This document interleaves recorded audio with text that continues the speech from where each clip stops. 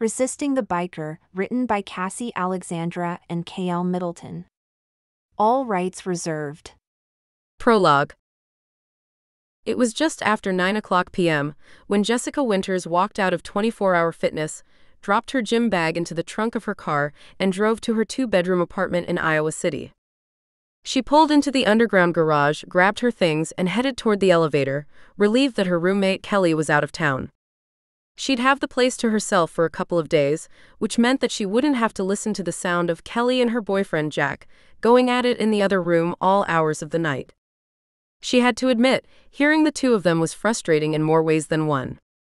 Especially for someone who'd decided not to give away her V-card until she met the one. The one who seemed to be taking his sweet time in finding her. "You should get yourself a toy," said Kelly after Jessica had confronted her about keeping the noise down the previous weekend. "Maybe you wouldn't be so weird about it." "If not wanting to listen to other people getting it on is being weird, then I certainly don't want to be whatever it is you consider normal." "God, you take everything so freaking seriously." "I'm just giving you crap." Although, she'd smirked, "you have to admit you're way too uptight. You're 20 years old, for God's sake. You need to get your freak on, Jessica, like the rest of us." "I'm not uptight and I don't need to get my freak on. I'm just tired from not getting any sleep," she'd shot back angrily. "I mean, come on, 4 in the morning? You'd be pissed too if you had classes at 7 and were up all night trying to block out the howling in the next room. If you could at least keep it down. That's all I ask." "Honey, you can't keep good sex down. If you had it, you'd know what I mean." "Whatever. At least turn up the music." "Fine." The truth was that they fought about more than just the obnoxious grunting and moaning coming from Kelly's room. They argued about groceries, cable and electric bills, or where things belonged in the apartment. It certainly wasn't fun going home at night, and Jessica pretty much knew what she had to do: find herself a new roommate or move back in with her mother, Franny. At least she'd get more sleep and not have to put up with Kelly's bullshit. Unfortunately, that meant she'd also have to move in with Slammer, her mom's biker fiancé. Not only was he intimidating, but he was the president of the Gold Vipers, a motorcycle club in Jensen, which Jessica wanted absolutely no part of. Admittedly, she actually liked Slammer, and he was not at all what she'd expected, with his easygoing manner and funny stories.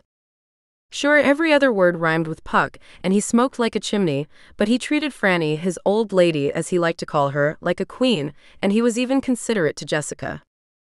But as far as she was concerned, he was still in a gang, and his way of living wasn't the kind she wanted for her mother. She'd even tried talking Franny out of seeing Slammer several times, but apparently the two of them had already fallen hopelessly in love, so it was like talking to a wall. Even when Jessica mentioned the fact that bikers in clubs like his were always breaking the law and ending up in prison, she'd come back with, "Slammer says that the Gold Vipers aren't like other MC clubs. They're more like a band of brothers who look out for each other and their families. Everything they are involved with is totally legit." "Yeah, right." Franny was so gullible, it was frustrating. Jessica could only cross her fingers and hope that Slammer would keep her out of anything illegal. If he did try to involve her mother in any way and she got word of it, Slammer would find his ass in jail faster than he could light his next camel. Her mother meant everything to her, and there was no way she'd sit back quietly or turn the other cheek. Franny was close to retirement, and she didn't want her mother spending any part of it in prison. Looking forward to a quiet night, Jessica pushed the thoughts of her future stepdad away and took the elevator to the 3rd floor. Humming to herself, she walked down the hallway to her apartment, unlocked the door and slipped inside. As she was about to turn the kitchen light on, someone grabbed her from behind, his arm locking around her like a steel vice. She tried to scream, but it was immediately cut off by a gloved hand clamping over her mouth. The smell of leather and gasoline made her gag. "Hello, darlin'," the man growled into her. He began groping her chest. "Oh, these are nice." Sobbing, she tried struggling, but it only made him laugh. Desperate to get away, she tried biting his hand through the glove. He swore and grabbed her face so hard her jaw ached. "Fight me and you die. Understand?" Whimpering, Jessica ignored his threat and slammed her elbow into his stomach, remembering the self-defense class she'd taken before college. The instructor had said to fight for your life at any cost. Scream, kick, do whatever it took to get away, but the chances of surviving were slim to none. The man grunted, but instead of releasing her, he grabbed her by the throat and began to squeeze. You think you have a chance against me? You keep fighting and I'll snap your neck. Don't you dare even think about testing me. Please can't. Breathe, she begged hoarsely. He loosened his hold slightly. You gonna behave? Her mind was whirling as she tried to think of another way of escape. The kitchen knives were too far out of reach and he was so strong. She'd never make it. Answer me, he snapped, pulling her hair back cruelly in his fist. Yes, she cried. Good girl. He pushed her toward the bedroom. Now let's go have us some fun. An hour later, Jessica heard him leave the apartment. Bloody and bruised, she staggered back to the kitchen, locking the door. Then she grabbed her cell phone and called 911. I've been attacked. Raped, she sobbed into the phone, her entire body shaking. She slid down to the floor, glancing at the doorway in terror, worried he'd bust it down and kill her. Please help me. I'm afraid he'll come back. We're sending someone right away, the woman promised, trying to calm her. You are sure that the assailant has left? Yes, she replied, staring down at the bruises on her thighs where he'd dug his fingers into her flesh. Between that and the burning pain between her legs, she wanted to die. She wanted him to die. Okay. The police should be there soon, reminded the operator. I'll stay on the phone with you until they arrive. Did you get a good look at the assailant? He wore a mask. A black one. Did you recognize his voice? No. Nobody I know would do this. Okay. Try to calm down, Ms. Winters. Someone is coming. As Jessica waited for help to arrive, she closed her eyes and began crying all over again. The woman on the phone tried soothing her, but all she could think about was the rapist's gloating brown eyes. She'd never forget them or his dry, cracked lips. He'd made her stare up at him while he did the unspeakable. It seemed to get him off. You see me? He'd growled several times. Jessica had seen him clearly. He was the devil. He even wore a patch on his vest that proved it. Chapter 1. Jensen, Iowa. Adriana. Are you ready for this? Asked Crystal, turning off the engine of her '76 Monte Carlo. We just pulled into the parking lot of Griffin's, a strip club on the edge of town. It was her 21st birthday and her boyfriend, the owner's son, had asked us to meet him before we hooked up with the rest of our friends downtown. I looked at the seedy dive, with its flashing lights and line of shiny motorcycles parked on the side. I'd never been inside, but everyone knew the place was bad news. I couldn't even imagine the look on my mother's face if she knew I was even considering going inside. She'd probably think I'd starting smoking crack. I shivered. Seriously? Can't we just meet him out here in the parking lot? What's wrong? She asked, pulling down the visor. She fluffed out her blonde hair and then reached down to adjust her push-up bra, emphasizing the curve of her boobs and the sparkly black tank she'd managed to cram them into. You nervous about walking into a biker bar? It's more than that, and you know it. The place had a bad reputation: gangs, brawls, drug deals, and prostitution. Chill out, girl. Nothing is going to happen inside. You're with me, and everyone knows that I'm with the owner's son. I sighed. Okay. You're good? Yes. I'm good. Crystal smirked. Liar. Here, take a shot of this, she said, pulling out a bottle of peach-flavored schnapps from under the seat. It'll take the edge off. Schnapps. She uncapped the bottle and took a long pull. Yeah? Here. She held it out. Maybe we should wait until we leave the club. No, babe. We need to get this party rolling. Fine, I replied, taking the bottle from her. I took a swig and my stomach immediately felt warm and tingly. Not bad. A little sweet, but I like it. I'm surprised you've never tried it. Actually, I think I did. I had one of those drinks, sex on the beach, when we went out for my 21st. I think this was in it. She took another swig. I love those and fuzzy navels. You've got to try one. Those are excellent. I wasn't sure what a fuzzy navel was, but if it involved the peach-flavored schnapps, I was definitely in. Okay, she said, capping the bottle. Let's go see what the hell Tank wants. Tank, her new boyfriend, was 6.5 feet tall, with muscles the size of watermelons, and belonged to some biker club called the Gold Vipers. I'd only met him twice, and I had to admit, he scared the hell out of me. Not that he'd been anything but cordial. It was just that I could tell he was dangerous. As in illegally scary, dangerous.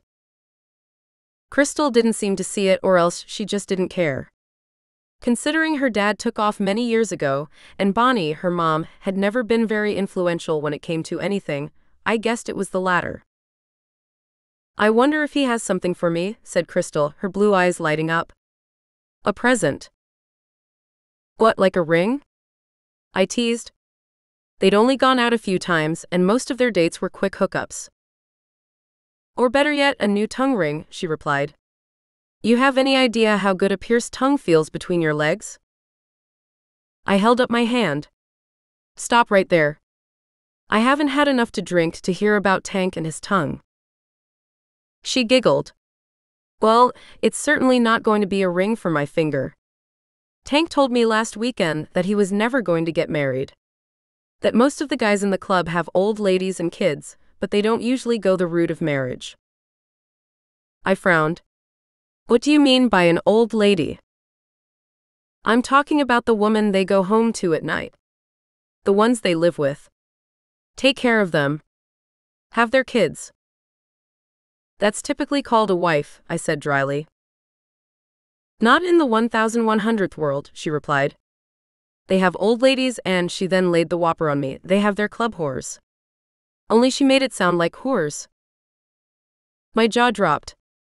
Are you serious? As shit, she said, smiling grimly. A club whore? What are you saying? That she hangs out with them and they pay her for sex? I don't think any of them get paid for it. They hang out and are available to boink any time of the day. I stared at her wide-eyed. Wow. So in other words, she's like a groupie? She laughed. Guess so. Only these guys ride bikes instead of buses. Does Tank have an old lady? No. I mean, I don't think so.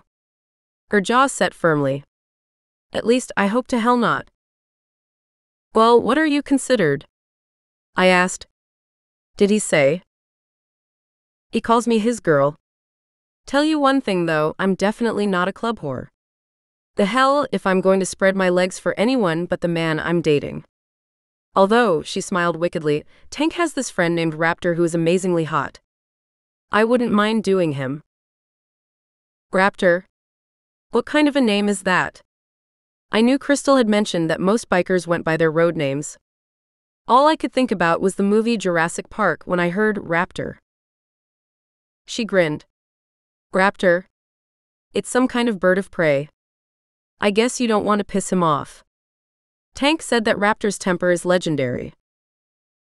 Huh. He sounds like someone to avoid. I'd stay away from him then, Crystal. No matter how cute he is. You have to see this dude. He's gorgeous. Blonde hair, blue eyes, built like a Greek god. He's unbelievably sexy. I almost wish I would have met Raptor first. I've actually caught myself drooling over him. Tank would probably pull out his gun and shoot me in the head if I so much as looked at Raptor the wrong way, though. The expression on her face was serious, and I shook my head, still in disbelief. The more she told me about Tank, the more he disgusted me. Jesus. You're really okay with all of this alpha male club crap? She waved her hand. We're just having fun right now. I mean, I like him a lot, don't get me wrong. The guy is excellent in bed, girl, and I'm not ready to give that up just yet. I grunted. I should have known. It's true. I know it's not going to last. He might have some great bedroom skills, but Tank's too bossy even for me. God, I hate bossy men. Seriously, Crystal, you shouldn't put up with guys telling you how to live. No matter what he can do with his tongue. Yeah, but he's also got this huge package, she said, laughing. You have no idea. She held up her hands to show me just how large, and I had to wince. Swear to God, he's hung like a horse. Okay, enough, I replied, laughing now. My ears can't take any more. You just need to get laid, Adriana. How long has it been? I shrugged. I don't know, over a year? Maybe 2. Maybe even 3? The truth was, I'd only had sex a few times, and that was mostly in high school, when I'd gone steady with Jimmy Tyler. Now that I was in college, I barely had time for sleep, let alone that. We need to remedy this, she said, opening the door. Let's see what Tank wants, meet the others at the club, and find you a man. One you can take back to the car and have your way with before the night is over. I looked around the parking lot, praying that none of the guys entering this particular place would know she was trying to hook me up with someone. Crystal, I whispered loudly. Don't announce it here for God's sake. She giggled. Fine, but we're finding you a guy tonight. Her eyes were sparkling from the schnapps, and I could tell she was already quite buzzed. I don't need a man, and this party is for you. In fact, I'm not drinking much. Maybe a couple of beers. I want you to have fun. It's your birthday. My birthday has come and gone. And so did your chance with that bouncer, she countered. I thought about the guy she was talking about. One of the security guards at a nightclub we'd partied at had come on to me, but I'd ignored him. He'd obviously been a player, and had probably brought a new girl home every night. Tell you what, we'll work on it after your party. This is your night, and the only person who needs to have fun and get laid is you. Now give me your keys and let the games begin. She handed them over. I guess I really can't argue with that. When we walked into the strip club, I immediately felt like all eyes were on us. It was exactly how I'd pictured it to be too, dark, musty, and in need of new carpeting, and not just the flooring. Most of the waitresses looked like they could collect Social Security, although they were dressed like high school girls. The ones from their generation. Crystal giggled. These ladies know that the 80s have come and gone? Kind of like their looks. I smirked. God, you're a bitch. Well, I do like it doggy style, she joked. I cannot lie. I snorted. The stage was lit up and the place was packed, although most of the customers looked distracted and uncomfortable, which surprised me. In fact, there was so much tension in the air that I felt like we'd walked into something that was about to turn hostile. Then I noticed there were 2 groups of men eyeing each other from opposite sides of the room. As I looked closer, I also noticed they had different patches on their vests, or cuts as Crystal liked to call them. Some said Gold Vipers on the back, while the others said Devil's Rangers. Where's Tank? Crystal asked the bouncer, standing just inside of the door. He was as tall as he was wide, bald, and had a long bushy red beard. His eyes dropped to her breasts and he licked his lips. He's in the back room. I'll let him know you're here. You must be Crystal? She nodded. That's right. Who's your friend? He asked, now leering at me. I was glad I'd worn jeans and a loose sweater, although from the way he was looking at my chest, I could have just as well have been naked. I forced a smile. I'm Adriana. Adriana, huh? You'd best be watching Adriana's back, he said to Crystal with a smirk, his eyes shifting toward the crowd of men also now gawking at us. Everyone's gonna know you're Tanks, Crystal, but she's without protection. My eyebrow arched. Protection? A man.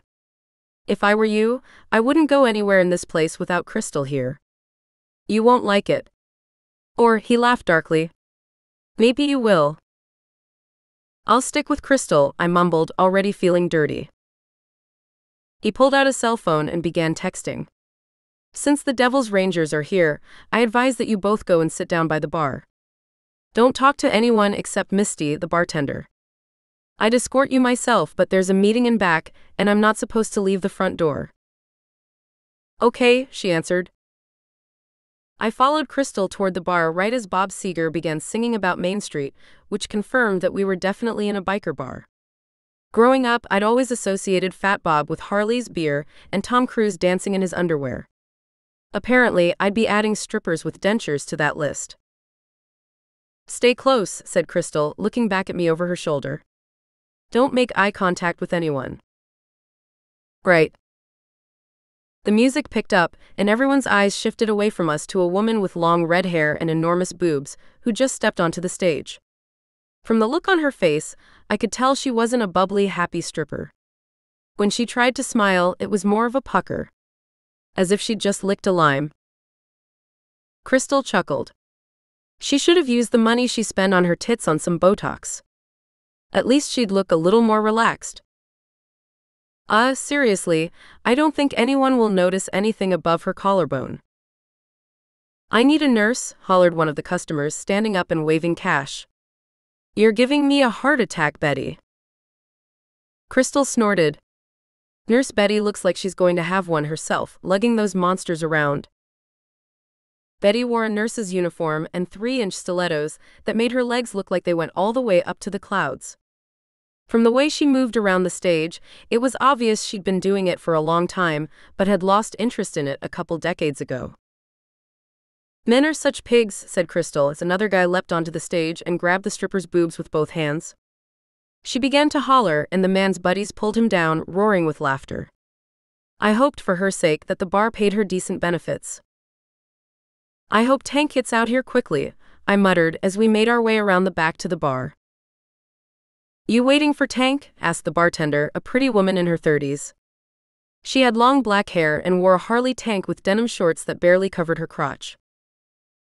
We are. 2 light beers, please, said Crystal. She turned to me. That okay? Yeah, I replied. Her eyes widened as she looked past me.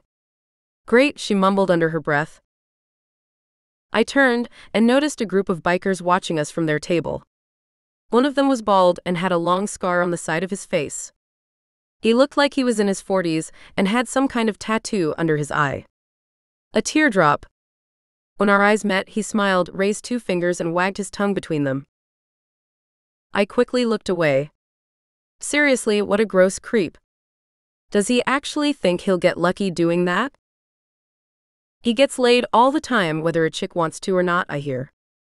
In fact, those guys are Devil's Rangers, said the bartender, sliding our beers over. Believe me though, you don't want to have anything to do with them. The only reason they're here is because Slammer needed to talk to Mud, their prez. Who's Slammer? I asked. That's Tank's dad, said Crystal. The president of the Golden Vipers. Yeah, said Misty. Her eyes narrowed. Shit, looks like you're going to have company. I'd better go and get Tank before that guy steps out of bounds. When I turned around, I found myself staring into the soulless eyes of the Devil's Ranger who'd been sticking his tongue out like a dipshit. He was almost a foot taller than me and smelled like pot. Hey beautiful, he said in a raspy voice. You looking for some company? I wanted to tell him I'd rather find my company under a rock now that we were forehead to chin, but he was a little frightening up close. No, I answered, trying to appear more brave than I felt. But thanks.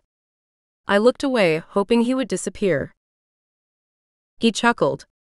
Name is Breaker. Why don't you come and join us at the table? Thanks, but I have a boyfriend, I lied, turning to face him again. Good for you, he said, smiling darkly. That wasn't the answer I was looking for, though. I really didn't like this guy, and he was now seriously pissing me off. Sorry, but I guess you won't like this answer either. No, I said firmly, surprising myself. I'd rather stay right here and drink this beer with my friend. You're kind of bitch, you know that, he said, his eyes hardening. I forced myself to smile as sweetly as possible when I noticed the vein throbbing in his forehead. He looked like he was about ready to explode. Sorry. Look, neither of us wants any trouble. We just want to be alone, you know? His eyes flickered over Crystal. You two dykes? Is that it? My smile fell. I seriously hated that term, and if we were lovers, it wasn't his business anyway. Not that it's any of your business, but no, we are not. That's good, he said, undressing me with his eyes again. A body like yours needs to be banged by a real man, not a rubber strap-on toy. Although, he laughed, I wouldn't mind watching you play with one. I looked at Crystal and said, wow. Speaking of wow, you ever felt the rumble of an engine between your legs? He asked, leaning closer to me. No, I replied, wondering why I was still answering him. Let's go pop that cherry then, he answered. I'll take you for a ride on my Harley that will make your girly parts drool. I burst out laughing. Oh my God. Are you really that classy? Anyone walks into a place like this shouldn't expect classy, he said. That goes for stuck-up snobs too. I gritted my teeth and forced myself not to reply. I could tell from his expression that he was hoping I would. Daring me to. I looked toward the entrance, hoping to get the bouncer's attention, but he wasn't at his station. We're waiting for Tank, said Crystal in a shrill voice. He ignored her. I know Blondie is Tank's. I've already been warned. But nobody mentioned you, sweetness. You've got no patch either. You're free territory. I say we go do a little exploring. I laughed, trying to make light of everything even though I was seething inside. Why couldn't he just leave me alone? You like that one, huh? I've got something else for you too, he said, grabbing his crotch. Now drink the rest of your beer and we'll hit the road. Do I have to spell it out for you? I said, totally disgusted. I'm not interested. Breaker's nostrils flared. I don't think you understand who you're talking to. A loser is who I'm talking to, I snapped. Now go away before you make a bigger fool of yourself. His buddies at the table snickered. The man's hand snaked out and he grabbed my arm roughly. He called me the C word and told me that I was leaving with him whether I liked it or not. Crystal sucked in her breath. Oh my God. I pulled my arm away from him in shock. The guy was treating me like one of those whores she had told me about. As big and bad as he looked, nobody treated me like a slut that was up for grabs. Leave me alone, I said through my clenched teeth. Before I call the bouncer over here. He laughed coldly. The bouncer? Good luck with getting help from that pig. Before I could respond, two other guys stepped next to us, one being Tank. The relief I felt almost brought me to my knees.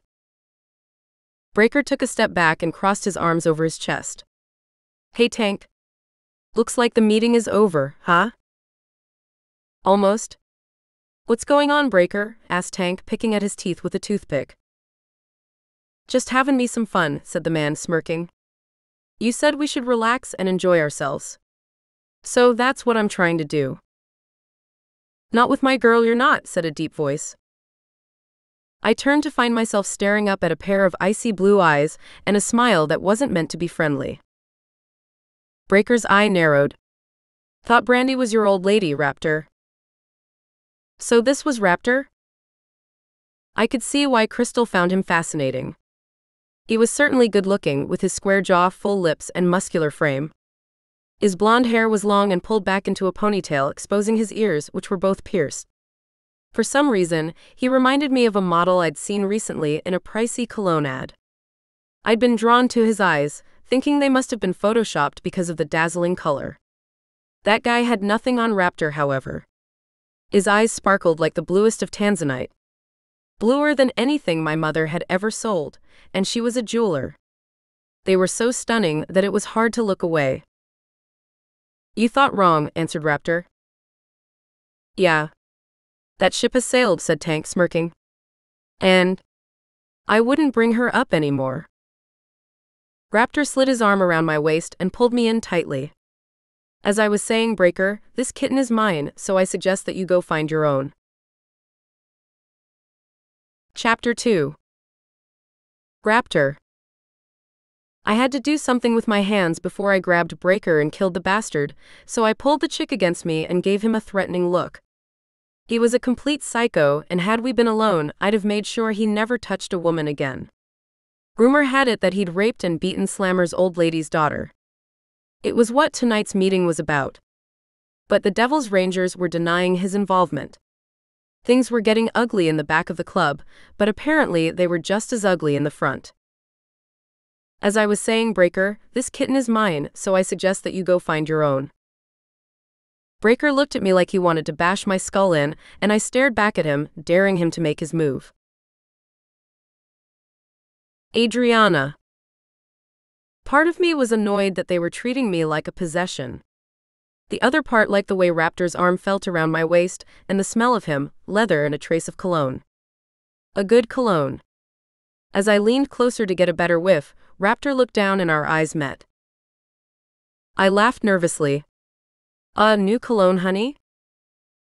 He stared at me for a minute and then his lips twitched, as if he was fighting a smile. He turned away and they continued their testosterone-fueled banter, although I really wasn't paying much attention. I was too intrigued with the guy holding me. I had to admit, he was sexier than hell, and I liked the way my breasts molded against his side as he held me in place. Either I was ovulating or Crystal was right, it had been way too long since I'd been with a guy, and the heat he was generating was making me warm in all the right places. Breaker looked from Raptor and then to me, his eyes narrowing. If she's yours, I'd suggest you patch her before someone snatches her up, he sneered. Or better yet, let me know when you're done with her. She might like to know what a real man feels like between her legs. I felt Raptor stiffen up, but he kept his composure. Believe me, now that she's had a real man in her honey hole, your junk would feel more like a sliver off of my timber. Normally, I would have rolled my eyes at such immature banter, but I had to admit, the thought of Raptor in my honey hole was interesting. I suggest you remember who you're talking to, Raptor, he said, clenching his jaw. And show some respect. You are the last person who should be preaching about respect. You make a move on my woman and then bust my chops? What the hell kind of logic is that? He replied. He got you there, said Tank, stepping closer to us. It was obvious he was now getting annoyed with the situation, and he was definitely a force to be reckoned with. The guy was built like the Incredible Hulk. Listen, the meeting is almost over, so I suggest you go and enjoy the show. Delilah is up next, and she's not only available, but willing to party after the performance. Breaker looked at me again and smiled. I'll be seeing you again, sweetness. I promise. Then he walked away, his gang watching us carefully from their tables, all of them giving us the stink eye. Worms, mumbled Tank, staring back at the table. Every last one of them. I'm so glad you showed up, said Crystal. That guy wouldn't take no for an answer. I thought he was going to drag Adriana out of the bar there for a second. You and me both, I said, shuddering at the thought. Even looking at him now, I could tell the thought wasn't too far from his mind. We should probably take both the girls somewhere and back, suggested Tank. Before Breaker finds some liquid courage at the end of that bottle he's drinking. When he's drunk, he's as mean as he is stupid. He should be taught a lesson, said Raptor, still glaring at the other group of bikers.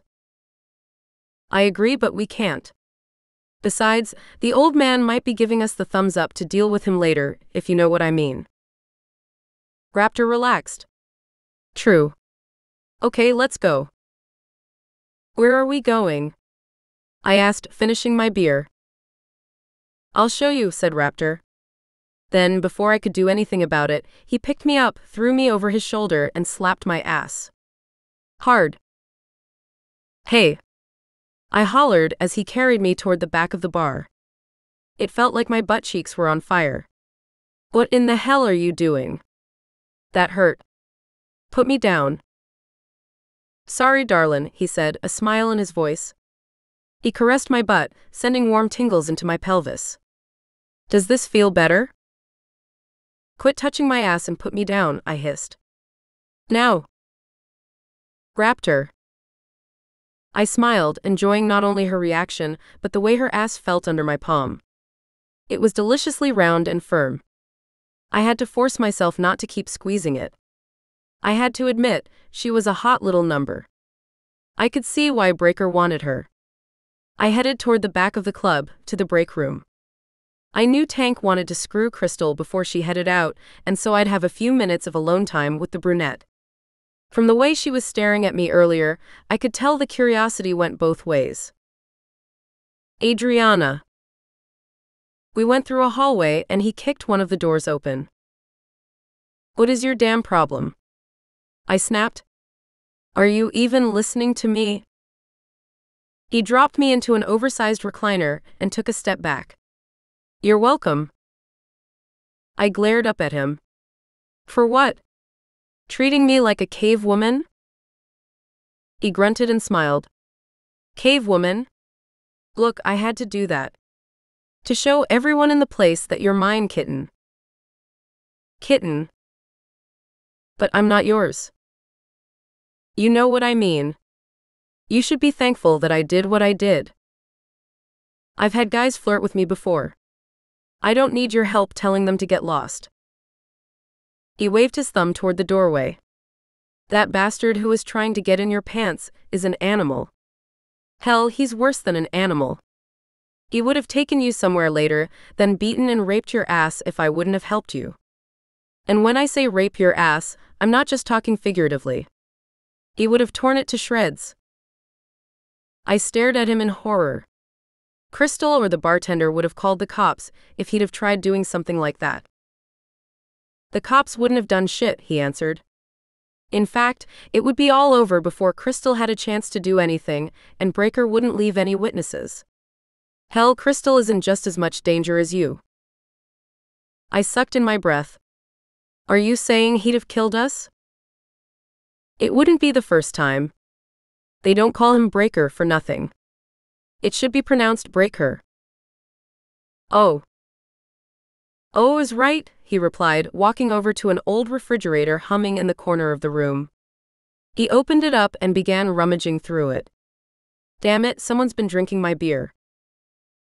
You keep your own stock of beer in the break room? Sometimes.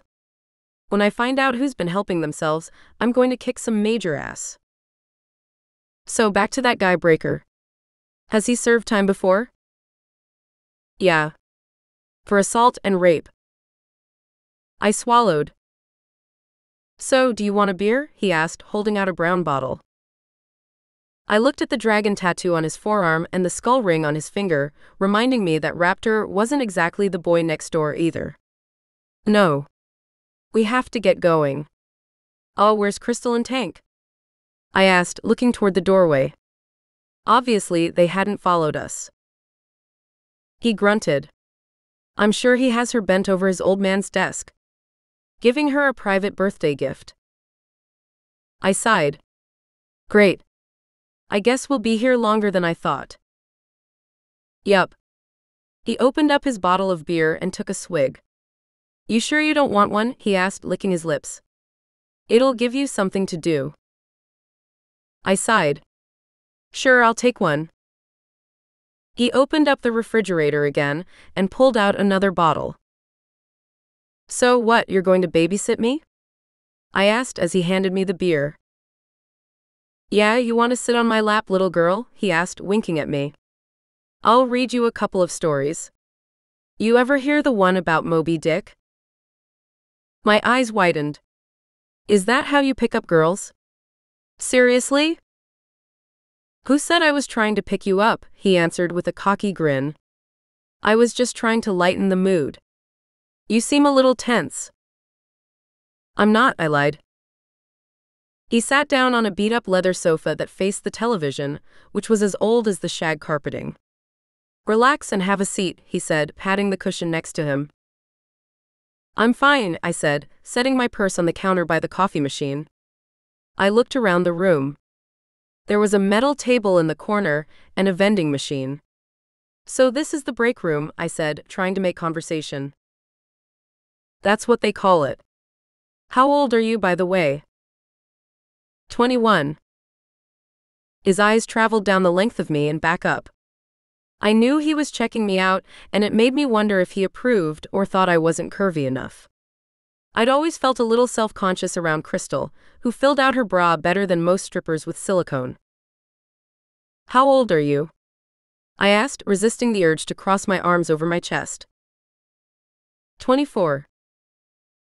Oh. He smiled. Have you ever been to a joint like this? No. Never. What do you think of it? I smiled. What do I think? Honestly, I can't wait to leave. No offense. None taken. Do you have a boyfriend? Not right now. What about you? No boyfriend either. I chuckled. You know what I mean. Yeah, I do, he replied, still not answering the question. You're not going to answer? He rubbed his lower lip with his index finger. Why do you want to know? My eyes widened. I don't know. Why did you ask me? To find out if there was a dumbass in your life that allowed you into a place like this. I stared at him in surprise. Aloud. I can go wherever the hell that I want. Even if I had a boyfriend, I wouldn't ask for his permission to go into a strip joint or any other place for that matter. He grinned. I am woman. Hear me roar, huh? Damn right, I said, smiling back. I raised my hand and clawed the air. Roar. Raptor laughed. I like that. You like independent women? I just like what you did there. It was sexy. You really are a kitten. I blushed. I mean, I do like independent women to a point. What do you mean, to a point? I asked. I like a woman who can take care of herself when she needs to, but is willing to let a man take care of her when he wants to. I kind of liked that. To a point. So, you're not as chauvinistic as Tank? Tank and I agree on some stuff. Some things we don't. It's not like we sit around talking about shit like that. I smiled. Yeah, I'm sure you don't. So, where are you ladies going tonight? He asked, changing the subject. Clubbing. Just you two? No. There are more of us. Girls or guys? Just us girls. We all grew up together. Went to the same high school. What about protection? I frowned. What do you mean by protection? Was he talking condoms? He tilted his head, smiling. You got a bodyguard chaperoning you little girls, kitten? We don't need a bodyguard, I said. And we're not little girls. Nor was I a damn cat. Figure of speech, although you're pretty small. He took another drink of his beer and licked his lips, studying me. If you were mine, I wouldn't let you out of the house without some kind of protection. Not with the Devil's Rangers in town. Especially not after what that asshole said to you earlier. I'm not worried, I answered, now a little unsure myself. It's not like we're going to the kind of places those guys hang out. Maybe. Maybe not. I wouldn't take any chances. Just watch your back tonight. You got a blade hiding in that purse of yours? I stared at him in surprise. A blade? Obviously you don't, he said. You carrying any mace? No. I don't even know where to get mace. A goddamn whistle, at the very least? I smirked. Why, so that I can call a timeout? He grunted. I'm not trying to be funny. How about a cell phone? I nodded toward my purse. Yeah. Of course. He stood up and walked over to it. What are you doing? He unzipped the top and began rummaging through it. Jesus, how much stuff can one girl carry around in here? He asked, waving a tampon. Got your friend, huh? This is probably a good deterrent.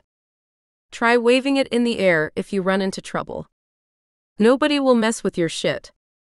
Believe me. Seriously? I said quickly, snatching it from him. I don't have my period. Not that it's any of your business.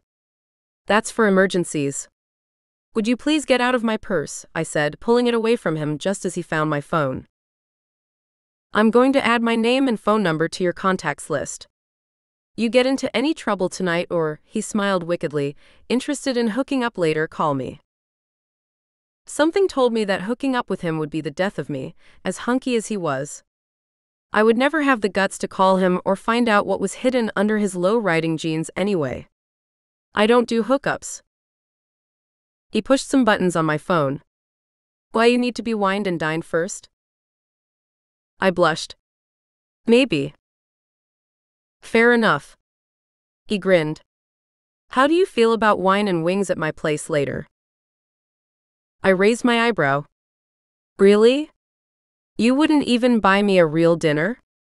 Just an appetizer? He opened his mouth to say something, but I interrupted him.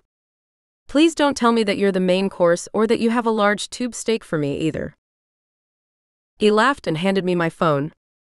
I don't need to use a line like that to get laid. Good, because we both know that it would be extremely tacky. Before he could reply, a noise from one of the nearby rooms caught our attention. The sound began to increase, and I quickly recognized it as Crystal's cries of pleasure. Looks like your friend is a screamer, said Raptor, turning around. He leaned back against the counter and took another swig of beer. Good thing the meeting is upstairs in the back, or there'd be hell to pay. Slammer doesn't like distractions. Especially when he's not the one involved in it. I rubbed my forehead as the sounds grew louder. I couldn't tell if hearing the other couple getting it on was embarrassing, or just making Raptor that much more appealing. Maybe I should just go wait out in the car for her. Maybe you should just finish your beer and stay inside here with me. Where you're safe. From the way he was smiling, his definition of safe contradicted mine. Chapter 3. Raptor. Damn, was I horny. I had more wood than Yellowstone National Park. It wasn't just the noises in the other room that had me going. It was her. Sure, she was beautiful, with those huge green eyes and that chestnut-colored hair that I knew would feel soft in my hands. But it wasn't only that. It was something else that was starting to suck me in, and I couldn't put my finger on it.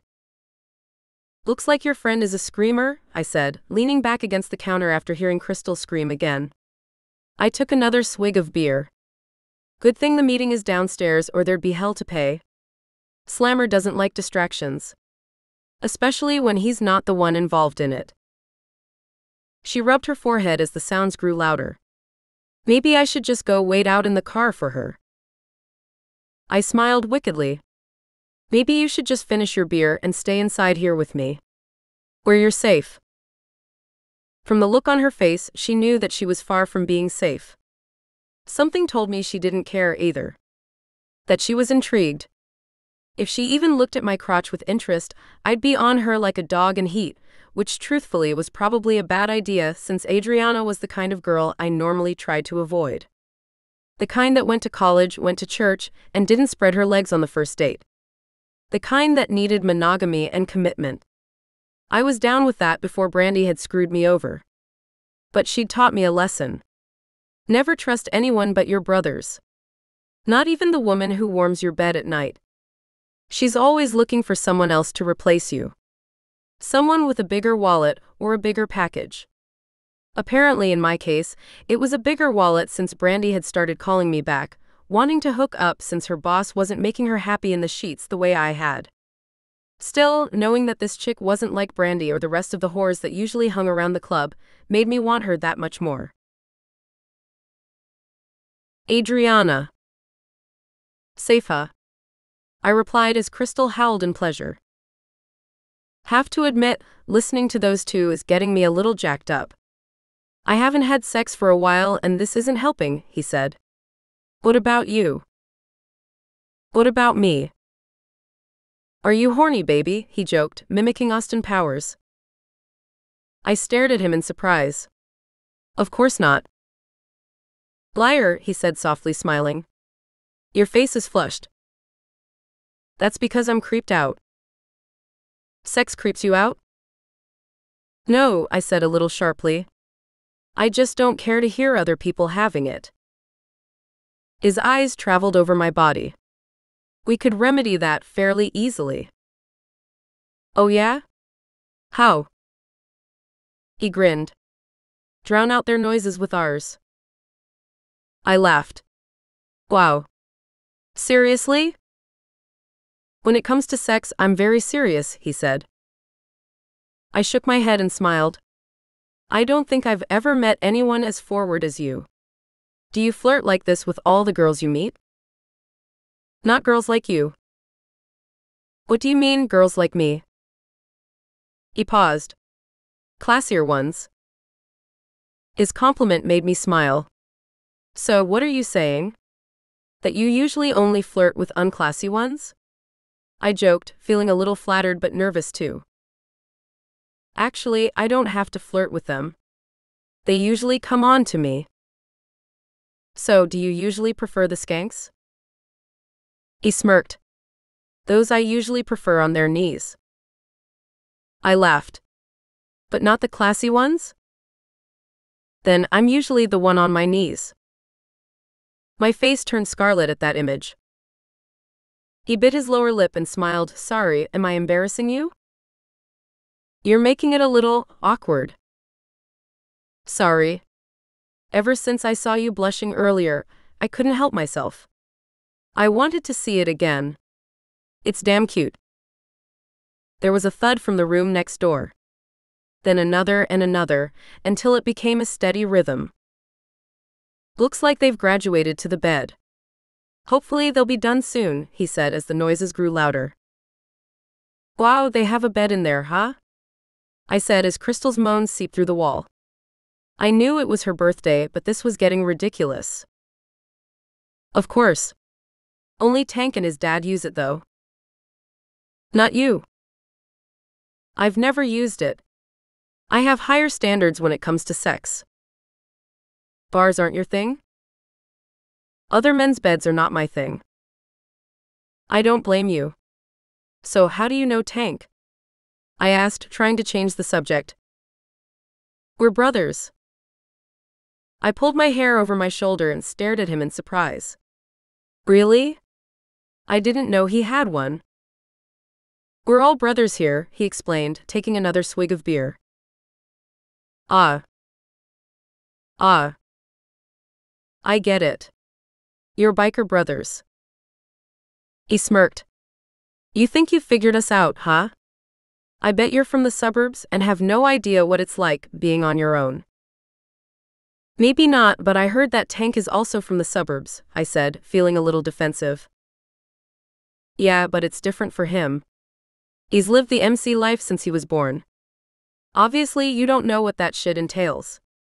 But if you did, you'd understand where I'm coming from. Your parents probably sheltered you your entire life, which I can't blame them. If I had a daughter, I'd want to do the same thing. Keep you safe. I'm not sheltered, I replied stiffly. He smirked. Believe me, you're sheltered. You have no idea what's really going on out there, kitten. On the streets and hell in your own backyard now. Drugs, prostitution, sex trafficking, murder. I watch the news, I said. I know what's out there. I've even taken self-defense classes. Self-defense classes? He repeated, looking amused. What kind? Just some basic stuff. How to knock a knife out of someone's hand. Kick him in the junk. Things like that. You think if I came at you, you'd be able to defend yourself against me? Asked Raptor, setting his beer down. It's easier to defend myself against someone who isn't ready for me to fight back. Actually, those scumbags will anticipate you trying to defend yourself in one way or another. Why don't you show me what you've learned? No, that's okay, I said, staring up at him now. He'd moved closer, and the thought of him putting his arms around me was making my heart race. Come on. Don't be frightened. I'll be gentle. I'd really rather not, I said, as he moved closer. I think you should, he said. He was so close I could smell the beer on his breath. If you girls are going out by yourselves and drinking, you should definitely know how to defend yourself. I don't want to hurt you, I said, keeping my beer between us. He laughed. I don't think there's any chance of that. Don't be too sure, I said, looking down at my brown leather ankle boots. They had narrow heels, and I imagine if I kicked him the way my instructor had shown me, it would wipe the smile right off of his face. Before I could stop him, he grabbed my beer and set it on the counter. Come here, he said, pulling me toward the middle of the room. I just told you I didn't want to do this, I protested. Humor me. Please, he said, turning around to face me. I just want to see what these classes teach and maybe even give you some more pointers. Fine, I said with a sigh. But just don't get mad if I hurt you. I'll try not to, he said, his mouth twitching. Okay, I answered, trying to recall all of the things my instructor, Mr. Mandrill, had taught me. So, whenever you're ready. What do you want me to do? I waved my hand. I don't know. You're the one who wanted to see me defend myself. I guess if you were going to attack a woman, do what you do. Me? If I was going to attack a woman, it would be in bed and not on the streets, he said, smiling wickedly. And I doubt she'd fight back. I rolled my eyes. Whatever, Casanova. Just attack me. In fact, I'll turn and you can try to get me from behind. Now we're talking, he answered, a smile in his voice as I turned my back on him. Okay. Whenever you're ready. Okay, he said, wrapping his arms around me so quickly that I barely had time to exhale. He held my wrists together in front of me. Show me what you got, kitten. I hesitated for a second, enjoying the feel of his chest pressing against my back and the heat his body was generating. And was it my imagination, or was there something hard pressed against my ass? You smell good, he whispered near my ear. I think you'd better free yourself before I forget why we were doing this. I felt a warm shiver go through me as I imagined his lips on my neck and then other parts of my body. Well? I stomped on his foot with my heel and he let me go, hollering in pain. Oh my God! I cried as he bent over to rub the top of his boot. I'm so sorry. I heard a door slam and then Tank was rushing into the room, shirtless. What the hell is going on in here? Nothing. It's okay, replied Raptor, putting his boot down. What's wrong with your foot? Said Tank as Crystal entered the room, adjusting her clothes. I did it, I said, feeling my face turn red. Raptor removed his black boot and then his sock. But I forced her into it, he said, staring down at his foot, which was already bruising up. Damn girl, those heels are deadly. I'm sorry, I repeated, still feeling horrible. I did warn you, though. I know you did. You did that? Asked Crystal, walking over to get a better look. How? I was pretending to attack her and she stopped me, said Raptor. Good move, by the way. Thanks, I said, smiling sheepishly. I really am sorry. He put his sock back on. It'll heal. I've been through much worse. Can you walk? Asked Tank. He took a couple steps. Of course. See. Hell, I could probably still kick your ass with it without flinching. Tank snorted. Yeah, you wish? It doesn't look so good to me. I'll go get you a stiff drink. Come on, Crystal, walk with me, babe. Okay, she said and looked back at me. I'll be right back and then we'll get going. Sure, I said. I turned back to Raptor, who was attempting to put his boot back on. Do you think I broke anything? No, he replied, wincing. Maybe you should have that looked at, I said, staring at his foot. Seriously, it's okay, kitten. Don't worry about me. I laughed and shook my head. What's so funny? You keep calling me kitten. He winked. What can I say? I like kittens. I especially like it when they curl up around your face to stay warm. Something tells me I'd like you there too. By your face? On my face. I gasped, my face turning scarlet.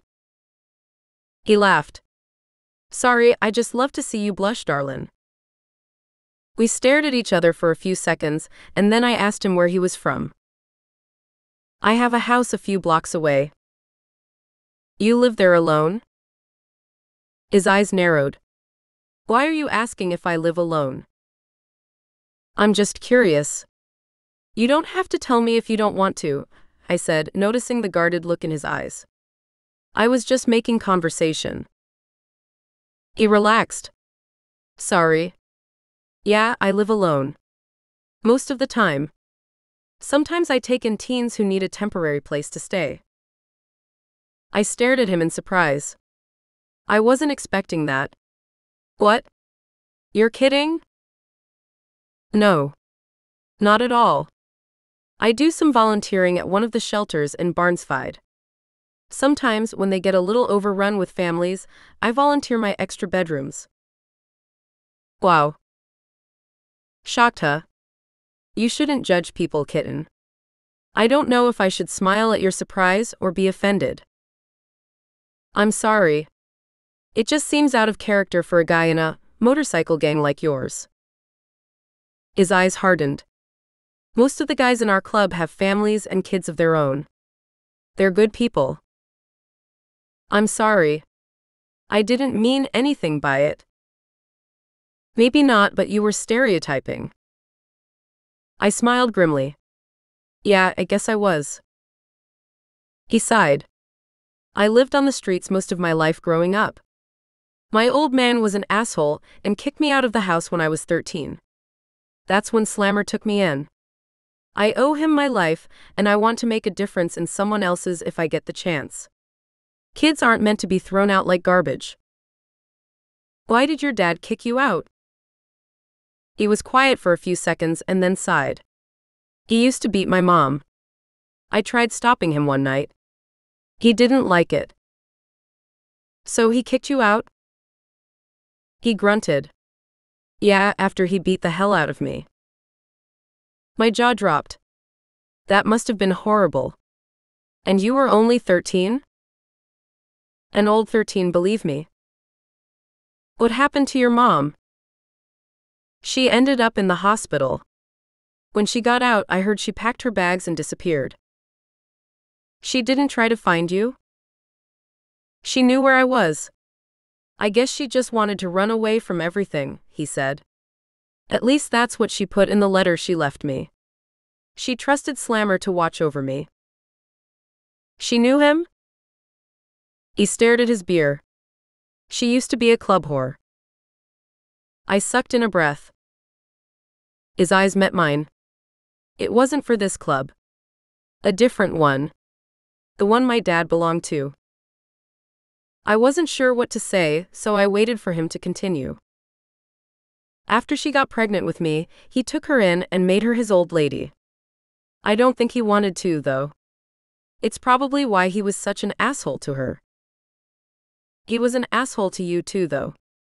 And you were his son. He smirked. Guess he didn't want a son either.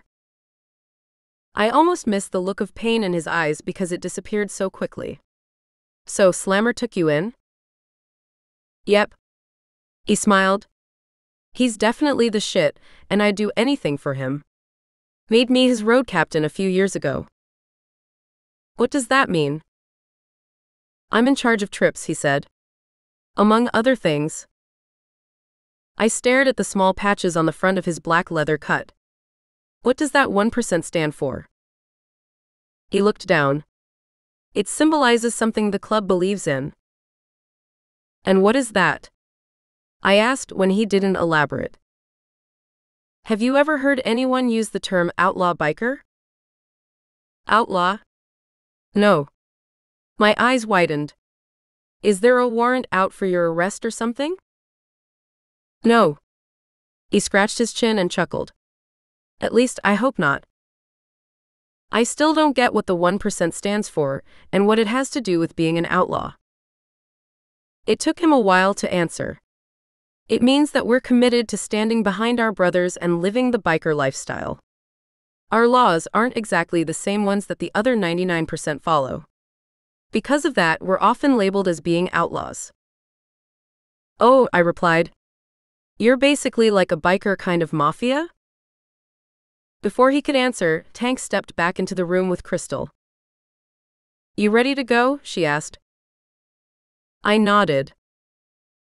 I'm sending Bull with you, said Tank. Make sure you girls aren't harassed tonight. We don't need a chaperone, said Crystal. I already told you that. This is for protection. It's not for babysitting you, he said. I don't care. I don't want anyone tagging along. It will be embarrassing, she said, pouting.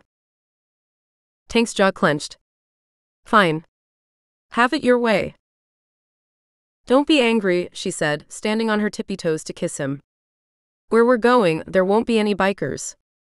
Seriously. Plus, Adriana knows self-defense. She certainly does, said Raptor, nodding toward his foot. She can probably take Bull out. Tank grunted. I doubt that. Fine, babe. You run into any problems, though, you call me. Pronto. I will. I promise, she said, kissing his lips. I'll walk you out to the car, said Tank. We'll go out the back so those dirtbags don't see you leaving. Okay, said Crystal, putting her purse around her shoulder. Ready, Adriana? I nodded. You girls have fun, said Raptor. And call me if you change your mind about having those wings later, kitten. Crystal looked at me, her eyebrows raised. Great, I said, smirking. Let's go, said Tank, walking out the door. She grabbed my arm as we followed him. Kitten, she whispered. Apparently he likes cats. Bullshit. What he likes starts with a P and has nothing to do with animals. Did I mention it rhymes with wussy, said Tank, laughing in front of us. Chapter 4. Adriana. We arrived at Rumors, a club in Iowa City, about 20 minutes later. The music was loud and the dance floor, which was the size of a football field, was packed. By the time we found our friends, Monica, Tiffany, and Amber, they were already tipsy. Where've you been? Asked Monica, who was a year older than us. We were getting worried. We stopped off at Griffin's, said Crystal, sliding in next to her. Tank had to give me his birthday gift. What was that? A frosted woody, said Tiffany, who was a nympho like Crystal. Did you blow out his candle? No, I waxed it pretty good though, she said, giggling. Tiffany laughed. You go, girl. And lucky me. I got to hear the whole thing, I said dryly. The walls in that dump are pretty thin. At least you were able to spend some time with Raptor, she said. You have to admit he's hot. Yeah. He's also a biker. I don't care how hot a guy like that is, he's trouble. Crystal leaned forward. He's worth the trouble if you ask me. Speaking of which, I overheard some stuff about the Devil's Rangers. Remind me to tell you about it. Like I care about those freaks, I said, thinking back to Breaker.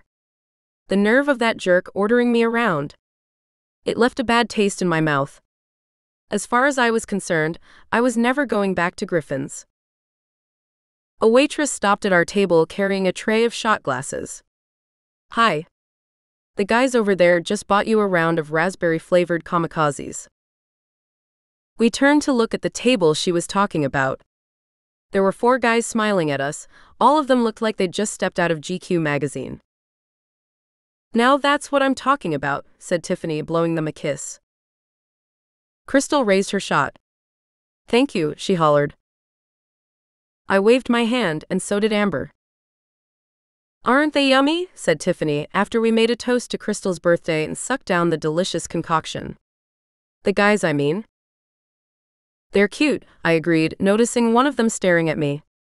When he saw me looking, he smiled widely and took a drink of his beer. I'll bet they're frat boys, said Tiffany. We should go over and talk to them. No. Let them come to us, said Crystal. My eyebrows rose. Listen to you. What about Tank? She sighed. To be honest, I'm kind of bored with him. You didn't sound too bored earlier, I said. I know, but oh look, they're coming over, she answered, smiling. I turned to find myself staring up at the guy who'd been eyeballing me. He certainly was cute, but for some reason I wasn't half as attracted to him as I had been to Raptor, which was kind of weird. Normally I preferred clean-cut and safe. Raptor was neither. Hi, he said. I'm Jason and that's Gary, Lucas and Brian. Thanks for the shots.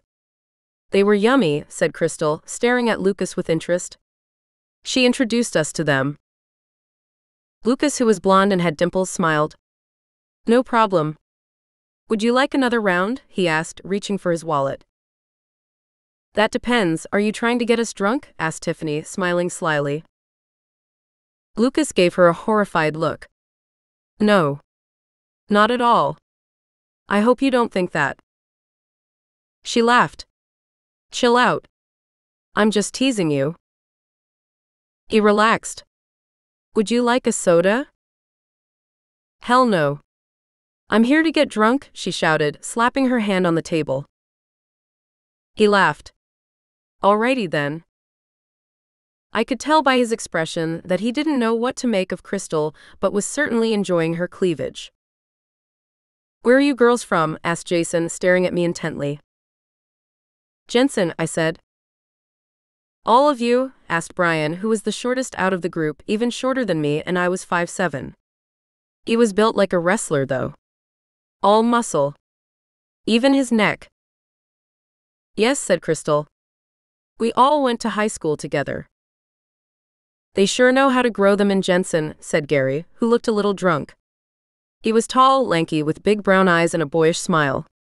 Must be the fertilizer. Jason patted Gary on the back. Excuse our friend, it's his birthday and we've been buying him shots. Quite a few of them. It's my birthday too, said Crystal, beaming a smile at Gary. From the look of things, I think I need to try catching up to you. Hey, happy birthday, what was your name again? Asked Gary, trying to focus. Crystal. Crystal. What a beautiful name. I'll bet you even smell like a flower. His eyes dropped to her chest. Like a crystal of the valley. That's Lily of the Valley, said Jason, shaking his head. Oh, she knows what I mean, he said, still staring at her chest. I love them valleys. She laughed. Looks like you love hills too. Gary burst out laughing. That's right. Okay, Romeo, said Brian. Try to roll your tongue back into your mouth before someone trips over it on the dance floor. Gary ignored him. Hey. Crystal, the birthday girl. Let me buy you a drink. Waitress, he hollered, swaying. Waitress. Maybe you should let us order it, said Jason, squeezing his shoulder. They'll cut you off if they notice how drunk you are. Gary shrugged him off. I'm not drunk. Just feeling real good. Come on, man. Settle down, Gary, said Lucas, who'd been pretty quiet up until then. You settle down, slurred Gary. You're embarrassing yourselves. Lucas grunted. So, where are you guys from? Asked Tiffany, trying to divert the conversation. We go to school at IU, said Jason. Iowa University? Asked Monica. Yep, said Gary, standing up straighter. We're frat brothers. Which fraternity? I asked. I was currently working on my associate's degree in accounting, and also attended IU. I knew how crazy some of those guys could get. Gary was about to answer when Brian interrupted. Aren't you with Delta Epsilon? He asked Crystal. I swear I've seen you at one of their rallies. No, she answered, smiling brightly. I've already finished school. She's a cosmetologist, said Monica. We graduated Waverly Beauty School together. Brian ran a hand over his short, spiky hair. I might have to come and visit you soon then. Which salon do you work at? Sheer Images, over in Jensen, she replied. I'd love to do your hair. I'd love you to do my hair, he said, his smile flirtatious. Why don't you two just do each other, said Gary, smiling drunkenly. Brian sighed. Sorry. He's not usually like this. Don't worry, she answered. We all have one of those kinds of friends, right, Tiffany? Tiffany, who had gotten so drunk on my birthday that she'd flashed all of the bartenders at a different club before puking in the bathroom, smiled and flipped her off. She did get us some free shots though, I said, laughing. Exactly, replied Tiffany. And I didn't flash them because I was drunk. I flashed them because one of you dared me. Yeah, never dare Tiffany anything, said Monica. Unless you're prepared to see it actually happen. I like brave women. So what do we get since we've already bought you shots? Asked Gary, now leering at Tiffany's chest. A little peek of those peaks? Tiffany looked at me and rolled her eyes. I just shook my head and laughed. You sure know how to win over the ladies, said Jason dryly, taking another drink of his beer. Oh, I'm just having some fun, he replied. You know that, right, Terry? It's Tiffany, she corrected. That's right, Tiffany. Hey, waitress, he said, waving his arms. Over here. The server made her way over, and the guys bought us another round of drinks. I'll have a rum and coke, please, I told the waitress and then looked at Crystal. Then I'm done. I'm driving, remember? We could take a cab, she said. Then you don't have to worry about it. Or one of us could drive you home, said Jason. I shook my head. No, it's okay. I'm not much of a drinker anyway. Has anyone ever told you that you look like that actress, what's her name? Said Gary, snapping his fingers at me. Oh yeah, Eva Longoria? I tell Adriana that all the time, said Crystal. But she doesn't believe me. You do look like her, agreed Jason. He smiled. Maybe her younger, prettier sister. Gary laughed. Now if that doesn't sound like a line, I don't know what does. Eva Longoria is a babe, although so are you, he said, leaning toward me. Seriously, you have the same kind of eyes too. Are your parents Mexican or Latino? My mother is Portuguese, I said. Oh, that explains your exotic look, he replied. My exotic look? I replied, raising my eyebrows. He nodded. Yeah. You know, you've got that honey-colored skin and those green eyes of yours, they're like a cat's. You must get asked out all the time. Not really, I said. I don't believe that for a second, said Jason. She just got hit on at Griffin's, said Crystal. We barely made it out of there alive. You two were at Griffin's? The strip joint, said Lucas, waking up. Yes, I said. Unfortunately. What were you doing there? Asked Gary. Stripping? I laughed. No, we were. Looking for a free lap dance, interrupted Crystal. I heard they give them to you on your birthday. I thought it would be fun. Whoa, you chicks are into other girls? Hollered Gary, looking like he was about to have an orgasm right there on the spot. Lipstick lesbians. Holy shit, that's hot. We are not lesbians, I replied, amazed that I'd said it twice in one night. She's right. We're not. It was another dare, said Crystal, putting her arm around me. Right, babe? I smiled, knowing what she was going to do. She loved messing around with guys. Right. Crystal leaned over and kissed my lips. It was quick, but Gary reacted like we'd just had an hour-long makeout session. Hot damn. Did you guys see that? Do it again, only this time grab each other's tits. Tiffany laughed. Can I get some of that? She asked, leaning over the table. Of course, babe, said Crystal, pressing her lips against Tiffany's. Oh, mama. Can I get some of that? Joked Brian. Crystal winked. If you buy me another shot, I might just forget that you don't have tits and let you.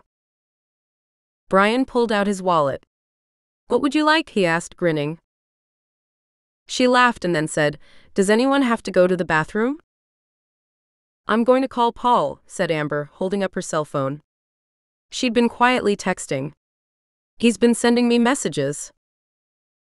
"Tell him you're having fun and to leave you alone," said Tiffany. "Easier said than done," said Amber, scowling. "I'll be back." "Who's Paul?" asked Gary. "Her fiancé," I answered, watching as Amber walked away. "Tiffany? Monica? Adriana? Do any of you need to go to the bathroom?" asked Crystal again. "Sure. I'll come with you," I replied, grabbing my purse. "I'm good," said Tiffany.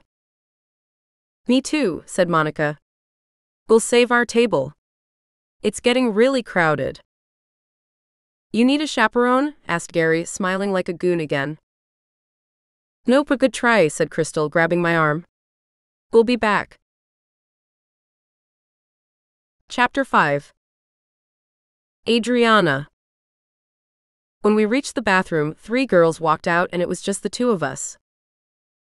"Did you see how riled up Gary got when he thought we were lesbians?" said Crystal, laughing. "So did Brian. He likes you, you know." She smiled. "Do you think so?" "Of course. Jason was staring at you. I'm sure he likes you." "I can't see why." "I look like I've been through a tornado," I said, grimacing at my reflection. My hair was all over the place, and my makeup definitely needed to be touched up. I pulled out my brush and began using it. "Sorry. I should have told you. It's been like that ever since Raptor threw you over his shoulder." "What was that like?" "What was what like?" "Having that gorgeous creature carry you into the back room. For a minute there, I thought you two were going to go at it." My eyes widened. "You mean have sex?" "Yes." "I don't even know him." "Who cares? A guy as hot as him has got to be fantastic in bed." I smiled. "Probably." "He gave you his number, right?" she said as 2 girls walked into the bathroom and began talking quietly in the corner about some guy. "Yes." "Are you going to use it?" "No," I said, lowering my voice. She smiled. "Maybe I should use it." My jaw dropped. What would Tank say? She shrugged. "I'd make Raptor keep it to himself." "I doubt it. They've got this bond. He started telling me about it." "Yeah. I know. They're brothers because of the club," she said as the 2 girls left the bathroom. "The truth is that I'm pretty sure if I hit on Raptor, Tank wouldn't just break up with me.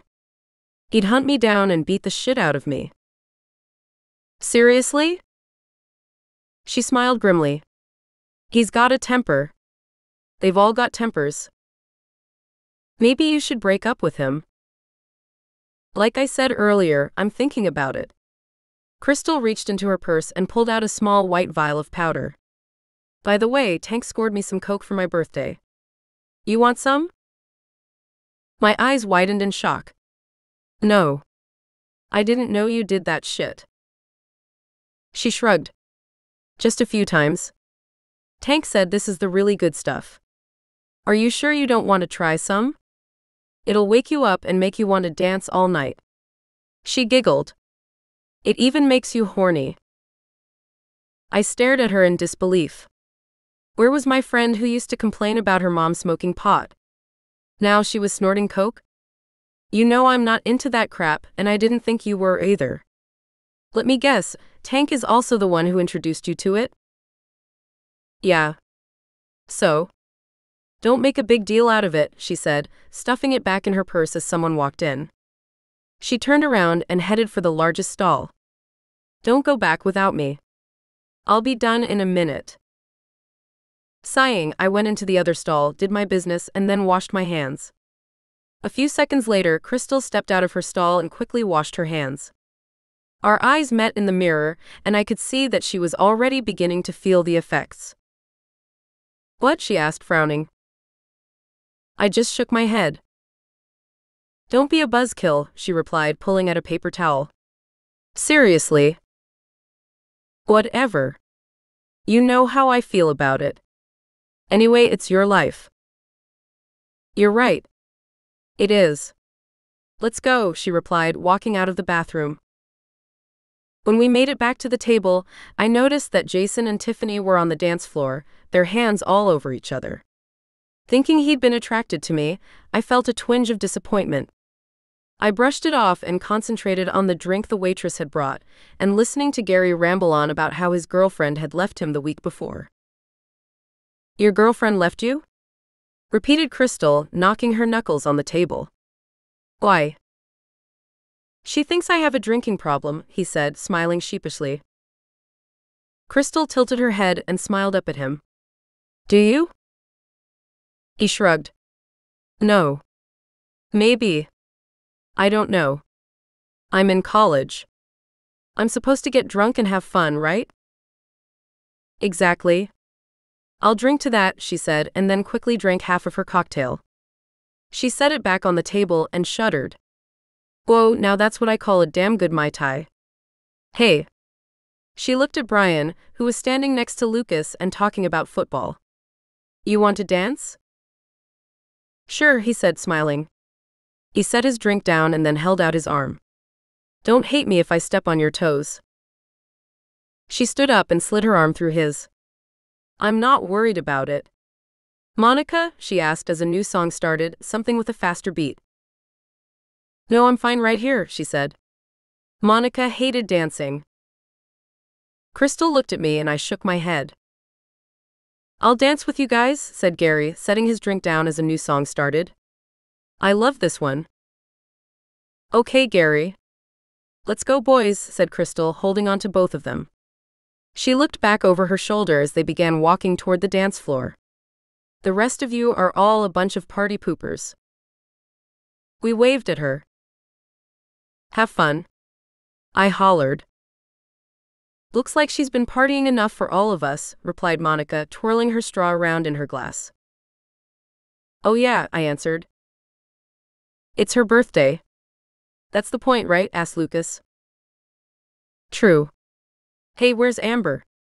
I asked as Lucas sat between us. She left, they both said at once. I frowned. Why? Monica shrugged. I don't know. Something about Paul. Oh. So, it's just the three of us party poopers, said Lucas, smiling as he leaned back in the chair. Why aren't you out there dancing? I asked. 2 left feet, he replied. What about you? I don't know. Just not in the mood, I guess. He nodded toward my cocktail. Drink up. I'm sure that will help. I smiled and picked up the glass. Thanks for the drinks, by the way. No problem. Jason bought this round. You want a shot? I'll get you one. No. Like I was saying earlier, I need to be careful. I'm driving. Are you always careful? He asked, his dark eyes sparkling. I could tell Lucas was flirting with me and he seemed like a nice guy. I just wasn't interested. When I need to be. Like now. Fair enough. What about you? He asked Monica. I have a son. I have to be careful. I could tell from the look in his eyes that she was marked off of his to-do list. So tell us a little about yourself, Lucas, I said, trying not to yawn. It wasn't even 11, and I was already getting bored. Not much to tell, he said, looking toward the bar. Oh shit. What's wrong? I asked, turning to see what he was staring at. There was a girl with 2 guys ordering drinks at the bar. He smirked. Guess you could call her an ex-girlfriend, he said, nodding toward them. The girl with the 2 guys? I said. Yeah. She's completely nuts.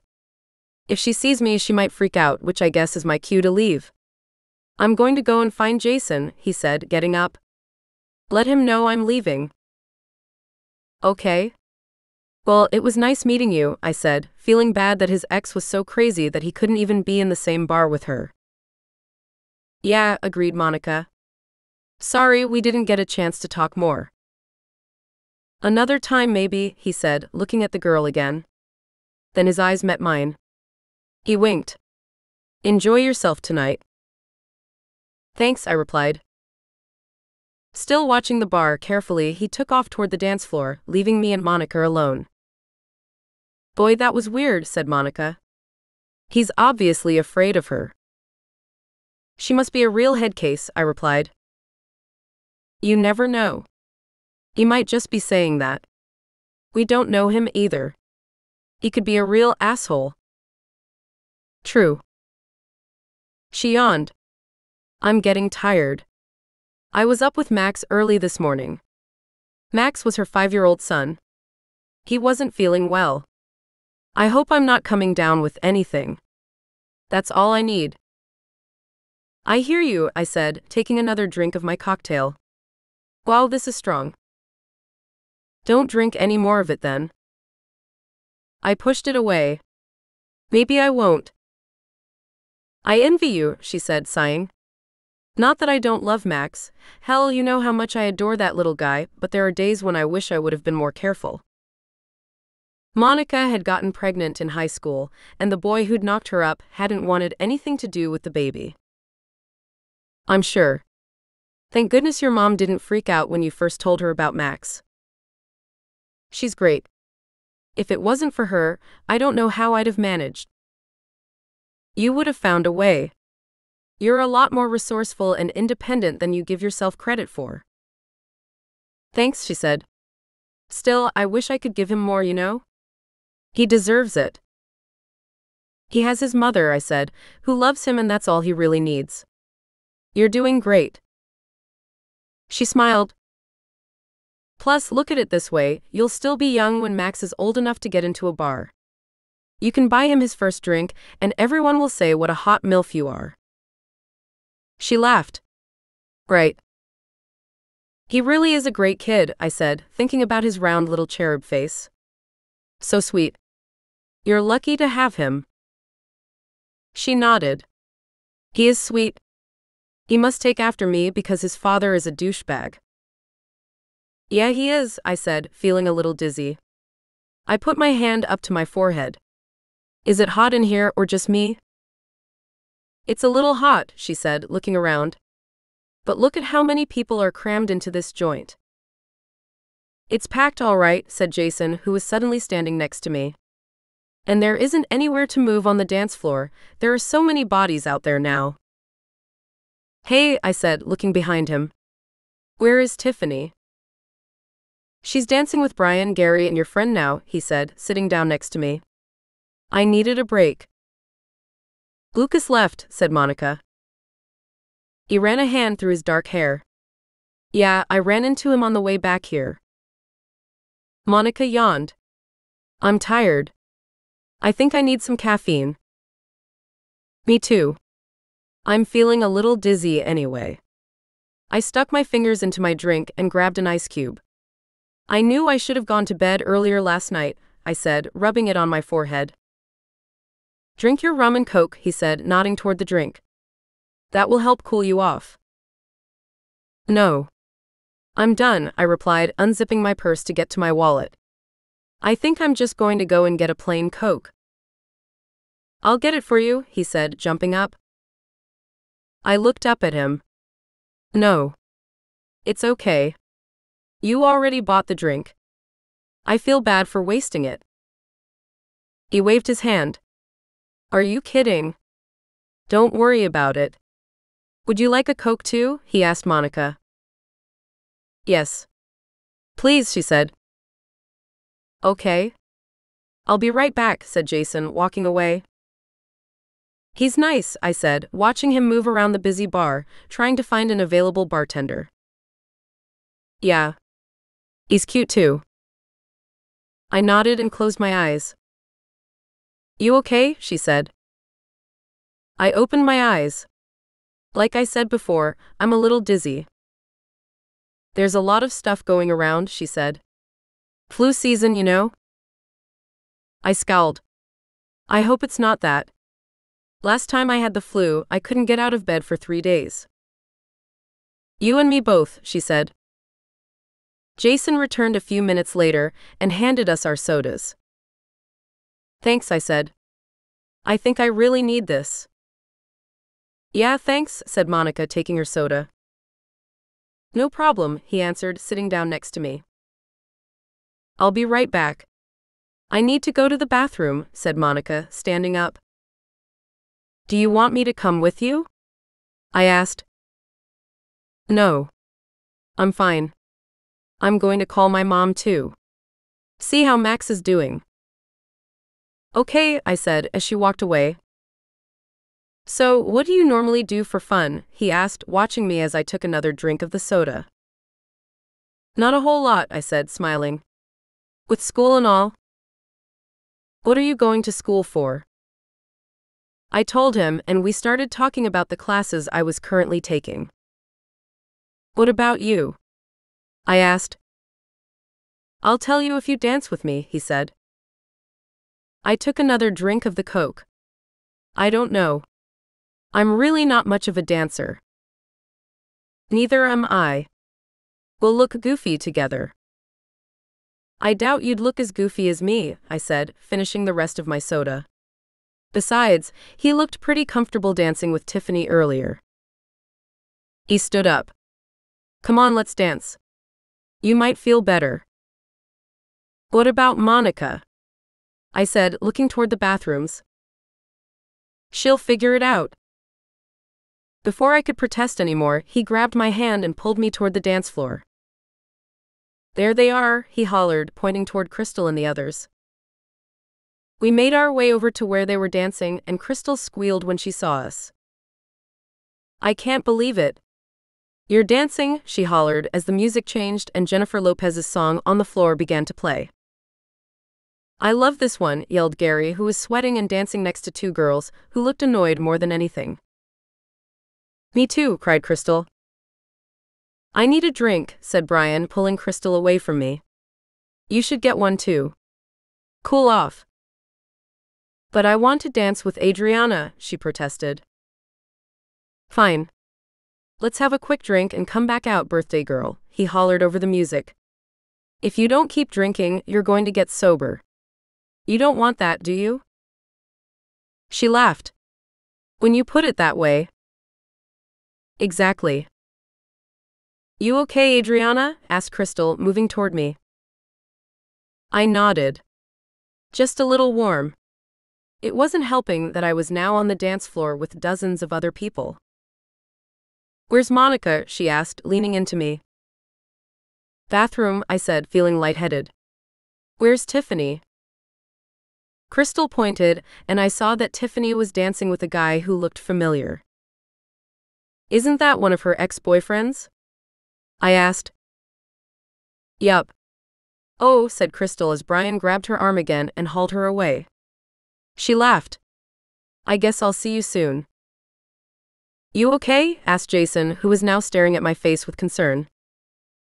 Suddenly it was hard to focus and the room began to spin. Oh wow. I'm so dizzy. We should go back too. Nonsense, he said, grabbing me by the waist. I'll take care of you. You know. I don't feel so good, I said, my tongue thick. You mentioned that your drink was really strong, he said. It must be hitting you now. But I didn't drink much, I slurred, staring up into his eyes. This is weird. You're going to be fine. I'll take care of you, he said, holding me close. I clung on to him, afraid that I was going to fall or possibly even pass out. I need. I know what you need, he whispered in my ear before everything went black. Chapter 6. Adriana. I woke up to find Jason helping me into the backseat of someone's car. What's going on? I mumbled, trying to focus. I'm giving you a ride home, he said, smiling at me. You can lie down if you want. I tried looking outside, but it made me dizzier. I don't remember leaving the club. I walked you outside to get some fresh air. You were barely coherent. He said something else, but I nodded off. When the door slammed shut, I opened my eyes again and watched him walk around to the driver's side door. He got in and started the car. "Where's Crystal?" I asked, feeling sick to my stomach. I rolled down the window to let some fresh air in. "She's fine. She wanted me to take you home." "You do want to go home, right? I mean, I can take you back inside if you'd prefer." Bile rose to the back of my throat and I swallowed it down. I felt horrible and still so dizzy. I closed my eyes and curled up on the seat. "No. I just want to go home," I said, laying my head down. "Thanks, Jason. You're so sweet to do this." "You're welcome." The next time I woke up, I was sitting up and Jason was in the back seat with me. One of his hands was under my sweater, the other one was trying to get inside of my jeans. "Hey," I slurred, pushing him away. "What are you doing?" "Shush," he said, trying to kiss me. "Relax. I'm going to make you feel really good." I put my hand on his chest, stopping him. "Don't." Ignoring me, he grabbed my hand and put it on his zipper. "Come on, baby, I want you so badly," he said. I removed my hand and shoved him firmly in the chest. "What the hell are you doing? You asshole." He stiffened up. "What in the hell is your problem?" "Me? You're acting like some kind of rapist," I yelled. His face turned white and this time he backed far away from me. "No, I'm not. You were the one who was all over me. Now you're freaking out? What are you, some kind of a psycho?" "No," I said, trying to think back. Everything was hazy. The last thing I remembered was him promising to bring me home. "You're lying." Jason glared at me. "I'm lying? You're completely nuts. I was going to drive you home, and you had your hands all over me. Said you wanted me to come back there and give you some D. So I pulled over. Now you're accusing me of rape?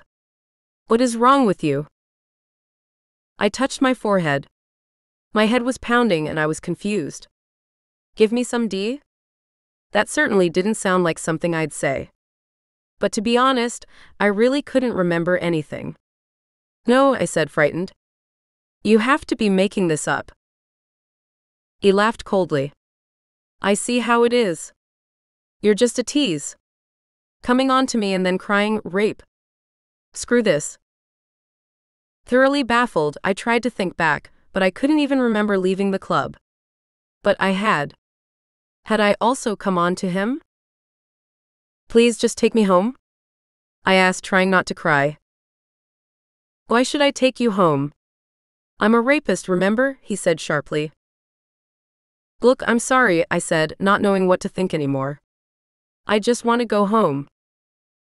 He sighed. "After the way you've treated me? You think I should just drive you home now?" He crossed his arms over his chest. "Honestly, I feel like I'm the one who's been raped." I felt so nauseous and wondered what the hell was wrong with me. "I said I was sorry," I said, trying not to throw up. "Please just drive me back to the club if it's closer. I'll find Crystal or Tiffany. They'll take me home and you'll never have to see me again." Jason's face relaxed. "I can do that if you prefer." But he leaned toward me and brushed a strand of hair away from my cheek. "I think you should try being a little nicer to me." "Yeah. Sure," I said, desperately trying not to be sick. "Whatever you want. If you'll just drive me back." "Whatever I want." I didn't say anything. I was too busy fighting the urge to puke. He cupped my chin and dragged his thumb across my lower lip. "I think you know what I want," he whispered. I could hear him unzipping his jeans and my stomach rolled. Instead of giving him what he obviously wanted, I leaned over and threw up all over his lap. "You asshole!"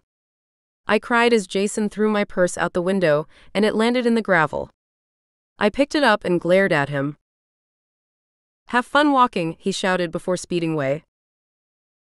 Trembling, I looked around the empty parking lot, trying to figure out where I was. From what I could tell, I was at some kind of rest stop. Unfortunately, it was dark, and there wasn't anyone around. I opened up my purse, grabbed a couple of tissues, and wiped my mouth. The jerk had gotten so pissed off at me for puking on him that he'd pushed me out of the car, totally abandoning me. Fortunately, most of the vomit had landed on him, and all I was left with was the horrible taste in my mouth. When I was done wiping my face, I walked over to a garbage can and threw the tissues away. Then I pulled out my cell phone and dialed Crystal. When she didn't answer, I left her a voicemail and then a text. Next, I called Tiffany, but she didn't answer either. Damn it, I mumbled, noticing that the battery on my phone was nearly dead, and it was almost 2 in the morning. As I considered who to call next at such a crappy hour, I saw Raptor's number. Screw it, I thought. He was the one who told me to call if I had problems. This would definitely qualify. Sighing, I pressed the call button. Chapter 7. Raptor. Get the hell out of here, I ordered, shoving Brandy away from me. I'd found her waiting for me on my porch after leaving Griffin's. She'd been sitting there alone in the dark, just like always. Needing a quickie before returning to her boss. Always loving a challenge, she ignored my anger. Come on, baby, don't be like that, she pouted, snuggling up against me. You've got a lot of nerve, I muttered, letting her hands wander. The truth was, I was still excited and needed to do something about it. I didn't care for the whores at Griffin's, and with everything that had gone on at the club, there hadn't been time to go looking for a woman who would take my mind off of Adriana. I'm sorry, whispered Brandy, rubbing her chest against mine. She was dressed in a skirt that barely covered her thighs and a tank top that displayed her fake implants, the ones that I'd reluctantly paid for last summer. She'd hated her B-cups, said that they didn't make her feel up to par with some of the other old ladies. Hell, I missed the old Brandy. The one before the fake boobs and smiles. The one who'd promised to follow me to the moon and back. You're lucky I don't kick your ass off of my porch, I replied in a husky voice. I looked around the neighborhood and noticed the other houses were dark. I know. I can't help it though. I miss you so much. Should have thought of that before you screwed me over, I thought. You miss me, huh? Tell me what you miss. Brandy unbuckled my jeans and reached inside. This, she whispered, pulling out my cock, which was as hard as a rock. Oh my God, I miss this so much. Looking up and down the street again, I pulled her further into the shadows of my porch. Get on your knees, I ordered. Brandy didn't even hesitate. She got down while I imagined the kitten with the green eyes and sexy smile. It didn't take long before I was spent. That was fast. I opened my eyes and sighed. Not fast enough as far as I was concerned. I took off my t-shirt and cleaned up. I love your muscles, she said, running her hand over my chest. I didn't say anything, I just stared at her, unable to believe I'd wasted 2 years with someone like her. My turn, right? She whispered, giggling nervously. On the porch? Grunting, I zipped up my jeans, bundled up the t-shirt, and walked toward the front door. Raptor, she pouted. I looked over my shoulder. Don't come back here again, Brandy. What the hell? I just did that for you, and you're going to leave me here like this? I need you to get me off too, Trevor, she whined, calling me by my real name. Get you off. I opened the door and walked inside. Then I turned to look back at her. I have a better idea. Why don't you get off my damn porch and go home? Her face darkened. That's not funny. Not trying to be, I said. Get out of my life and stay the hell out this time. She crossed her arms under her chest and smirked. You're just saying that. I know you. She had me there. Last week I'd been so drunk, I'd allowed her back into my bed. But I'd had enough. Just like I thought I knew you. You made your bed, Brandy. It's time to lay in it. She dropped her hands and took a step toward me. But I want to lay in your bed, she pouted. Come on, baby. I raised my hand. Sorry, but I don't allow whores in my bed. Not anymore. Thanks for the BJ, by the way. I've got a 20 in my wallet if you're charging for it now. She glared at me. You asshole. Call me whatever you want. Just don't. Call me again, baby, I said before shutting the door in her face. Screw you, she hollered from the other side. Smiling to myself, I went upstairs and took a shower. 30 minutes later, I was unwrapping a frozen pizza when my cell phone rang. Not recognizing the number, I answered it anyway. Raptor? My eyes widened. Adriana? Is that you? Oh yeah. Listen, I need a ride home. She sighed. You know what, I'm sorry to bother you. I should just call a cab. No. Wait, I said, putting the pizza back in the freezer. I'll give you a ride. It's not a problem. Where are you? I'm really not sure. Hold on. You at one of the clubs? No, she laughed humorlessly. Actually, I'm at some rest stop. There's a sign over here. Hold on. What do you mean you're at a rest stop? Is Crystal with you? No. Where is she? I don't know, she said, and then it sounded like she was crying. Some guy brought me here. He said that he was going to take me home. My gut clenched angrily. What? Yeah. She sniffed. He tried making a move on me and I threw up on him. I relaxed. You did? She laughed nervously. I don't even know what really happened or why I threw up. I mean, I hardly drank anything all night. Then I guess I passed out. When I woke up, he had his hands all over me. Where is this dead man? I growled, wanting to kill the bastard. It sounded like Adriana had been slipped some kind of a date rape drug. The punk who did this to you? Jason? I don't know. He left. Okay, I'm at Pinefield Rest Area. Do you know where that is? No, I said, trying to calm down. But I'll find it. I'm leaving right now. Thanks, Raptor, she said softly. Call me Trevor, I said, surprised at myself. Thanks, Trevor. Watch for me. I'll get there as soon as possible. Okay. Chapter 8. Adriana. I hung up and went to the restroom facility to try and clean myself up a little, but it was locked. Nice, I mumbled, slinging my purse over my shoulder. I walked around the building to a picnic table and sat down. Then I took out a compact mirror and cringed at my reflection. My makeup was smeared and my eyes were red-rimmed from crying. Sighing, I tried to rub as much of the dark makeup off of my face before Trevor arrived and saw how awful I looked. Trevor. Although his street name Raptor was cool, I really liked his real name, Trevor. Plus, he seemed like a decent enough guy. When I'd told him about Jason, he sounded like he wanted to throttle the guy. It actually made me feel good.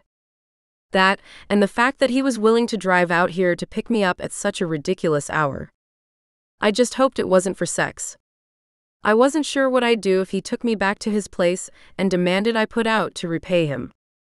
Like Jason. It was obvious Jason had wanted me to give him a blowjob. The idea started my stomach rolling all over again. Pushing away any more thoughts of that asshole, I shoved my mirror back into my purse and zipped it back up. Then I laid my head down on my arms. Fortunately, the fresh air and throwing up all over Jason had made my tummy feel better, but I was still so tired. So tired that I eventually nodded off again. I woke up hearing the sound of a motorcycle in the distance. Wiping the drool from my lips, I grabbed my purse, hurried over to the parking lot, and stood under a light. When I saw Trevor driving toward me on his Harley, I felt such a sense of relief that I almost started crying again. He stopped next to me and put his kickstand down, leaving the bike running. As he got off, I noticed that he wore only faded blue jeans and a black leather jacket without a shirt. His long hair was loose and windblown. In fact, he almost looked like he'd just gotten out of bed, but truthfully, I'd never seen anyone look so good. At that moment, he was my knight in shining armor, and my stomach was all butterflies. "You okay, darlin'?" he asked, studying my face. I tried keeping a stiff upper lip, but it was hard. My emotions were all over the place. I was jittery, scared of what had happened with Jason, and yet so happy to see Trevor that my legs felt like they were going to give out. "Yeah. I'm better. Now that you're here and can give me a lift." He looked around and then back at me. "He just dumped you off here? In the middle of nowhere?" I nodded and then felt my lip quivering. Trevor's eyes softened. He opened up his arms and stepped toward me. "It's okay, Adriana. You're safe now." "Thanks," I squeaked as his arms wrapped around me. I closed my eyes, surprised at how much comfort a stranger could offer. But he was big and strong, and I could tell by the look in his eyes that his concern was genuine. It made me trust him that much more. After a few seconds, he released me and then walked back over to his bike. He opened up one of the saddlebags and pulled out another leather jacket. "Here," he said, holding it out. "It's chilly out here. You're going to need it for the ride." "Thanks," I replied, grabbing the black jacket. I put it on and zipped it up. "Is this yours?" He smiled. "Yeah." "It's nice," I said, running my hand over the soft leather. It looked expensive and new, almost like it had never been worn before. It also didn't look like something a biker would wear. It was much more formal. "My grandmother bought it for me a couple years ago for Christmas. She said I needed to have something classier to wear when I went out on dates," he said, and then chuckled. "Well, she has very good taste." "She does." His smile turned grim. "She's also one of the few people I know in my family who actually gives a shit." "Oh. I'm sorry to hear that." "It's okay. I wasn't asking for sympathy. I guess I was thinking out loud again. I do that a lot." "No problem. I do that too."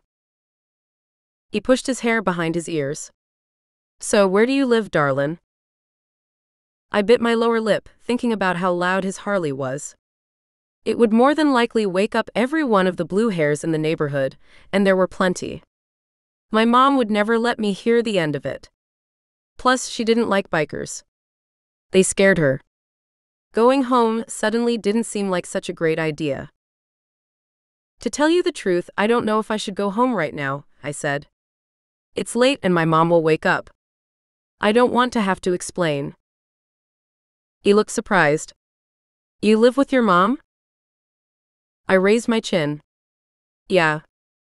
I'm in college. It's easier and more affordable." He chuckled.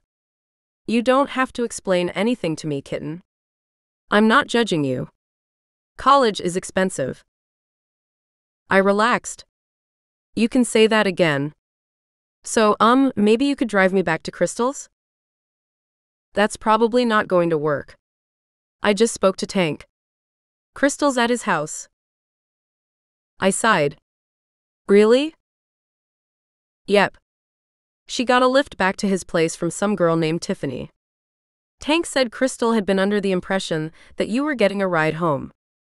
I'm pretty sure she's passed out now with all of the shit she had to drink. It was supposed to have been me who was going to give her a ride home. But," I frowned, "I got sick and Jason was supposed to take me home." Trevor's eyes hardened. Obviously, that wasn't the guy's only intent. "Apparently not. I guess I can't go back Crystal's house then." "No sweat. You can stay at my place," he said. "In the guest room, of course," he said when I gave him a doubtful look. "Are you sure?" I answered, not knowing if that was a good idea. But he did say guest room. "Of course I'm sure," he said. He got on his bike and kicked up the kickstand. "Let's go." I walked over and stood next to him, feeling nervous. Hop on, he said, nodding toward the seat behind him. To be honest, I've never been on one of these before. Don't worry, you're going to love it. I smiled weakly. Okay. Just get on behind me. Wait a second, he said, pointing to my purse. Put this around your neck and shoulder. Then zip up the jacket. I did what he said and then slid my leg over the seat, straddling the bike. Put your feet there, he said, pointing down to the footrests. Okay. How's your foot, by the way? It's a little tender, but nothing to worry about. Good. I almost forgot. Put this on, he said, handing me a black helmet. Just in case. I slipped it on and buckled it. He grabbed one of my hands and put it around his waist. Hold on to me tightly now. With both hands. I don't want to lose you. Yeah, well, I don't want you to lose me either, I replied dryly, putting both hands around him. If it's more comfortable, you can slide your hands under my jacket. You might get a better grip. Okay, I replied, not seeing why it would make that much of a difference. When my hands touched his bare skin, he stiffened up. Damn, you've got cold hands, kitten. Sorry, I said, enjoying how warm his skin was, not to mention how sexy his abs felt under my palms. I scooted forward until we were as close as could be, and then laid my cheek against the back of his leather jacket. He patted my knee. Let's get you home. Chapter 9. Raptor. When her hands touched my waist, it started a fire in my lower belly and made my zipper unbearably tight. I kept my cool, however. The last thing I needed was for her to realize that I wanted her now myself, after she'd almost been raped. Damn, you've got cold hands, kitten, I said, gritting my teeth as her fingers slid over my skin. Sorry, she said, snuggling up against me. Releasing my breath, I patted her leg in reassurance. I wanted her to know that she was safe with me. I wasn't like that shithead Jason. The one who was going to get his ass handed to him when I found the prick. Let's get you home. Okay, she said, gripping my waist even more tightly as we began to roll. I pulled out of the parking lot, relishing the fact that the roads were empty and I had a beautiful woman on the back of my bike. The only thing that could make it better would be the feel of her hand sliding further south. I brushed the lewd thoughts away and tilted my face up toward the wind, hoping it would cool me down. Here, I'd just gotten off an hour ago, and my mind was still in the gutter. But there was something so fresh and sexy about Adriana. Something that intrigued me so much that I was out rescuing her ass at 2:30 in the morning. This was surprising, even for me. Especially after my experience with Brandy. You okay? I hollered over the rumble of the engine as we turned onto the highway and began to pick up speed. Laughing, she raised her thumb. I smiled. The roads were clear on the trip back to my house, but I stayed the speed limit, even taking a longer route, just so the trip would last longer. Having her on the back of my bike and holding on to me like she was felt pretty damn good. I want one, said Adriana when I pulled up to my garage 15 minutes later. I smiled at her over my shoulder. A motorcycle? Yes. Oh my God, that was so amazing. I can't believe I've never been on one of these before. I turned off the engine. It's even more amazing during the day. Especially when you're touring across the countryside with the sun in your face, your back against the wind, and the stereo cranked. It doesn't get much better than that. It sounds like a lot of fun. Do you take many road trips? I ran my hands through my hair, wishing I would have worn it back in a ponytail. Not enough. Huh. She looked around my garage. Wow, is that your Chevelle? Yeah. You into muscle cars? I always thought they were cool. What year is it? It's a 67 SS. It's sexy, she said, walking over to it. I just had it repainted, I said, following her. What color was it before? It was the same color. Black. She leaned down and looked into the window. It's beautiful. Do you take it out much? Sometimes. It's fall now though, so I probably won't take it out any more this year, I replied. I don't blame you, she said, turning around. When she noticed how close we were, she slid sideways and moved around me. Thanks for letting me stay at your place. The fresh air felt great, but I'm so tired. I can't wait to sleep. I bet. Do you have to work later? I asked, not even sure if she had a job. All I knew was that she was in college. She nodded. Yeah. At 6:30. In the evening, thank God. Where do you work? I work part-time at Dazzle. The jewelry store? Adriana nodded. My mom owns it. Normally I don't work Saturday nights, but I promised I'd help her with inventory after the shop closes. Huh. I've been there before. Nice stuff. A little pricey but nice. You pay for quality, she replied. My mother prides herself on buying only the best diamonds and gems. She travels all over for them. Interesting. Does she make her own jewelry too? Yes. She's been teaching me now too. Really? That must be interesting. She shrugged. It's okay. I don't have the same passion that she does. Or creativity. Anyway, what about you? Where do you work? You mean when I'm not working for Slammer? Yeah. I do a little carpentry on the side. She looked surprised. Like, as in fixing up houses and stuff? Yeah, I said, as we stepped outside the garage and began heading toward the house.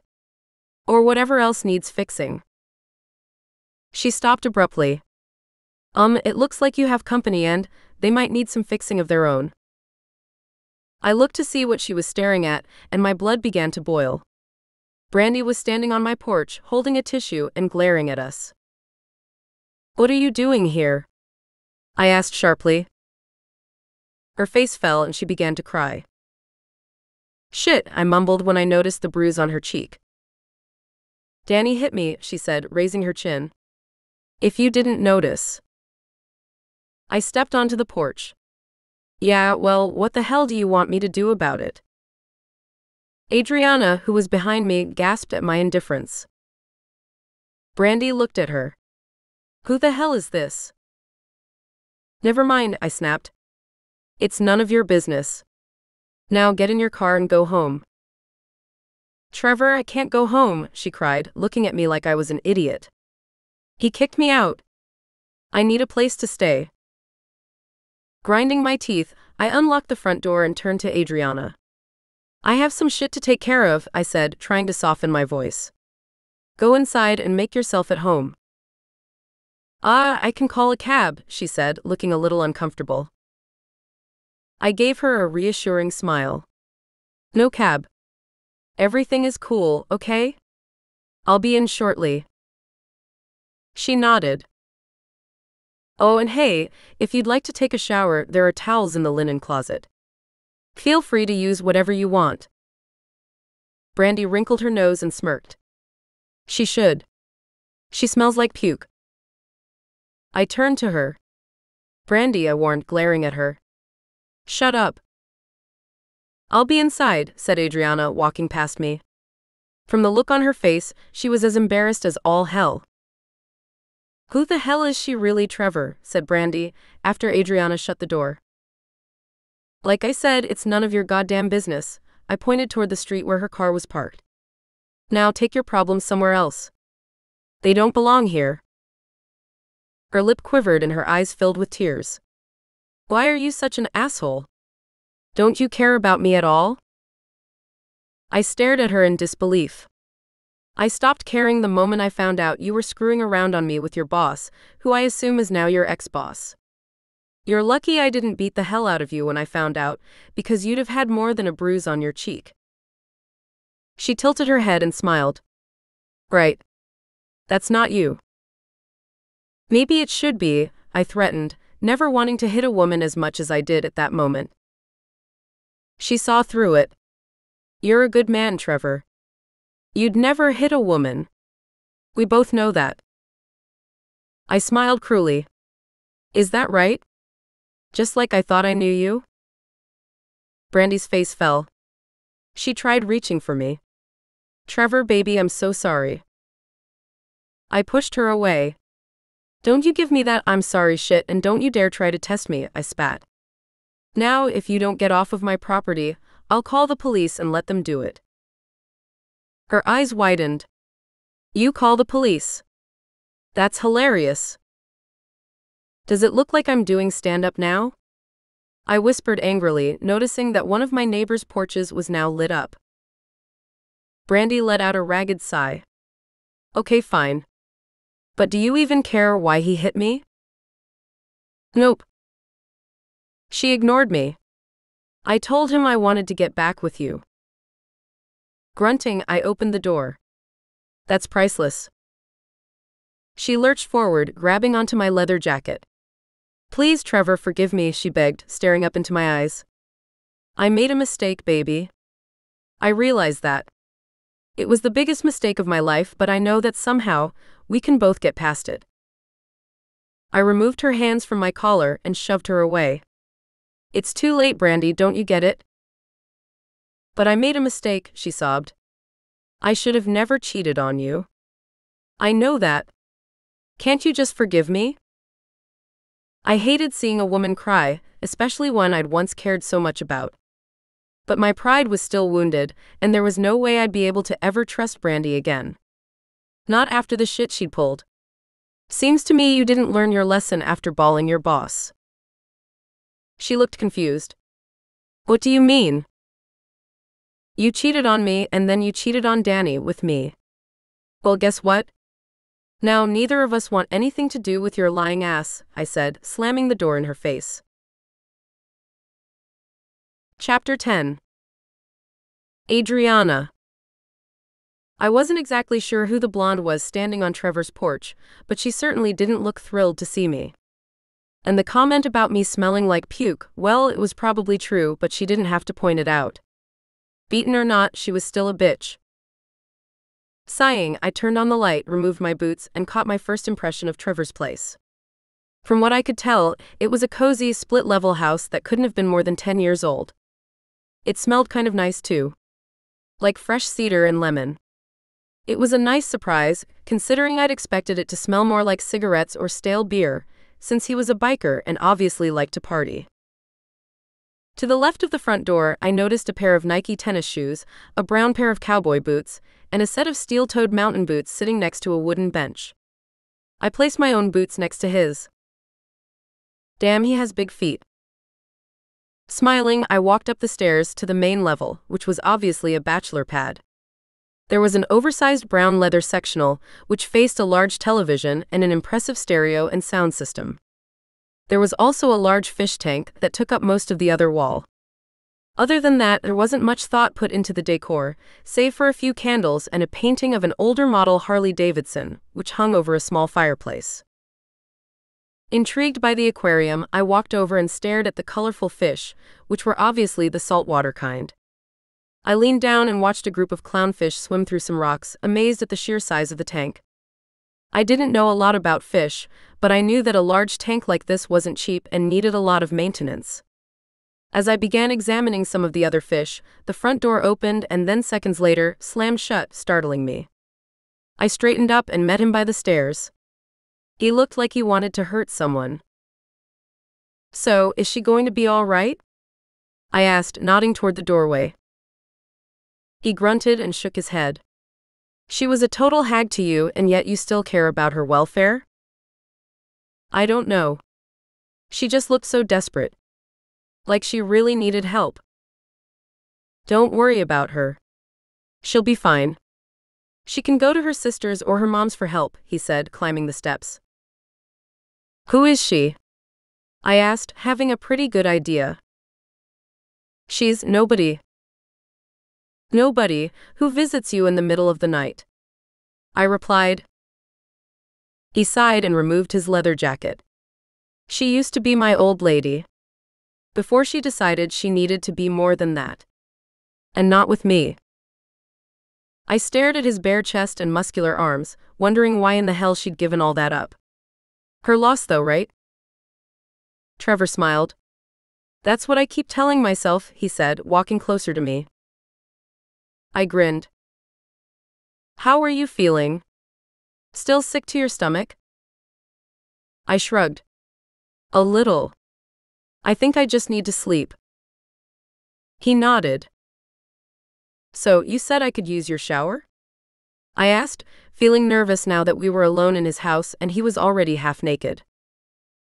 Oh yeah, he said, turning toward the hallway. There's a shower you can use right through here. I'll show you.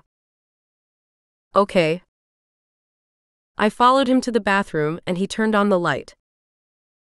Everything you need should be in there: shampoo, conditioner, soap.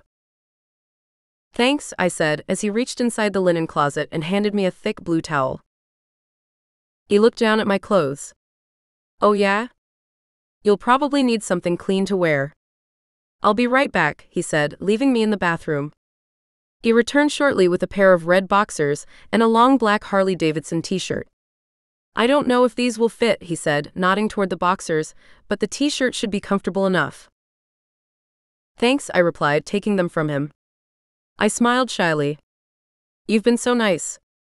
I don't even know what to say. Don't worry about it. I'm just glad I could help. Me too, I said, trying not to stare at his biceps. But it was hard.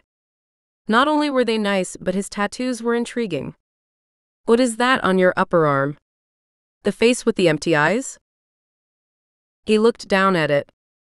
I got that when I was 16. It's supposed to represent a soulless asshole. Your father? He chuckled. No. Me. Back then. I was going through some things. I had a lot of anger issues. Got into a lot of fights. Did some shit I wasn't proud of. We all did. His eyes twinkled. You like to make up excuses for people.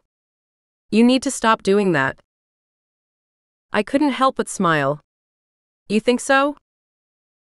Definitely. You're far too nice. I'll work on it. He smirked. You have any ink? Tattoos? Me? I laughed. No.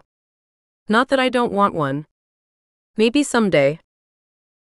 You could start out with something small. Like a heart. Then build from there. I was thinking a skull would be kind of cool. A skull with a rose. He grinned. You like skulls? I like flowers. I just thought the skull would make it look not so girly. Nothing wrong with being girly, he said. But having a dark side can also be damn sexy. You have one of those? A dark side? He gave me a slow grin. Yeah. My cheeks turned pink. Maybe. Maybe not. I don't think you do, he replied. But to tell you the truth, it doesn't make you any less sexy. I could feel my blush deepen. He suddenly looked like he'd gotten his hand caught in the cookie jar. Sorry. I'd better let you get into the shower so you can get some rest. Thanks. Where is the guest room? It's right next to my bedroom, he said. Down the hall and to the left. There should be clean sheets on it and the mattress is decent. It's not as nice as mine though. So if you want, I can take the guest bed and you can have my room. No. I'm sure the bed is just fine. Thanks though. Nodding, he shoved his hands into his pockets. If you change your mind and have a hard time sleeping, you can always sneak into my bed. It's a king and I pretty much sleep like the dead. I doubt I'd even know you were there. I laughed. Right. I bet you say that to all your female guests. He looked serious. I know what you've been through tonight. There's no way I'd take advantage of you, Adriana. I'm serious. I smiled. I appreciate it. I'll be fine though. In the guest room. He nodded. Okay. Well, I'm going to make a phone call, so when you're done with your shower, feel free to crash. Unless you're hungry, that is. Would you like something to eat? I was about to make a pizza before I left to pick you up. My stomach was empty, but food just didn't sound that appetizing. No thanks. I'm just going to go to bed. Okay. Holler if you need anything, he said, leaving me alone in the bathroom. Thanks, I replied, shutting the door. I turned around and looked at myself in the mirror. Sure enough, there was dried puke in my hair. Not a lot, but enough to be offensive. He had to have seen it. I was too tired to even care. Sighing, I turned on the water, got undressed, and slipped into the shower. Chapter 11. Raptor. After leaving Adriana, I walked into my bedroom, changed into a pair of sweats, and called Tank back. She okay? He mumbled, answering the phone. Yeah. Sorry, brother. Did I wake you? It's okay. What happened? I told him what I knew. Creep must have slipped something into her drink. That's what I was thinking, I said. What about Crystal? You think anything made it into hers? No. She was definitely drunk but coherent. Rode me like I was a goddamn bull. I swear my balls are sore from all that bouncing around. I chuckled. I'm serious. The woman was insatiable tonight. Okay, enough about your horny woman and your hairy balls. You're making me sick. He laughed. So, what do you want to do about this guy? Teach him a lesson. That's what I thought. We'll start looking tonight. Obviously, he didn't get laid. He'll be sure as shit looking for someone else to molest on a Saturday night. I'm counting on it. What the hell is it about this date rape shit? Why can't they just be damn men and earn a piece of ass instead of taking it without permission? It's more fun that way anyway. I stretched out on my bed and stared up at the ceiling. It's not about the sex. I heard it's about controlling the victim. Okay, Dr. Phil. Piss off. It's what I heard. He chuckled. I'm just giving you shit. I actually heard that too. On Oprah. I laughed. You still watch that show, huh? How do you think Dr. Phil got started? Oprah's a goddamn genius. Everything she touches turns to gold. If your old man knew you were watching Oprah, I said, chuckling, he'd kick your ass. Tell him and I'll kick yours. Doesn't Oprah condemn violence? For you, I'm sure she'd make an exception. Anyway, back to this dirtbag. You know, he probably won't hit the same club. Probably not. We'll get a description and spread out. I'm sure Hopper, Derby, and Jackal wouldn't mind helping out. Agreed. Hell, I think we should round up our entire posse and catch ourselves a rabbit. Feed him to the raptor. Unless you want to just shoot the guy? The thought had entered my mind. That's letting him down too easy. True. So what's going on with Breaker? I asked, changing the subject. Is there going to be any kind of retribution for what happened to Jessica? The Rangers are still standing behind that lying sack of shit. Shit. They're all a bunch of scumbags. You can say that again. The old man is spitting bullets. I'm thinking he's just going to say, screw it, and take him out anyway. He lowered his voice.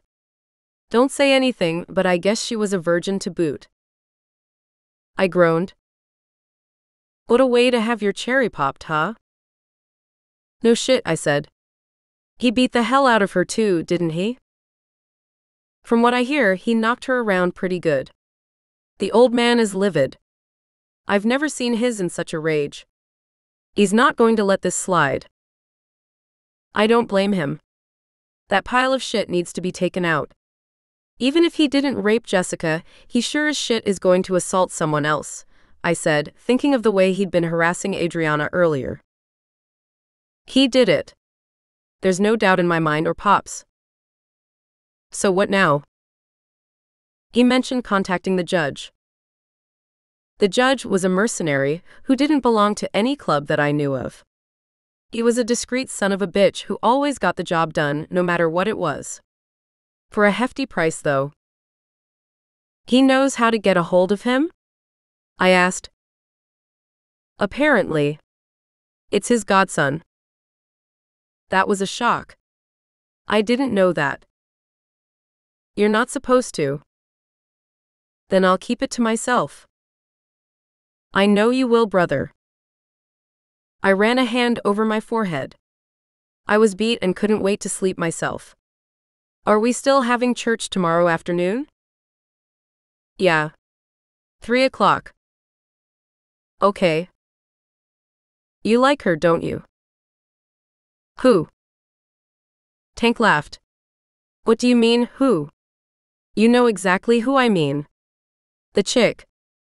Adriana. I hesitated. She's okay. You going to tap that? What? No. She was almost raped. I'd have to be a real asshole to even try. You are a real asshole, he chided, a smile in his voice. Rubbed off from you, I guess. I'm just giving you shit. She's cute. I think she was digging you earlier. Doesn't matter. She's different. I'm leaving her be. Different.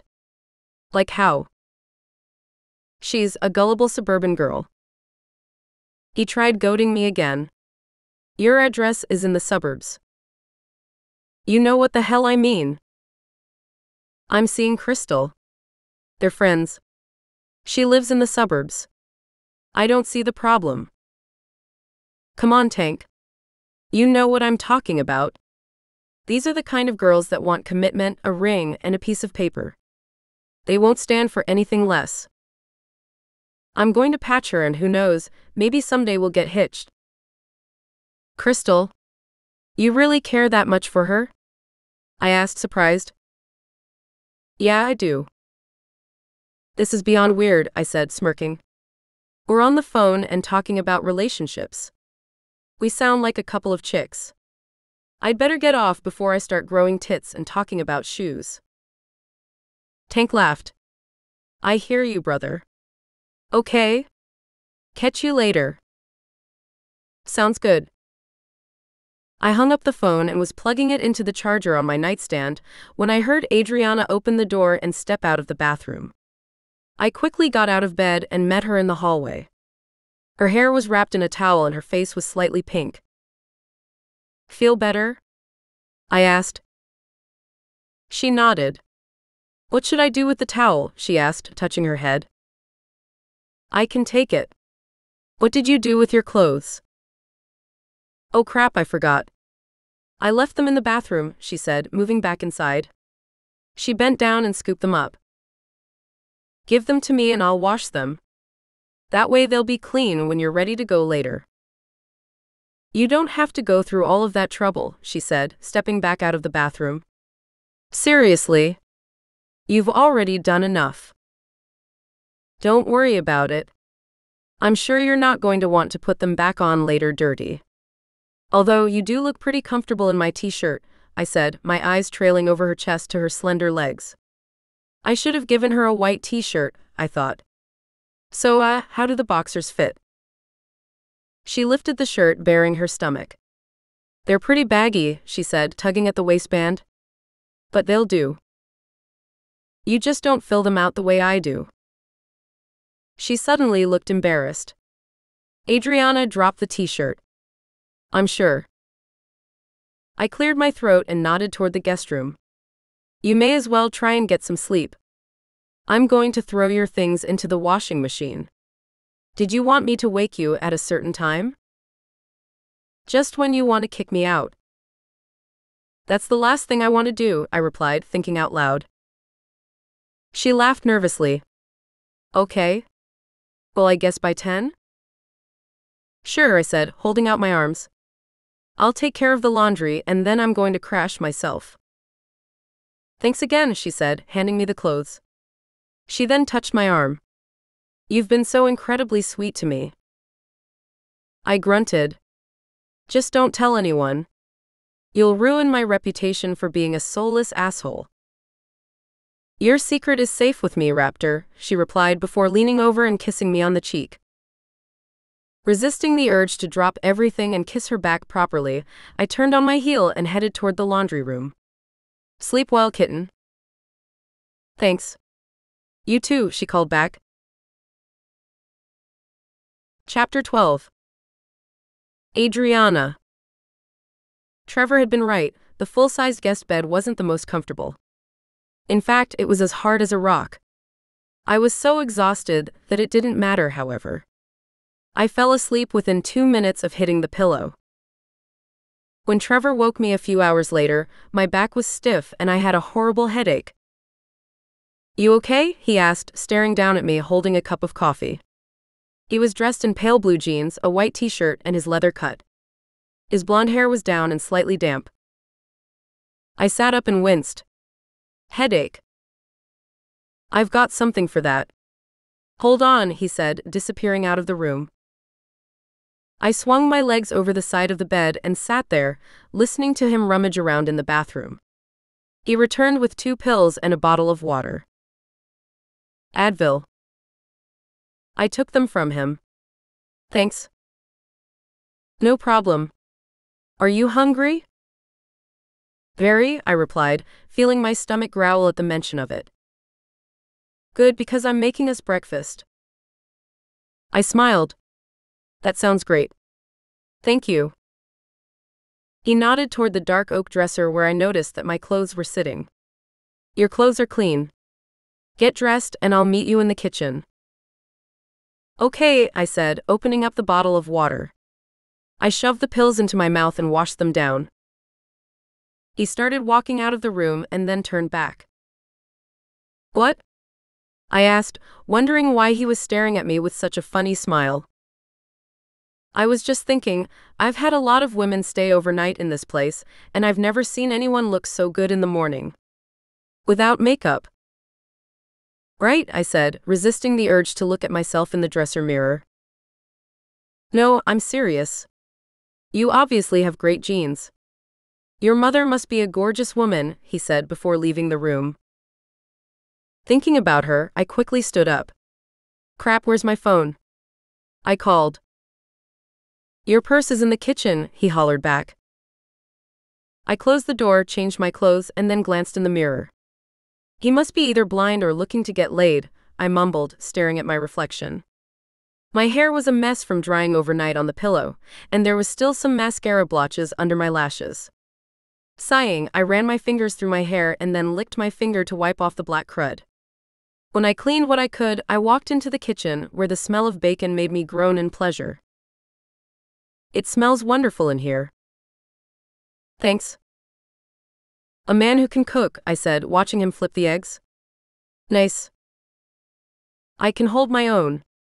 Hope you like your eggs over easy, 'cause that's how I made them. That's how I like them, I said, sitting down at the table. You want some coffee? No thanks. I'm not much of a coffee drinker, I answered, and then held up the bottle of water. I'll just drink the rest of this.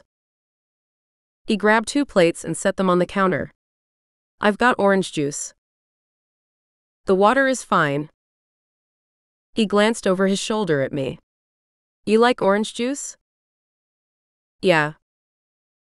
Then you're drinking it, he said, filling the plates with food. After last night, the vitamin C will be good for you. Okay. He brought the plates over and set one in front of me. Wow, this is a lot of food, I said, staring down at my plate. There were 2 eggs, a pile of hash browns, along with 2 pieces of toast and 4 strips of bacon. I normally have yogurt or a muffin for breakfast. Explains why you're so skinny. I'm healthy, though. He opened the refrigerator and took out a carton of orange juice. I'm not saying you're not. Just mentioning that you're skinny. It was weird. I wondered if he thought I was too skinny. Okay. Grinning, he poured some of the orange juice into a glass and then set it down next to my plate. Why do you keep grinning? I asked. Why are you so insecure? I'm not insecure, I said defensively. His grin widened. What is so damn funny? I asked again, seeing the amusement in his eyes. I just don't get it. He sat across from me. Nothing really. I just like screwing with you. I can tell. Our eyes met. You can tell what? That you like screwing with me, I said. He got a wicked look in his eyes, and I thought he was going to come back with something crude, but then his face grew serious. Clearing his throat, he grabbed the bottle of ketchup and began pouring some on his hash browns. You do realize what happened last night, don't you? I think so. Tell me. I sighed. I'd thought about it before drifting off to sleep. Nothing else made any sense other than Jason or one of his friends must have slipped something into my drink. Some kind of drug. I just didn't know if I could prove it. I think that maybe someone drugged me. That guy Jason? I'm not totally sure. I think it was him, but it could have been one of his friends. They bought us shots and drinks. I don't know, maybe I'm being silly. Maybe it was something else. Food poisoning. A touch of the flu. I don't know. How much did you drink? One shot. A couple sips of a rum and coke. That's it. Jason bought me a soda. I drank that and then we went out on the dance floor. A vein in Trevor's forehead began to pulsate. He looked pissed. He bought you the soda. That's what I wanted to hear. Do you know where to find him? Not really. I mean, we both go to the same college, IU, but the campus is huge. I'll probably never see him again. What kind of a car was he driving? I think it was a Camry. 4-door. Color? I closed my eyes and thought back. I think it was dark blue, I said, opening them back up. What about his friends? Is there anything you can tell me about them? My eyes widened. Why? He needs to be stopped. I sighed. Yeah. I suppose I should call the police. Maybe it's not too late to find out if I really was drugged. You were obviously drugged, probably with GHB. Anyway, we're not calling the police, he said, picking up his fork. Why? You just said he needed to be stopped. God, I wonder how many times he's done this before. I said, staring at my plate of food. It didn't quite look so appetizing anymore. GHB, huh? I've heard of that stuff. Just never thought it would happen to me. He'll be stopped, kitten. Believe me. But we're not getting the police involved. It would be a waste of time. What exactly are you planning on doing?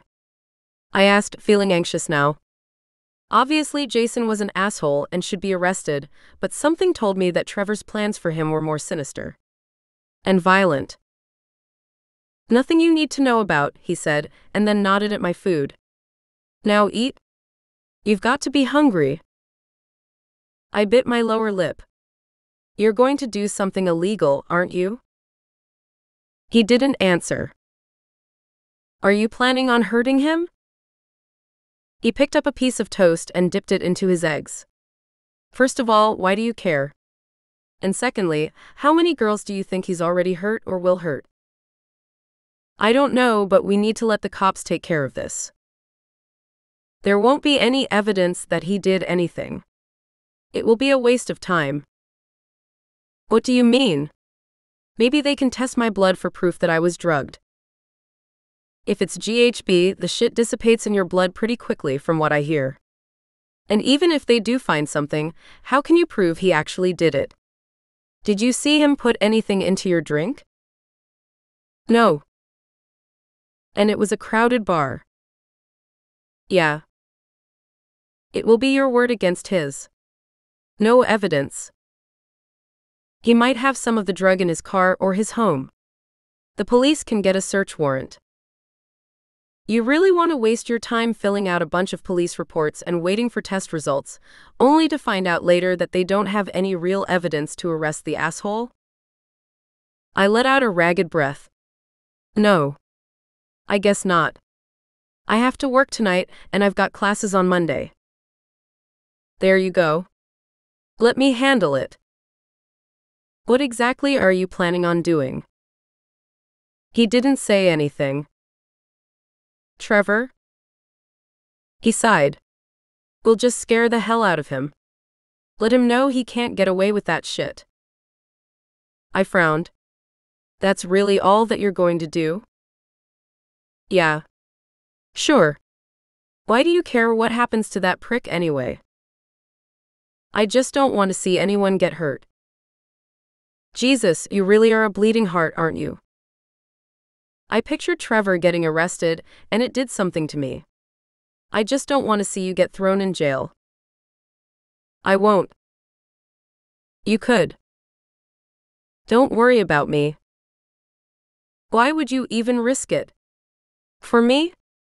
We barely know each other. He took a moment to answer. Let's just say that I despise assholes who abuse women like that.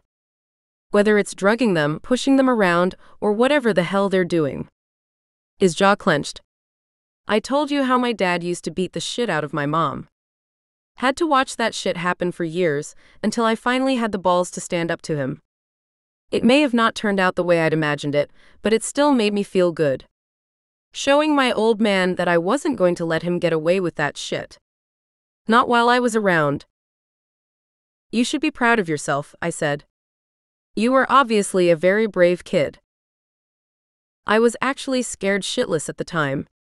But I made a promise to myself that I'd never stand back and watch anyone get kicked around that didn't deserve it. Never again. Especially women. So, if you wanted to make a difference in that respect, why didn't you become a cop instead of a gang member? His face grew dark. Because this has been my life since Slammer took me in. I'd do anything for any one of my brothers.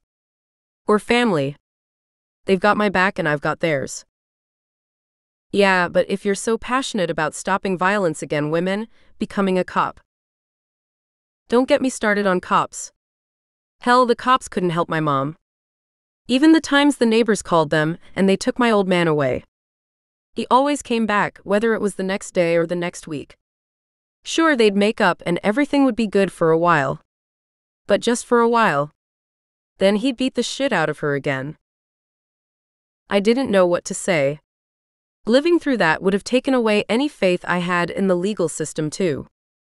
Not that it was directly the cop's fault. His mom had obviously allowed it to happen until she finally took off on her own. I remained silent and he seemed to relax. Listen to me, don't you go worrying your pretty little head about what's gonna happen to Jason. You feel me? I nodded. If he wanted to confront Jason, I wasn't going to stand in the way. The asshole certainly didn't deserve any pity from me. Sure. I feel you. Good. He pointed at my plate with his fork. Now eat your food, and if it makes you feel better, forget that we ever had this conversation. I think I will, I replied, cutting into my egg. Chapter 13. Adriana. We didn't say much more during breakfast. I could tell he had a lot on his mind, and so did I. When we were finished, I offered to help him with the dishes. I'll do them, he said, and then nodded to my purse. You need to call someone? Let them know you're okay? That's right. I was going to call my mom, I said, grabbing the phone out of my purse. I walked into the living room and dialed her number. When she didn't answer, I left her a message about staying overnight at a friend's, and that I'd see her later. Just as I was hanging up, Crystal called me. What happened last night? She asked. I gave her the play-by-play and she gasped. Jason told me you asked him to drive me home. Did you? You could barely stand and I thought you were wasted. I mean, yeah, the guy offered to do it and he seemed so nice. Obviously, it was all an act. I'm so sorry, Adriana. I had no idea that he'd pull that kind of shit. Yeah, well, I'm still shocked myself. She sighed. Do you even remember leaving the club? Not really. I can remember him helping me into the car. Then I passed out and the next thing I knew, he had his hands all over me. Oh my God, you must have been scared. I was confused and then pissed off more than anything. I feel like such an idiot. He almost raped you, she said, her voice cracking. I'm so sorry. I shouldn't have let him drive you home. It's not your fault. You were pretty tipsy yourself. Yeah, I was trashed. So was Tiffany. Thank God she made it home herself after dropping me off. What happened with Monica? She went home right after you did. I sighed. Do you think that Jason's friends were involved? Maybe. I don't know. Gary didn't seem the type. I mean, he and I talked about his ex-girlfriend and he started crying. I can't imagine him pulling something like that. Unless it was all a damn act. What about Brian? I asked, lowering my voice. It's hard to say. I'm pretty sure nobody put anything into my drink. Or Tiff's. She then explained that the four of them shut down the bar and then went their separate ways. Brian even asked me for my phone number, she said. I think he wanted more than that last night, and to be truthful, I probably would have if Tank wouldn't have sent me a text. Are you still at Tank's? No, I'm on my way home. He dropped me off at my car. Anyway, are you still at Raptors? Yes. She sucked in her breath. Did you two have sex? Oh my God, no. I said a little sharply. Then I lowered my voice. It's not like I was in the mood for anything like that. Not after what happened. Yeah, I suppose not. Sorry. It's okay. I mean, yeah, he's definitely interesting, I said, and then turned around to find him listening behind me. I quickly turned away. I have to go. I'll call you later. Call me before 9. I'm going back out to the club again tonight. With Tank and Raptor. They want to search for that guy, Jason. I frowned. That's another thing. What if I wasn't really drugged? You had to have been. Looking back, there's no way that you could have been that drunk after one shot and a measly rum and coke. Something was definitely wrong. I sighed. Maybe. No, maybe. You were slipped something. Anyway, I gotta go. I just pulled into my driveway. Talk to you later? Yeah. I'll call you. We hung up and I turned back to Trevor, who was staring at me with a stern face. What? I asked.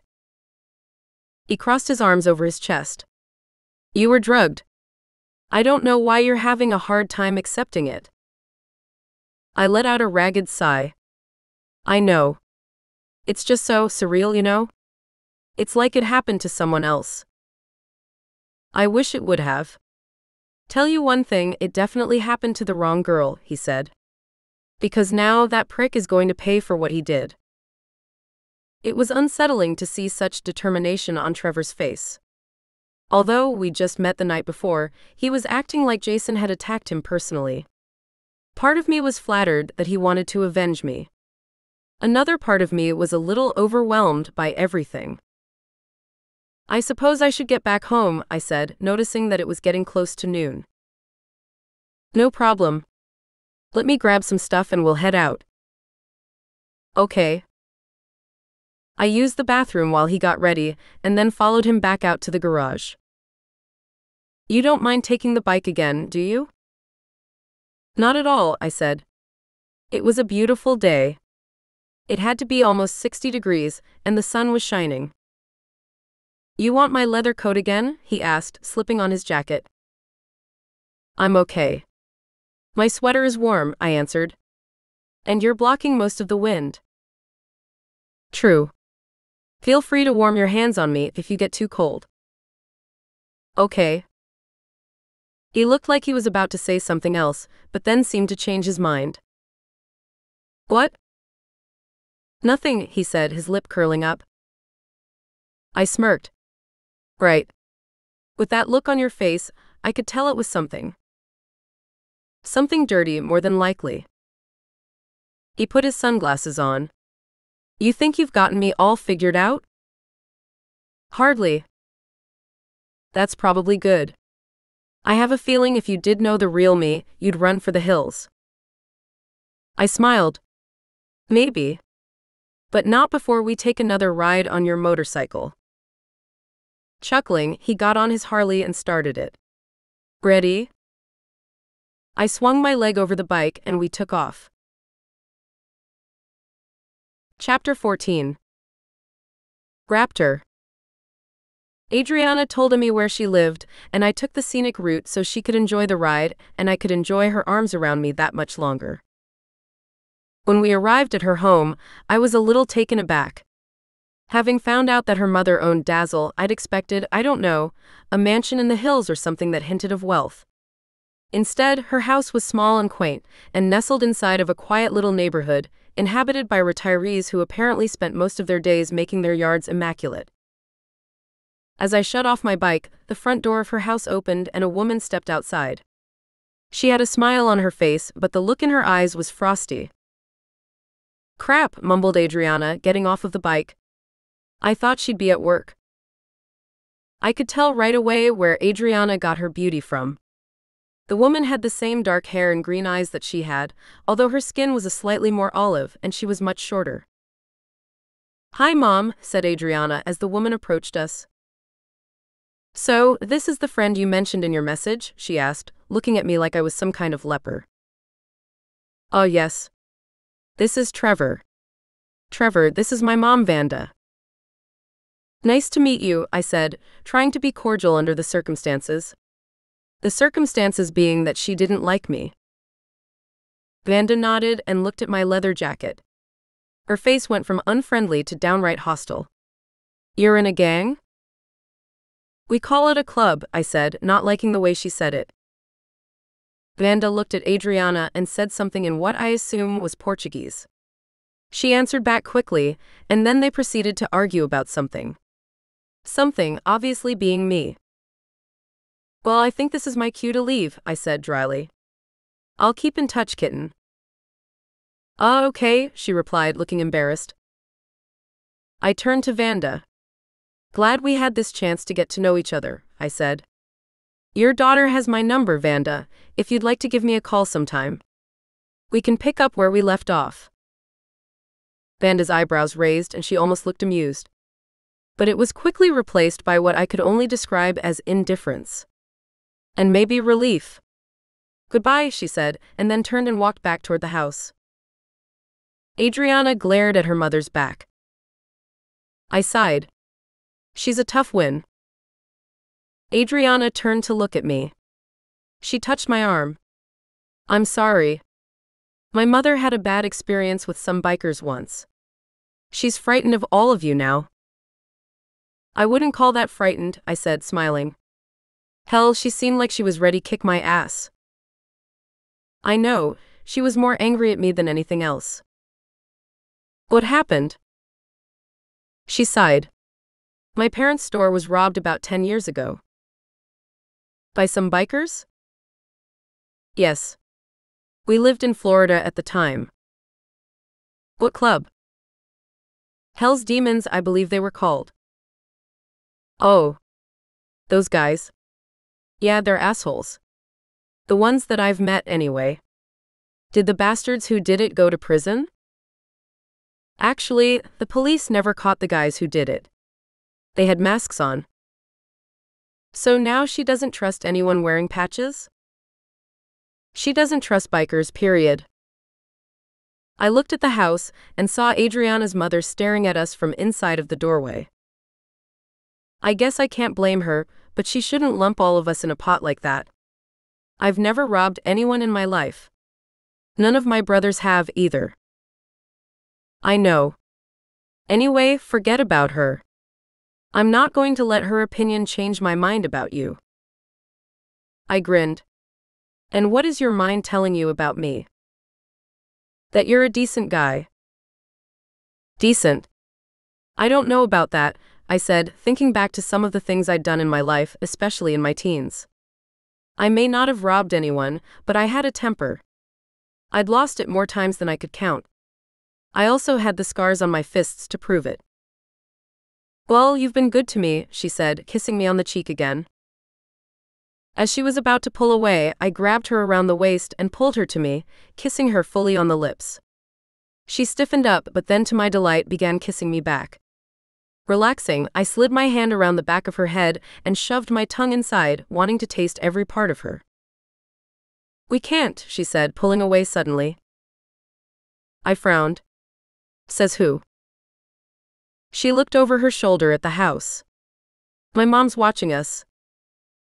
So? Let her watch, I said, trying to pull her back to me. You don't understand. She's going to freak out. As if on cue, the front door opened and Vanda stuck her head out. Adriana, she hollered, looking furious. I need you. Come inside. I'll be right there, she yelled back. Vanda said something in her language. Adriana rolled her eyes but didn't answer back. You want to kiss goodbye too? I called out. All you have to do is ask. Vanda glared at me and closed the door. I smiled grimly. Damn, she's a smother mother. How old are you, kitten? I know, she said, her face flushed. Believe it or not, she's normally not like this. I want to see you again, I said, starting up my bike. And from the way you were kissing me back, you feel the same. I don't think it's a good idea. Why not? She nodded toward the house. Adriana. Trevor's eyes burned into mine. They were filled with lust and anger. Before I could react, he grabbed my wrist and pulled me back over to him, taking my mouth hard and fast. Then, just as quickly, he released me. You're a grown woman. You can do what you want, see who you want, and have sex with who you want, he said, his eyes burning with frustrated need. And something tells me that right now we both want the same thing. I found myself panting, he had me so worked up. Had we been alone, there was no doubt in my mind that we'd be all over each other. The guy definitely knew how to kiss a woman. Adriana, called my mother again. I jerked my head toward her. She was definitely treating me like a child. It made me so angry and embarrassed that I almost jumped back on his bike just to spite her. You'd better go and see what she wants, said Trevor, smirking. Before she comes out here with a paddle. I'm sorry, I said, backing away. She isn't always like this. Don't worry about it. I'll call you later. Okay. His eyes swept over me again. I'd better get out of here before I kidnap you. Are you free after work? I don't know. I have school tomorrow. Early. So is that a no? Screw it. Crystal was right. I needed to get laid. It was time to find my own dark side. I smiled, actually it's a yes. But only for a little while. Sweet. Call me when you're done working, he said, putting his sunglasses on. We'll meet up. Okay. Then he was gone, and I was left to deal with my pissed-off mother. Sighing, I walked up to the house and opened the door, ready for a battle. It didn't take long. What are you doing with him? She asked, looking disgusted. His name is Trevor and he's a nice guy, I replied, closing the door behind me. He's trash, Adriana. No, Mama, he's not. He's a good guy. You don't even know him.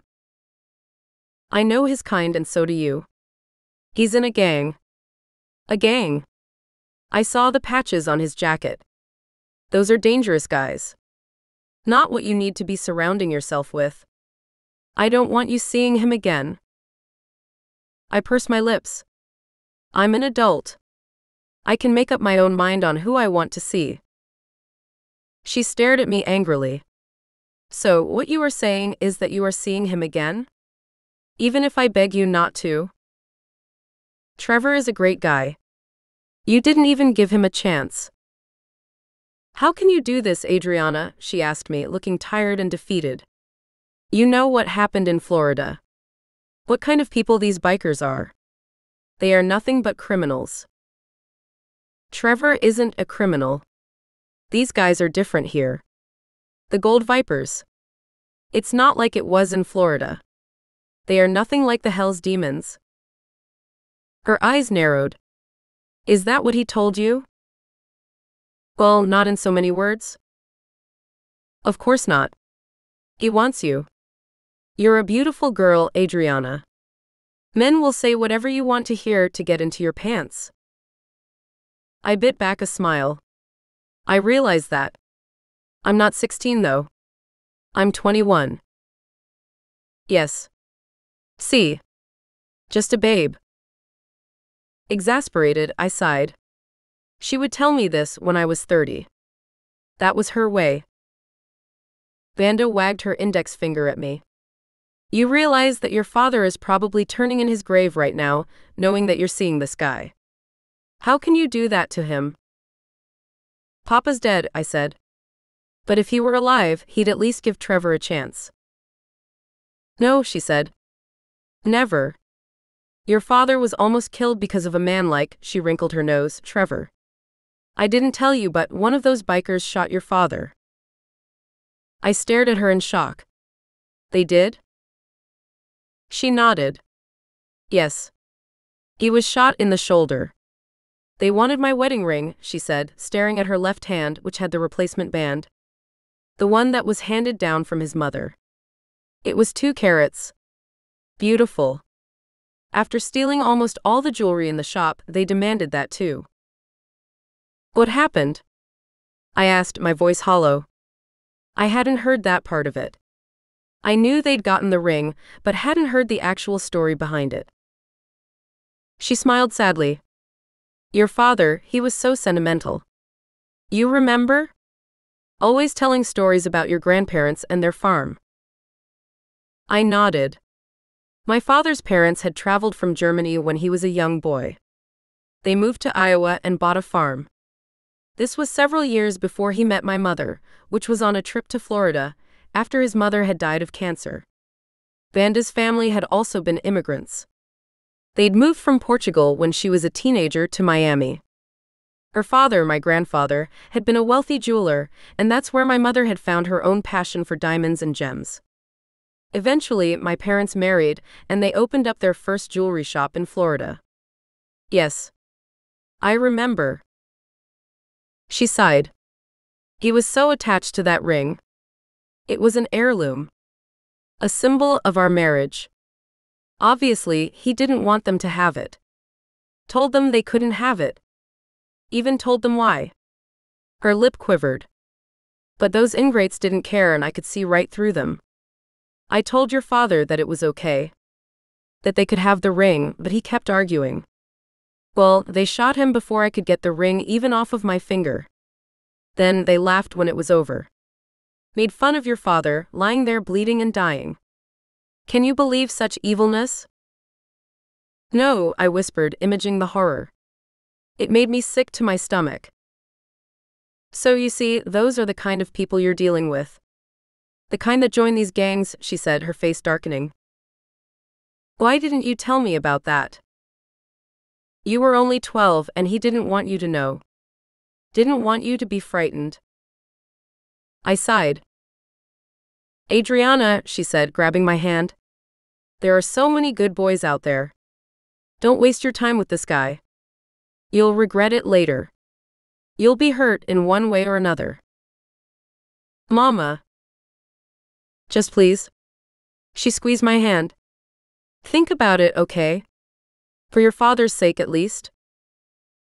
I let out a ragged sigh. Yes. I will definitely think about it. She leaned forward and kissed my cheek. You are all I have, she said, her eyes shining with tears. I don't want to lose you, too. You won't, I said softly. Remember what your father used to say? You can't predict your own destiny, but you're responsible for choosing the path that leads you to it. I know, Mama. I know. Chapter 15. Raptor. After I left Adriana, I took a cruise on my bike to clear both of my heads, and then headed to Griffin's. I met up with Tank in the parking lot. There were shadows under his eyes, and he looked like he hadn't slept in a week. Hey man, I said, shoving my key into the front of my jeans. You're looking pretty rough. He shrugged. Couldn't sleep. Even after I called you? He opened the door to the bar and we went inside. Hell no. I heard Crystal's phone go off right after we hung up, and when I read the text message sent to her, I was too jacked up to sleep. Message? What message? Some douchebag named Gary sent her a message. It said, thanks for everything. Oh yeah? Did you ask her about it? No. Why not? I said, thinking the message could have meant anything. I was too pissed off. I mean, what kind of asshole sends a girl a message at 4 a.m? Like he can't get her out of his mind? He rubbed a hand over his face. I needed time to think. Could be nothing, I thought, knowing that it could also be a lot. After getting screwed over by Brandy, I wasn't sure what to believe myself. She ever mention a guy named Gary? No. Not at all. You know you gotta ask her. I know. He sighed. I don't know. I'm almost tempted to just say, screw it and forget about her. I don't like this feeling jealous kind of shit. Too many girls willing to keep me satisfied, you know? Without the baggage or the worries. I feel you, brother.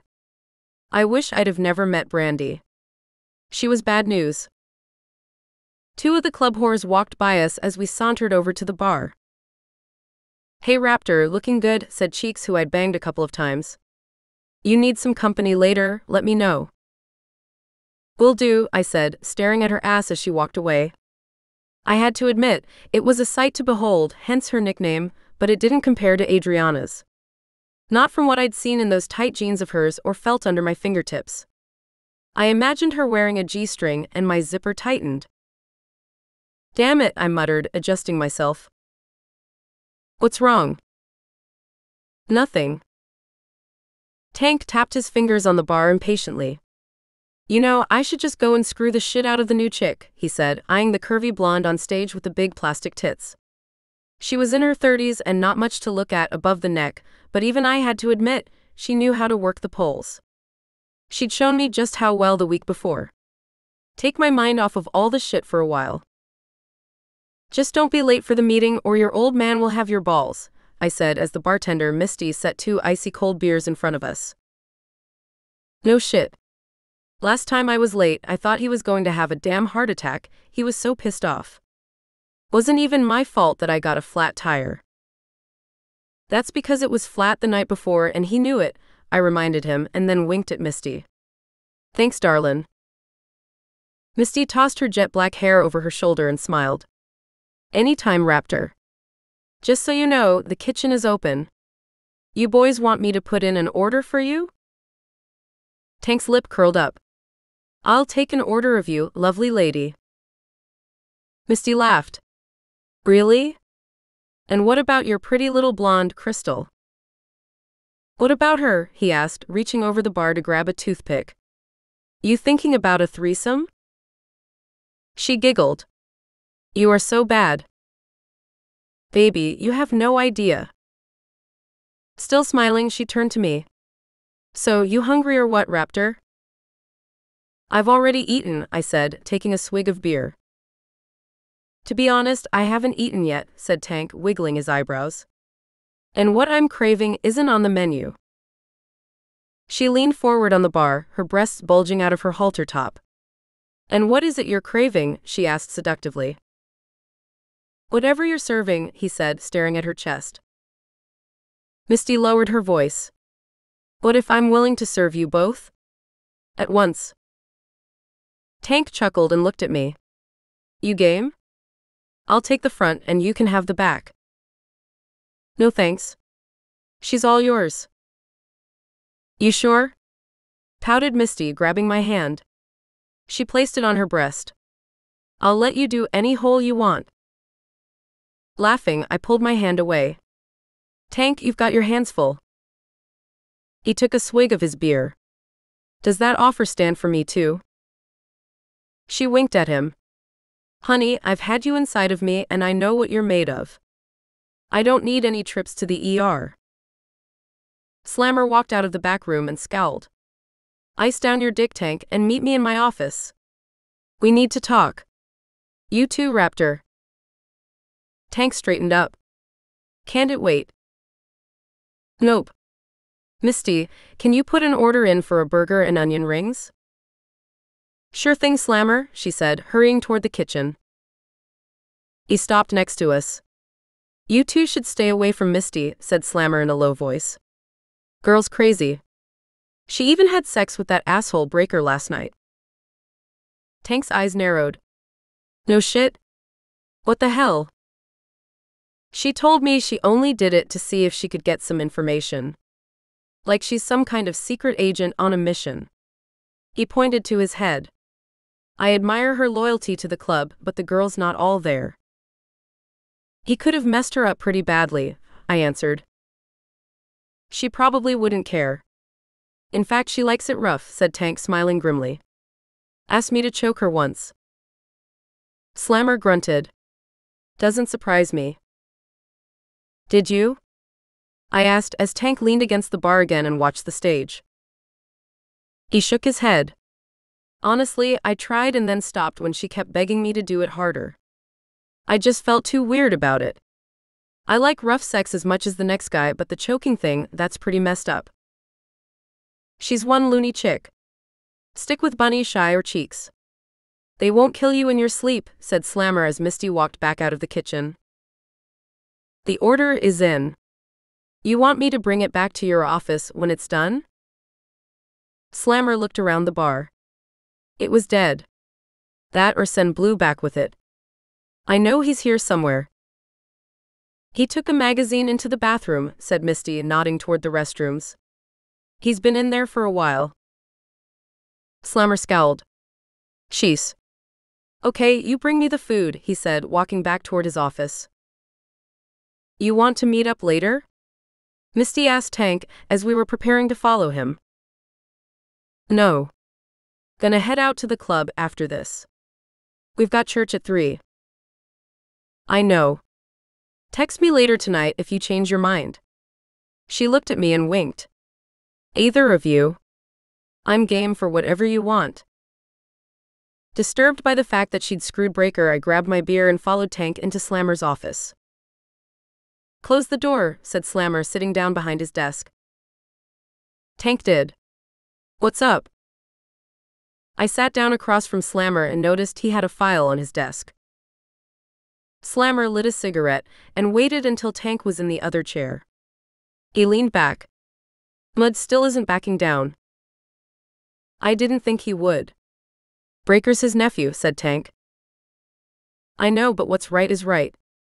Letting Breaker get away with raping my future stepdaughter is a punch in the face. I know he did it. Mud knows he did it. I need vindication. So you're absolutely sure it wasn't one of the other Devil's Rangers? Asked Tank. Oh shit yeah, said Slammer, who was looking every bit of his 57 years. He rubbed the gray stubble on his chin and sighed. Jessica saw the patches on his cut. It was theirs. She remember anything else? I asked. To be honest, she won't even talk to me. Just to Franny. But the description she gave fits. And we all know what a crazy whack job Breaker is. I'm sure this was personal, said Tank, staring at his beer bottle. Hell, I know it was. He must have known who she is. I agree, said Slammer. And I'm not letting that son of a bitch get away with it. What are you going to do? I asked. I've ordered a hit on him, he said, opening up the folder. Inside was a picture of Breaker and a sheet of paper with his address and other personal information scribbled across it. I need you to deliver this to our guy. Why don't we just do it ourselves and get it over with? Asked Tank. That's what they're expecting. We do this out in the open, there will be an all-out war. It has to look like something else. So what? He said, his eyes hardening. We need to send them a message. All of them. I agree, son. You know I do. But, he blew out a cloud of smoke. I'm getting married soon, and I promised Franny that I wouldn't land my ass in jail. I don't want either of you going, either. Not for that bozo. So, who's going to do it? The judge? I asked. He nodded. I don't want anyone else to know about it, though. Not even the rest of the crew. Why not let them in on it? Asked Tank. They're going to figure out you had something to do with it anyway. Can't do that. Why? I asked. Slammer never made any decisions like this without letting the others know about it first. Of course, he didn't order many hits on people either. This was only the second one I'd heard of. I think one of them is an informant. A cop? I asked. He grunted. No, not that. A stool pigeon. For mud. How did you come to that conclusion? Asked Tank. Information has been leaked. Information that neither of you even know about. What the hell does that mean? Asked Tank, looking pissed. Mud asked me how to get in touch with Jordan Steele. He shouldn't even know that we're connected. That I've ever had any business with him. Who is this Jordan Steele? I asked. I'd never heard of him. Slammer looked me straight in the eye. Your brother. The judge. Chapter 16. Adriana. My mother went back to the shop to check on business, and I took a shower. When I was finished and blow-drying my hair, Tiffany called me. Holy crap, I just heard what happened, she said. That asshole. I walked into my bedroom and started searching for something to wear. I know, I replied, pulling out a black cashmere sweater from the dresser. I threw it on the bed next to my new white denim skirt and decided they'd look good together. Did you call the police? No, I replied, rifling through my underwear drawer. I held up a white silk thong, one that I'd purchased on a whim, and decided to pair it with a black and white push-up bra. It's not for Trevor, I told myself. In fact, I'd decided not to meet with him later. No matter how sexy and sweet he'd been, I didn't need to get involved with someone who had admitted that he was some kind of an outlaw. Especially after what my mother had told me. Even if it was just for sex. Amazing sex. Why not? She screeched. That guy should be locked up. It's going to be taken care of, I said, remembering Trevor's words. What does that mean? I sighed. I think he's going to be roughed up. She was silent for a few seconds and then laughed. You can't be serious? By who? Oh wait, by Tank and his biker friends? Something like that.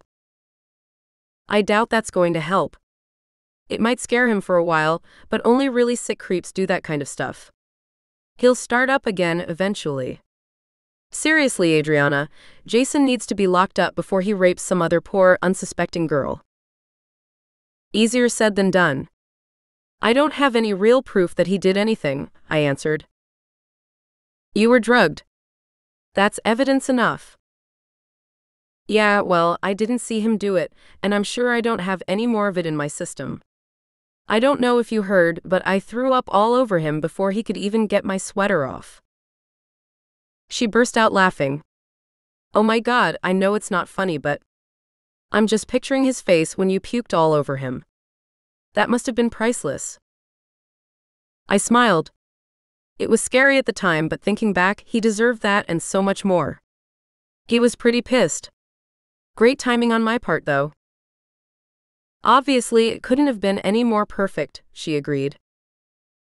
I just wish it would have happened before I got in the car with him. He dropped me off in the middle of nowhere, and I had to call Tank's friend for a ride. Tank's friend? Well, I tried calling you, I replied, not ready to tell her too much about Trevor yet. After the conversation with my mother, I wasn't too sure about him myself anymore. I know, I'm sorry. I actually ended up going over to Jeff's. I told Crystal, but she forgot. Jeff was a guy she sometimes hooked up with after clubbing. They used to date in high school. It's okay. You know, I wonder if the other guys were in on it, said Tiffany, sounding angry again. Gary and Brian. And what was that other guy's name? Lucas? Yeah, that's it. I don't know if they knew about it. Damn assholes. Have you ever seen any of them before? I asked, knowing she hung out at the clubs frequently. Not that I remember. I mean, it's possible, I guess. I may have just never noticed those guys. My phone vibrated. I gotta go, I told her. It looks like my mom's trying to get a hold of me. Okay. Call me later. I will. I hung up and called my mother back.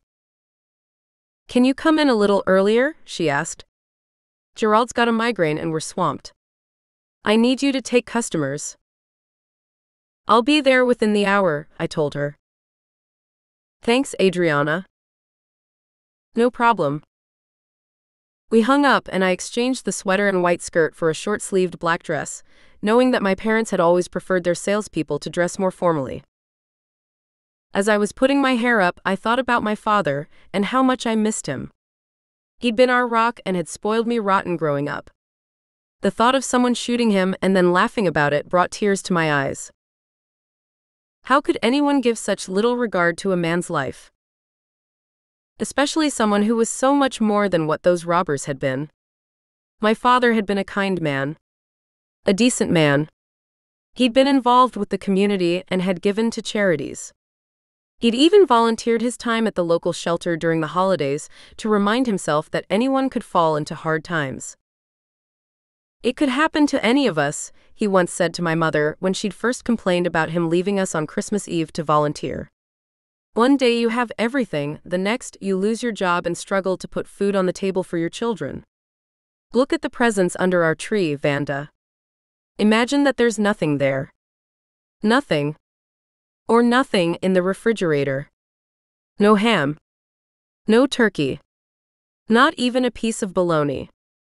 Then imagine what it's like to have to look into your child's face and tell them that there is no Santa Claus because you can't afford to buy them a gift, let alone a full meal. Then she said he'd grab the credit card and went to buy as many toys as he could carry to the shelter after purchasing a Santa Claus suit. It became a tradition, and the following year Vanda began to help him while I stayed behind with my grandparents, not having a clue as to what they were doing. Then, when I was old enough to understand, I helped wrap presents and even tagged along to deliver them. It wasn't until we moved to Iowa, after they'd been robbed, that things changed and the volunteering stopped. Dad was diagnosed with lymphoma, and his health began to deteriorate rapidly. Despite chemotherapy and trying other kinds of homeopathic treatments, he had died within 18 months.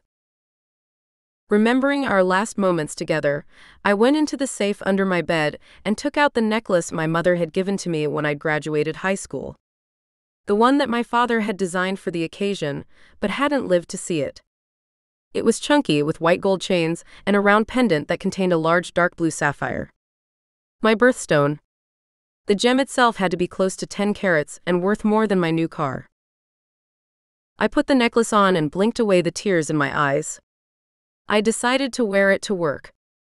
Not only in honor of my father, but as a reminder to why I needed to stay away from Trevor, no matter how hard it was to resist that sexy blonde biker.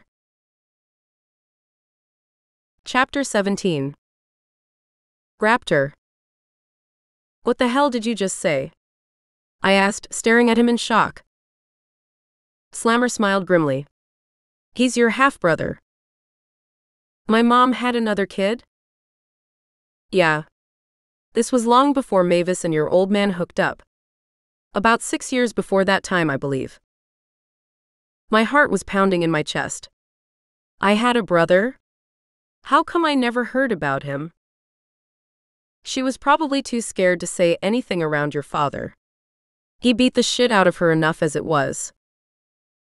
Is that why she took off? I asked, feeling a lump in my throat. Did she take off to be with her first son while leaving me behind? She left to get away from your father. She knew I'd take care of you. I told her I would and she trusted me. She's my second cousin. Did you know that?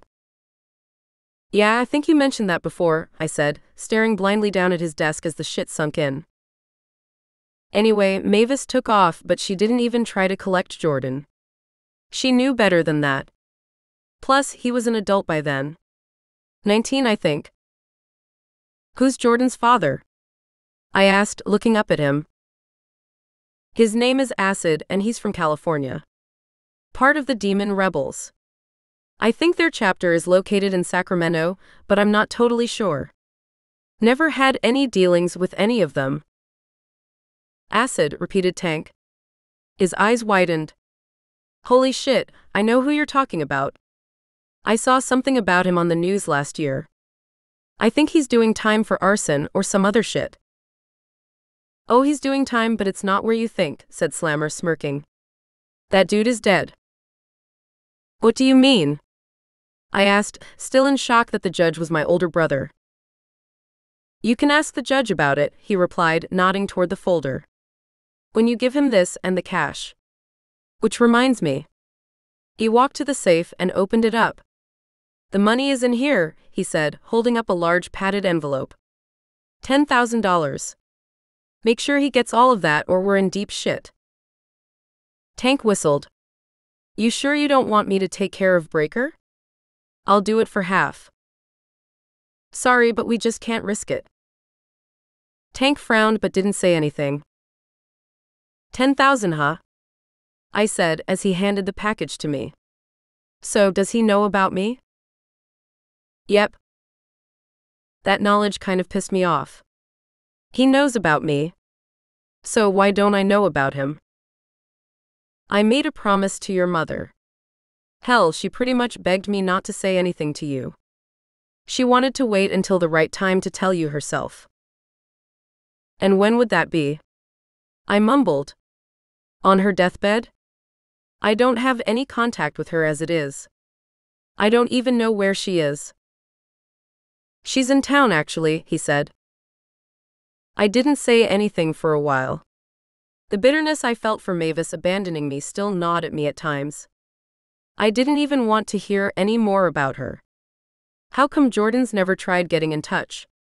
I asked, changing the subject to him. Slammer took a few seconds to answer.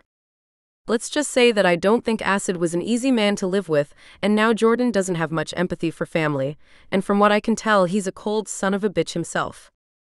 He even refused to meet your mother. From what I've heard, he's a loner, said Tank. In fact, I heard that he hates people. All people. Maybe not. Maybe so. Whatever the case may be, he is a mercenary, and having friends and family would be more of a liability. Yeah, I get it. So who all knows about him? I asked, wondering where the leak was coming from. Up until a few weeks ago, only your mother and I knew who the judge really was. But then she showed up here, asking me to set up a meeting between the two of them. To be honest, I think she wanted to have him do a job for her. Anyway, when he said no, she got drunk and whined about it to a couple of our brothers. Later that night, they approached me about it, and I had to come clean. I told them to keep their damn mouths shut, though. Obviously, one of them didn't. Horse. Well, he told Chopper and Chopper told Buck, and you get the idea. Anyway, the last I checked, everyone but you two knew about it. Figures, said Tank, shaking his head. That got out of hand pretty quickly. And why the hell didn't you tell me? I'm your second in command. Not to mention your son. I just did. Tank snorted. Still, it's easy to see how Mud learned about it. I doubt there's a damn conspiracy. They all gave me their solemn word that nobody else would find out about it. Nobody. And that they'd keep their mouths shut, said Slammer. They probably told their old ladies, and that's how it leaked, I said. You know, most of them are always running their mouths about this thing or that. Exactly, and that's why I warned them about keeping it quiet. From what I gathered, none of the old ladies know about it either. Still, I don't know, said Tank. They may have promised, but shit happens. People get drunk and talk shit. Do we have a traitor in our group? I don't know. More than likely, it's just a couple of guys who can't hold their liquor. Don't get me wrong, I'd kick their ass if I found out who leaked it. Slammer sighed and rubbed the bridge of his nose. I know. It's why nobody else is going to learn about the hit on Breaker. Nobody. Got it? Of course, I said. Tank nodded. When did Mavis find out about the judge? I asked. Slammer frowned. Well, to tell you the truth, I screwed that up myself a couple of years ago. She was over at the house, and we were sharing a bottle of Cuervo Gold. We started talking about you and then Jordan and Acid. Said she didn't even know if Jordan was alive, since he'd basically disappeared off of the face of the earth. That's when I told her. Mavis was over at our house? Asked Tank. He looked at me to see my reaction. Thought she was the one who'd disappeared off the face of the earth. No shit, I said. I know. I know. Slammer rocked back on his chair. Look, there's something I never told you, but Mavis dropped by quite a bit, asking about you. I didn't know that. Funny, she could have just come to me directly, I said dryly. She was scared and confused. He sighed. I hate to say this, but with all of the beatings your mother took over the years, she's not the same person I once knew. I mean, she always had a drinking problem and hung out with some real assholes, but now, let's just say that she's not all there. Not mentally. I gave him a disgusted look. I wouldn't know the real Mavis. She kept her distance from me even when I was a kid, I muttered, thinking back to my childhood. The fighting. The drinking. Even the drugs. The closest thing I had to a real home was living with Slammer and Tank. I certainly wasn't going to hold a grudge against him because he never said anything. He had his reasons. I sighed. So, where is she living now? I guess she's been staying with a girlfriend. And she wants to hire the judge for a hit? That's what I'm guessing, said Slammer. You know who? I asked. Not too sure. You hear from Butch lately? He asked, smirking. That would be my first guess. My old man Butch was in prison for drug smuggling. Nope. Just that time 2 years ago when he asked me for some money. Said I owed him because he gave me life. Tank grunted. What a prick. You didn't give him any, did you? I shook my head and smiled. I gave him what I felt he deserved. My middle finger. Slammer's cell phone went off. He picked it up and looked at the screen. It's Franny. I need to take this call. So, how do I reach Jordan? I asked. He'll contact you. I gave him your number. And for shit's sake, don't call him Jordan. Call him Judge. Hey darlin', he said, answering the phone. I had to smile when I noticed his voice rise to a higher tone. Tank nodded toward me and we got up and left the office. Remember what I said about keeping your mouths shut, hollered Slammer as we walked down the hallway. And don't miss church. You want me to head out with you? Asked Tank as we stepped back into the bar. Make sure that money stays safe. I patted the envelope. It's safe with me. Besides, didn't you want a piece of Misty? I asked, nodding toward the bartender, who was waiting on a couple of regulars. Hell no. You heard what the old man said. I'm not going near that shit. Not after Breaker infected it. He sighed. In fact, I'm going to call Crystal. Make sure it's still on for tonight. You still want to go and hunt that date-raping weasel down, don't you? Jason? Yeah. He needs some guidance counseling. Tank grunted. No shit. I'll meet you at the clubhouse, I said, walking toward the doorway with the file. I've got a couple of errands to run first. Okay, brother. Chapter 18. Adriana. When I finished putting my makeup on, I slipped on a pair of black pumps and a lightweight overcoat. Then I locked the house up and walked over to the garage where my Verano was parked. When I started the engine, I noticed I was getting low on fuel, so on the way to Dazzle, I stopped at a fuel station. I'd just started pumping gas when I noticed that a big black truck had pulled up behind my car. Ignoring it, I continued filling my car with gasoline. The person in the truck got out, and I heard footsteps come up behind me. Darlin', I thought that was you, said a gravelly voice. I turned around to find myself looking up into the cold, flat eyes of the biker who'd been harassing me at Griffin's. Breaker. I tried to remain calm. Sorry? I said, pretending I didn't know him. The guy was even scarier in the daylight, the scar on his face standing out like a warning sign. Something told me that he'd probably deserved it. You're the hot little number from Griffin's last night. You must remember me, darlin'. My heart was pounding as I pulled the nozzle out of the car and shoved it back into the machine. I'd barely filled my tank, but I wanted to leave as quickly as possible. Knowing that he'd gone to prison for rape was terrifying. Especially since he was obviously still interested in me. Sorry. You must have me confused with someone else, I answered, laughing nervously.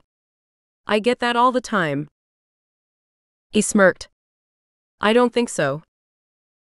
Ignoring him, I pulled out my receipt and tried getting into my car. You know, I'd never forget a face like yours, he said, blocking my way. Excuse me. You're in my way. His eyes went to my necklace. Damn, is that a real sapphire?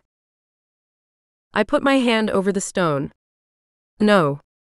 Of course not. It's costume jewelry. Now, if you'd please get out of my way, I really have to be somewhere. Are you okay, honey? Asked a little old lady, pumping gas across from me. Mind your own business, Grandma, said Breaker, stepping out of my way. The woman quickly turned away and continued pumping. Nosy old bitch, he muttered and then turned back to me. You meeting up with Raptor? I ignored him. He chuckled. You look like you're going on a date. He's not going to be happy knowing that you're seeing someone on the side. I was about to tell him that I wasn't seeing anyone, including Raptor, but caught myself. That would have been asking for more trouble. I forced a grin. For your information, I'm going to work, but I will be seeing him later. He grinned slyly. Work, huh? Where you work, darlin'? I couldn't help it. I was tired of his questions. It's none of your business, I said, slamming the door shut. I quickly started the engine and locked all 4 doors. As I backed away, I noticed that he was laughing. Asshole, I mumbled, turning the car around. I drove out of the parking lot and headed down the road, still shaken. The light ahead turned red and I slowed down to a stop. As I waited for it to change, someone revved their engine behind me. I looked into my rearview mirror and my blood ran cold. Breaker was behind me in the truck, and only inches from my bumper. I swore under my breath, hoping that he wasn't following me and just heading north. But common sense told me that was not the case. When the light finally changed, I began to drive forward, but didn't head toward Dazzle, which was only a few blocks away. The last thing I needed was for him to learn where I worked. Instead, I continued forward, not exactly sure where I was headed. Frustratingly enough, he stayed behind me for the next 5 lights. Shit, he must really be following me, I thought, deciding to take a right at the next light. As I put my blinker on and changed lanes, I noticed he did the same. We both turned on the green arrow, and I looked back at him in my rearview mirror. I couldn't see his face because the windows were tinted, but something told me he was enjoying this. Tightening my hands on the wheel, I sped up and took the next exit, this time turning left. He quickly followed. Damn it, I snapped, my heart racing. I reached into my purse, which was sitting next to me on the seat, and grabbed my cell phone. Trying not to get into an accident, I quickly dialed Trevor. Hey kitten, he answered, a smile in his voice. I didn't expect to hear from you until later. Breaker is following me, I said quickly. He swore. Talk to me. I told him about seeing Breaker at the gas station and how he'd tried talking to me. Now he's on my tail. I'm going to kill that asshole myself. Swear to God, he growled. Okay. Where are you? I gave him my approximate location. Should I drive to the nearest police station? I asked, still seeing Breaker's truck in my mirror. He'll just drive away if you do that. Isn't that the point? I exclaimed loudly. I want to confront the piece of shit. Let him know that nobody follows my girl. I'm not your girl, I thought, although I had to admit that part of me was giddy at the comment. Seriously, I don't want to be part of that. I just want him to go away and never see him again.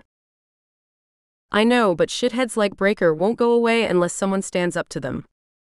Look, he said, why don't you head on over to Griffin's? You're only 10 minutes away. I'm in the parking lot now. I'll make sure that pile of shit never bothers you again. You feel me? I was feeling more frustrated than anything as I stopped at another light. This time, however, Breaker got into the right turning lane. Wait a second, I said, looking over at his truck. He's turning away. Thank God.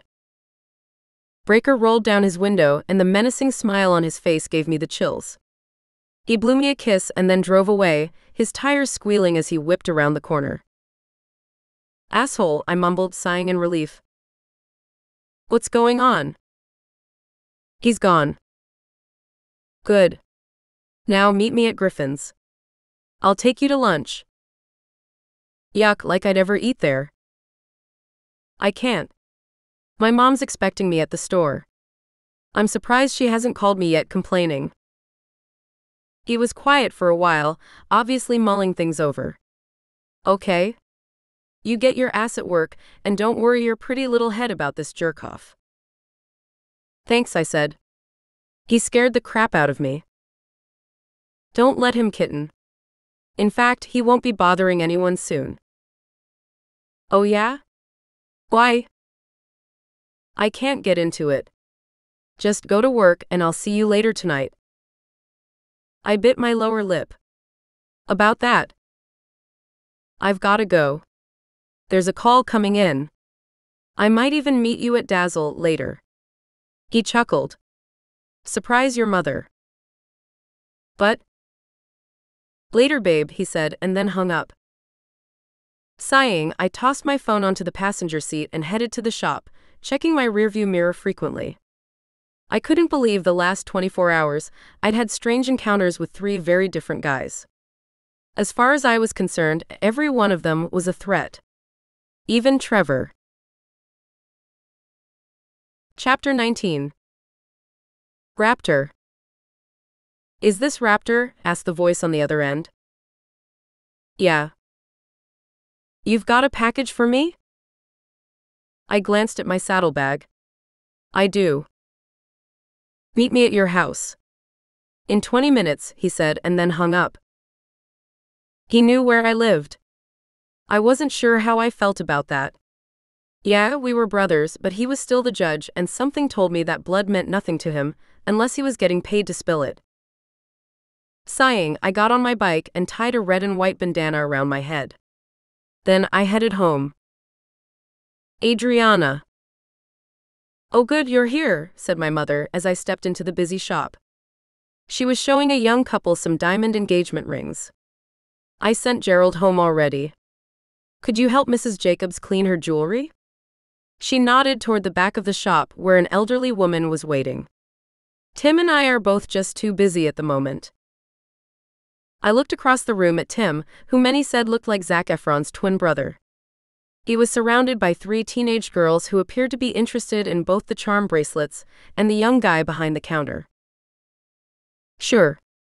No problem. Hi, Adriana, said Tim as I walked by him. He looked at me over his shoulder and gave me a dimpled smile. Hi, Tim. You look lovely today. Hey, he squinted. Is that a new necklace? It's gorgeous. It's not new. By the way, you're looking pretty swanky yourself. Tell whoever's dressing you that they have amazing taste. He winked. I certainly will. As usual, he was dressed to the nines in a black tailored suit. His boyfriend Juan worked at Macy's and had excellent taste in fashion. From what I understood, he selected all of Tim's clothes and wouldn't let him step out of the house without approving his clothing choices. I hung up my coat on the hook behind the counter and began helping Mrs. Jacobs. When her jewelry was cleaned, she asked to look at some earrings that were in the case. These are so lovely, she said, trying on a set of pearl ones. I keep looking at them every time I visit your shop. She sighed. I should just get them. I would. They're beautiful and they're not lab-created, I told her. Hence the price. You're going to pay for quality, and Vanda goes to great lengths to make sure we sell the finest pearl earrings in Iowa. Yes, I believe it. I do know that you get what you pay for, too. I've learned that over the years. I nodded. The price is reasonable. I keep waiting for them to go down, though. We had a sale last week, I whispered, leaning forward. 20% off. If you want the earrings, I'll do what I can to get you that same deal. I know the owner and I'm pretty sure she'll okay it. She smiled. If you can do that, I'll take them for sure. I winked. Let's wrap them up so you can take them home. Thank you, Adriana. I'm going to tell your boss that you're a keeper. I laughed. Thank you. Hopefully, she'll believe you. You two are having fun over here, said Vanda, walking over to us after ringing up her couple. I like that. A happy customer is a return customer, said Mrs. Jacobs. And you know I keep coming back. And we are thrilled that you do, she replied and then looked down at the earrings. Ah, you're getting them. The ones you've been eyeing for weeks. I just marked them down too. Perfect timing. My eyes widened. You did? Yes, she replied. I took 20% off last night. So, I'm getting 40% off of the original price? Raved Mrs. Jacobs, grinning. My goodness. This is really my day. My mother's eyebrows shot up and she looked at me. I laughed nervously. I promised her 20% off the current price. Sorry, I didn't know you'd already lowered it. I could tell by the look in her eyes that she wasn't too happy with me, but she faked it for Mrs. Jacobs. It's quite all right. She winked at the older woman. I guess this is your lucky day, isn't it? Well, I don't know who deserves it more than you. I really do appreciate all of the business you've given me, Mrs. Jacobs. All of us do. Call me Mary. Mary. Thank you, Mary, she replied. The phone in the store rang and Tim answered it. Adriana, it's for you, he said, putting the caller on hold. I'm with a customer, I said. Can you take a message? It's okay. I'll ring her up, said my mother. Take your call.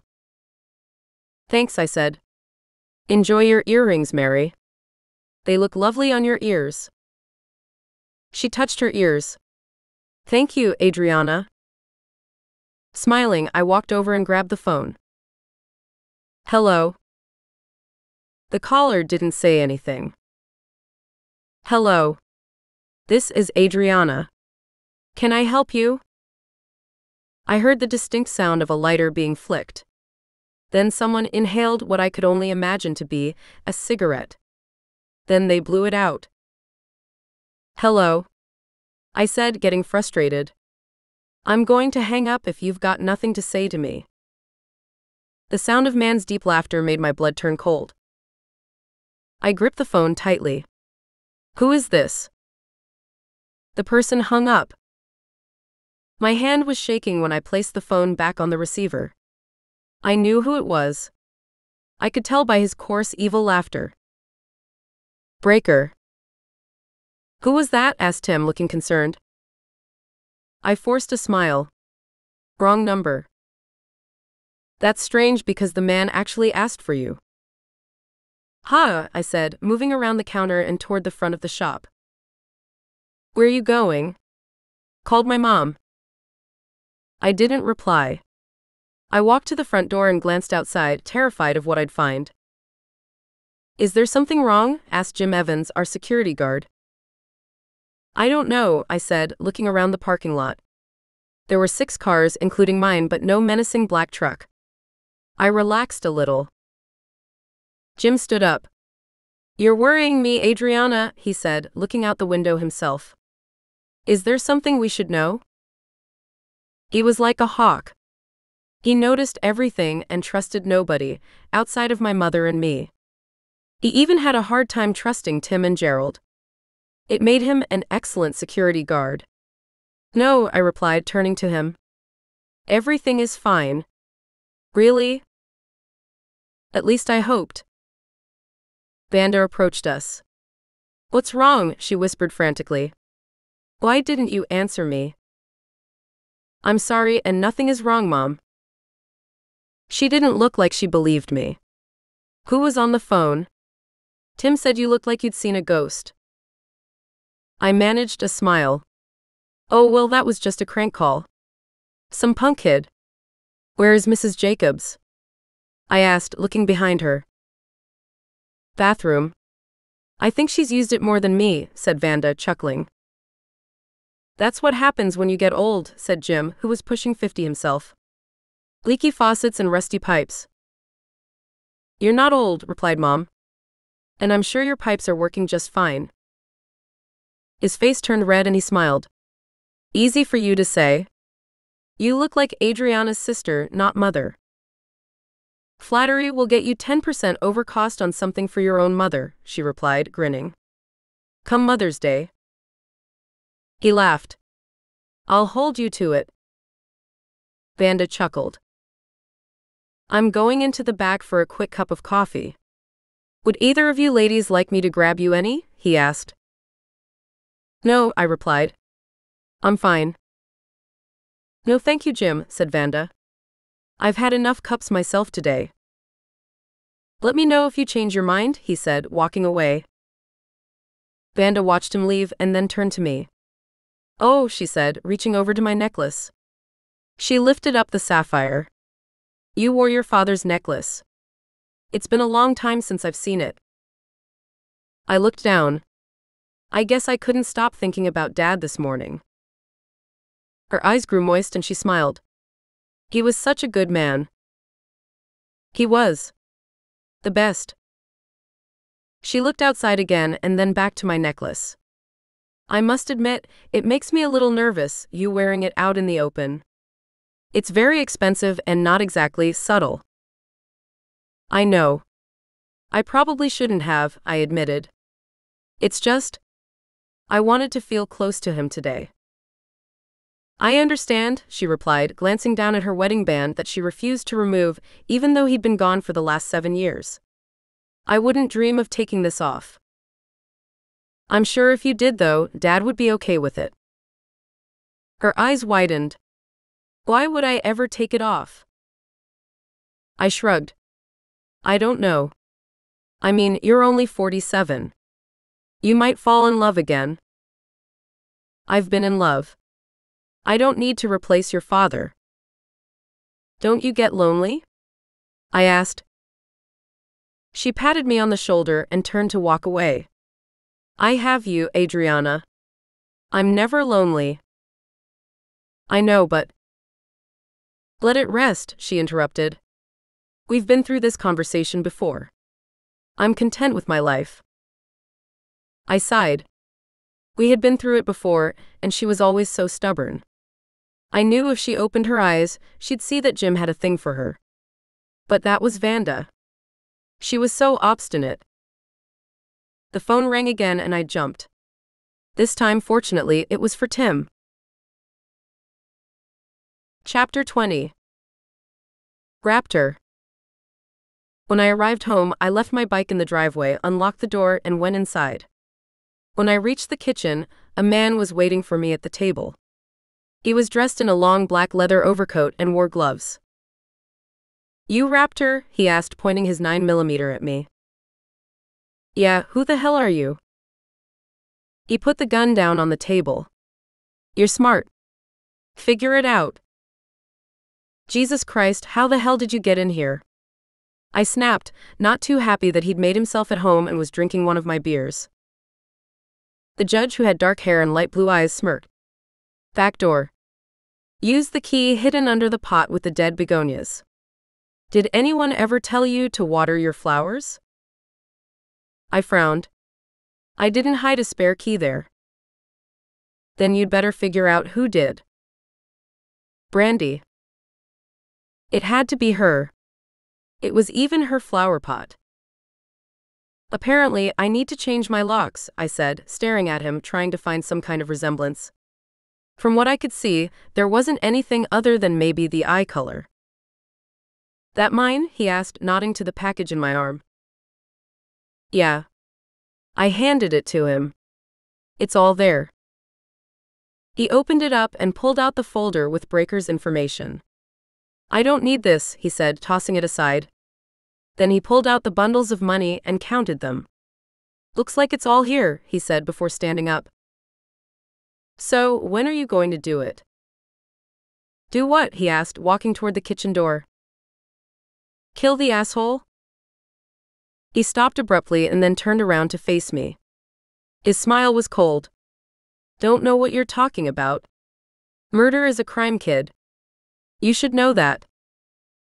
"I'm not your damn kid," I said, not appreciating his condescending bullshit. "Relax, brother," he said, smirking again. "Didn't your daddy ever teach you the importance of self-control?" "My old man's idea of self-control was waiting until 7 a.m. for his first shot of whiskey," I said. "From what I hear, your old man wasn't much better, Jordan." I thought he'd be pissed, but instead he surprised me. "See, that's where you're wrong," he replied, removing one of his gloves. He lifted his right hand, and even I had to wince at the scars. He demanded self-control. As you can see, I learned it early on. "That's from acid, isn't it?" "Oh yeah," he said. "Looks like dear old Ma sure knew how to pick 'em." I smirked. "No shit. Have you met her?" "No," he said, putting the glove back on. "And I really don't care to. I haven't seen her in years myself." "Lucky you," he said, walking out of the kitchen. I followed him. "What happens now?" "I leave," he said, turning around. There was a look of mirth in his eyes. "Why?" I shrugged. "I don't know. Did you want to ask me anything?" "About what?" "We're brothers. Thought you'd be curious." "It's only blood, kid," he said, heading down the steps. "Don't get hung up on it." I didn't know what else to say. It was obvious that he wasn't interested in shooting the shit, but that didn't stop me from being curious. "See you around?" He grunted. "In my occupation, you'd better hope that you don't." I stared at him. He grinned and then left. I pulled out my cell phone. "He's paid," I told Slammer. "He say when it's going to happen?" "No. In fact, he acted like he didn't know what the hell I was even talking about when I asked him the same thing. That's the way he is. Okay, get your ass to the chapel. Meeting is going to start in 30 minutes. I'll be there." He hung up. I put my phone away and went around the house, checking the locks. Then I went outside and found the key he'd replaced under the flower pot. I stuck it in my pocket, threw the flower pot away, and left for the clubhouse. Slammer smacked the gavel and called the meeting to order. There were 19 of us in the Jensen chapter, plus 3 prospects hoping to be patched. The prospects were absent, as they weren't allowed at the meetings for obvious reasons. It was most of the same stuff, with the treasurer going over our finances, new correspondences, and then us voting on prospects. When that was finished, Slammer made a surprising announcement. "You all have heard by now what happened to my old lady's daughter," he said, staring down at his folded hands. "And about my meeting with Mud last night." "How did that go?" asked Horse. "Actually, it didn't go very well. But that's already old news." "What do you mean?" I asked, wondering where he was going with this. He grinned. "Well, today we talked and I think we've cleared up our issues. We even called a truce." "No shit," said Chopper. "That's right," he replied, smiling around at everyone. I had to give him credit, he was smooth when he wanted to be. "The shit between us is all smoothed over. We're good." "What about Breaker?" asked Horse. His smile faltered. "Well, as usual, my temper got the best of me when I first found out about the incident. But we all know that you can't go pointing fingers without evidence. Truth is, we have no proof that Breaker is the one who attacked Jessica. Could have been a number of scumbags. Hell, she's not even sure herself who did it." "But they were wearing a cut that matched the Devil's Rangers," said Chopper, looking frustrated. "Come on, Prez. You know one of them did it. It's obvious." "I have to agree with Slammer," said Buck. "Unless we know for sure who did it, we can't go killing people without proof. Can't kill an innocent man for another man's sins." "Yeah, but he's the only one who's done time for rape," said Chopper. "You know this how?" asked Slammer. Chopper grunted. "I'm your intelligence officer, come on. It didn't take me long to find this shit out." "No, I suppose it wouldn't," he replied. "You sure you want to let this go?" asked Horse. "Like I said before, no proof. Plus I gave Mud my word that none of the Gold Vipers would touch Breaker," he replied. He looked at me and then the others. "And I plan on keeping my word. There will be no retaliation. No revenge, no nothing. Understood?" We all agreed. Chapter 21. Adriana. Fortunately, the rest of the day was calm at the shop, and there were no more calls from that freak Breaker. Trevor didn't call me back either. Nor did he show up at the store, which was kind of a relief. My mom would have flipped her lid. When 6 o'clock rolled around, we locked the doors and began doing inventory. Jim stuck around, which I was grateful for, since being alone at a jewelry store at night was disconcerting. After we checked off each piece of jewelry, Jim carefully placed them into the large walk-in safe where they'd stay until morning. By the time 9 o'clock rolled around, we'd finished with all 192 pieces, and I couldn't wait to leave. Reading all the item numbers on the tiny tags was exhausting. "There has got to be an easier way of doing inventory," I told her. "There is, but I like doing it this way." "But they have these scanners you can use now, Mom. You'd keep much better track of each piece." "It's far too expensive to set that up," she said, and then smiled. "Our way is already paid for." She was so frugal and old-fashioned at times it was aggravating. "Fine. If you like doing things the hard way. It's easy with your help. Now let's go to Cicely's," my mother said as we were locking up the shop. "My treat for making you do things the hard way." "You too, Jim."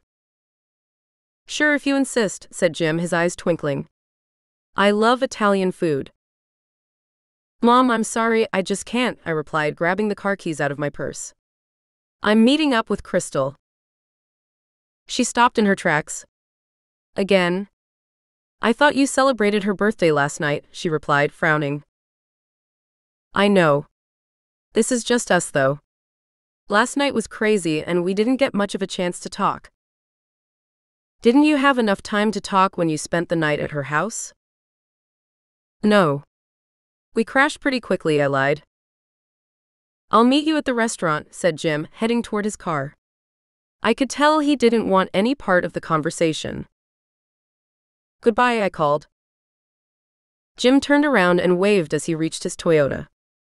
Have a good night, Adriana, he replied and then looked at Mom. I'll see you soon? Yes, she said, smiling. Very soon. He smiled back and got into his car. She turned back to me. You're not going to meet that man on the motorcycle afterward, are you?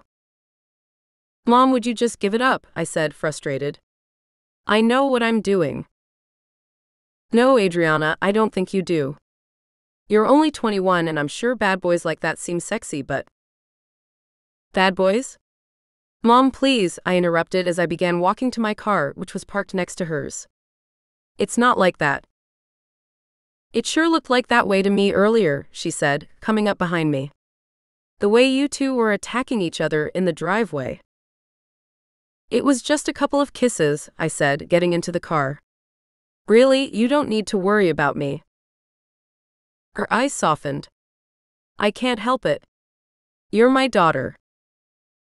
Your grown daughter, I reminded her. Look, take Jim out to dinner and enjoy yourself. I lowered my voice. It's obvious the man is crazy about you. She looked shocked. What? No. No, he isn't. I glanced back over at Jim, who was sitting in his car waiting for her. Oh yes, he is. You just don't see it. Quit worrying about me and think about yourself for a change. Go on a date, have some fun. She looked over her shoulder at him and then sighed. A date? Yes. Pretend it's a date. I can't do that to your father's memory. I still love him and it wouldn't be right. Mom, you don't have to stop loving Dad, I said softly. But don't deny yourself companionship with someone who adores you. Someone like Jim who's nice and is always there for you. She chewed on her lower lip. You really think he adores me? I guess you haven't noticed the way he looks at you. He definitely has a crush. A crush? Her cheeks flushed. Really? Yes, really. Aren't you attracted to him? I guess. I haven't thought about it. I mean, he's nice looking. Mom, seriously, you're too young to become an old spinster. She laughed. An old spinster? I smiled. That's right. If you look up the word in the dictionary, you might find your picture there soon if you don't do something. Mom smirked. You think I don't know what you're doing? What do you mean? Changing the subject. What I'm doing is letting you know that you can't control who is in my life, but you can control who is in yours. Right now, there's a sweet guy who is meeting you at Sicily's. He likes you. A lot. Who knows, maybe you'll find that you like him too. And not just as your security guard. She looked at Jim's car again, but didn't say anything. My cell phone went off. It's Crystal. I've gotta go, I said, looking down at it. Just be careful, Vanda replied, crossing her arms under her chest. I will, and have fun, I said, winking at her before slamming the door shut. She turned and walked over to her car. Hi, Crystal, I said, answering the phone. Hey, guess what, she said. There were voices in the background, and I could tell she was someplace crowded. What? I asked, starting my engine. We found him. Found who? Jason? Hell yes. I'm in the bathroom now. At Club Hideaway. I found out from Gary that he was heading here tonight. Tank and Raptor are keeping an eye on Jason. I think they're going to confront the prick outside since the place is crawling with bouncers. My heart began to race. Oh my God, I'm on my way. Okay. I'll let you know if we leave or if something happens. I'm 20 minutes away. I'll get there as quickly as possible. We hung up and I pulled out of the parking lot, wondering what they planned on doing to Jason once they had him alone. Would they just kick his ass or threaten him with a weapon? This is crazy, I thought. I should have just called the police. Someone is going to get hurt. I turned a corner. A few seconds later, I noticed the person behind me had their high beams on. Then I realized that it was a truck. Breakers. Oh my God, I gasped, moving quickly into the right lane. I watched in horror as he followed me.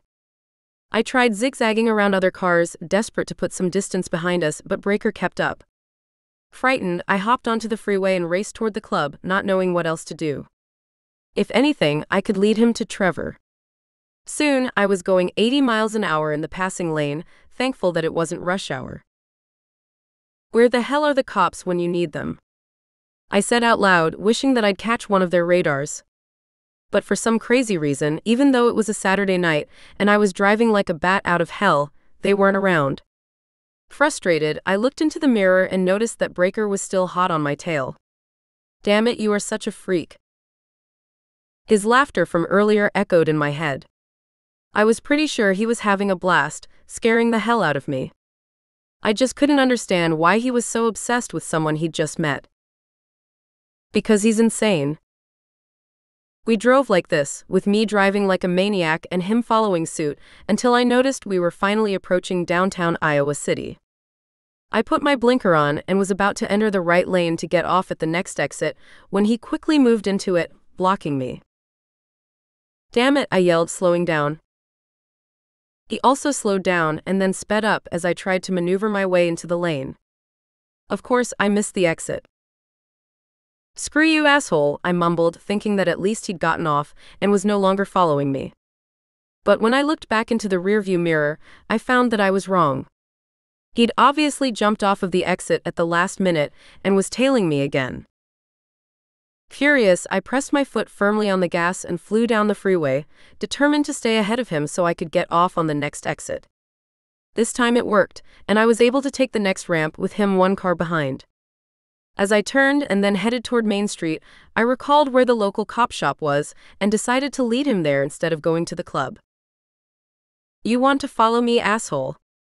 Go right ahead, I said, staring at him in the rearview mirror.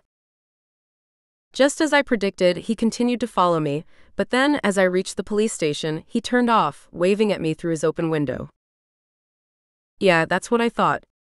You're nothing but a damn coward, I mumbled, going the opposite direction. Chapter 22. Breaker. Where in the hell are you at, Breaker? Barked Mud. Just driving around, he answered, following the brunette. He couldn't wait to get his hands on her hot little body, as well as that rock around her neck. The sapphire had to be worth 30 or 40 grand. You need to get your ass down to the clubhouse, brother. Rumor has it that the judge might be looking for you. His eyes widened. The judge? Where'd you hear that? Misty. She overheard Slammer talking about it earlier. Called and give me the heads up. I'm not afraid of that asshole. I'll slice his nuts off if he tries taking me down. Shove them up his ass. You'd better be. From what I hear, the guy has never missed a delivery, and this time, you're the one on order. Now get your ass back here so we can figure this shit out. Breaker sighed. That foxy little Adriana was just going to have to wait. I'll be there in 20. Don't stop off anywhere. We'll be watching for you. Click. Breaker set his phone down and got into the right lane. As he was about to turn, he rolled his window down and waved at Adriana. He couldn't see her face, but something told him that she wasn't smiling. In fact, he was pretty sure he'd scared the hell out of her. The knowledge made him horny. Prez, he mumbled, lighting a smoke. He loved Mud and the rest of the crew, but in reality they really were a bunch of pansies. Every last one of them. His brothers seemed to shake in their boots whenever the judge was mentioned. Well, he wasn't afraid of the Zorro wannabe freak. The judge was a joke. He wasn't even part of any club. The fact was, he would love to face the asshole and show him who the real judge was. Maybe stick a gavel up his ass and call it a night. Laughing to himself, Breaker turned down a dark dead-end street and parked his truck in a quiet spot. He couldn't help it, he needed to get off. Chasing Adriana had wound him up, and now, all he could think about was banging the little bitch. Pushing the play button on his stereo, he began listening to the CD he'd made. The one where he'd recorded the last bitch's screams. Jessica's. The fact that it was Slammer's old lady's daughter made it that much more exhilarating. He'd noticed the girl when he'd been trailing Slammer last summer. Saw her leaving his house. From that moment on, he'd followed the sweet piece of tail everywhere, waiting for the right opportunity. When he'd noticed her roommate leave with a suitcase a couple weeks back, he'd broken in and made himself at home. The rest was history. Sweet history that he'd recorded for his own sick pleasure. Sure, he knew he was a little twisted, but it didn't change the fact that he enjoyed torturing women. Making them beg for their lives. Just as he was about to unzip his fly, he felt the cool barrel of a gun against his temple. Gasping, he found himself staring at a man he didn't recognize. "You're one ugly cuss, you know that? I can also see why you don't get many dates," said the man, turning down the stereo. "Jesus, I don't know if anyone has ever told you, but your taste in music is pretty messed up." "Who the hell are you?" he growled. The stranger smirked. "If you have to ask, you're even dumber than I thought." "Screw you. Why don't you beg? Like the girl on the CD, you sick piece of shit." Breaker glared at him. "Go to hell. Thanks for the invite, but I'm not ready yet. Tell everyone that I said hello." Breaker's face turned white. "Wait a minute. I've got money too. I'll pay you double. Whatever they offered, I'll pay more." "This one isn't about the money." He lowered the gun to Breaker's crotch. "It's about a girl whose life you ruined," he said, pulling the trigger. Chapter 23. Adriana.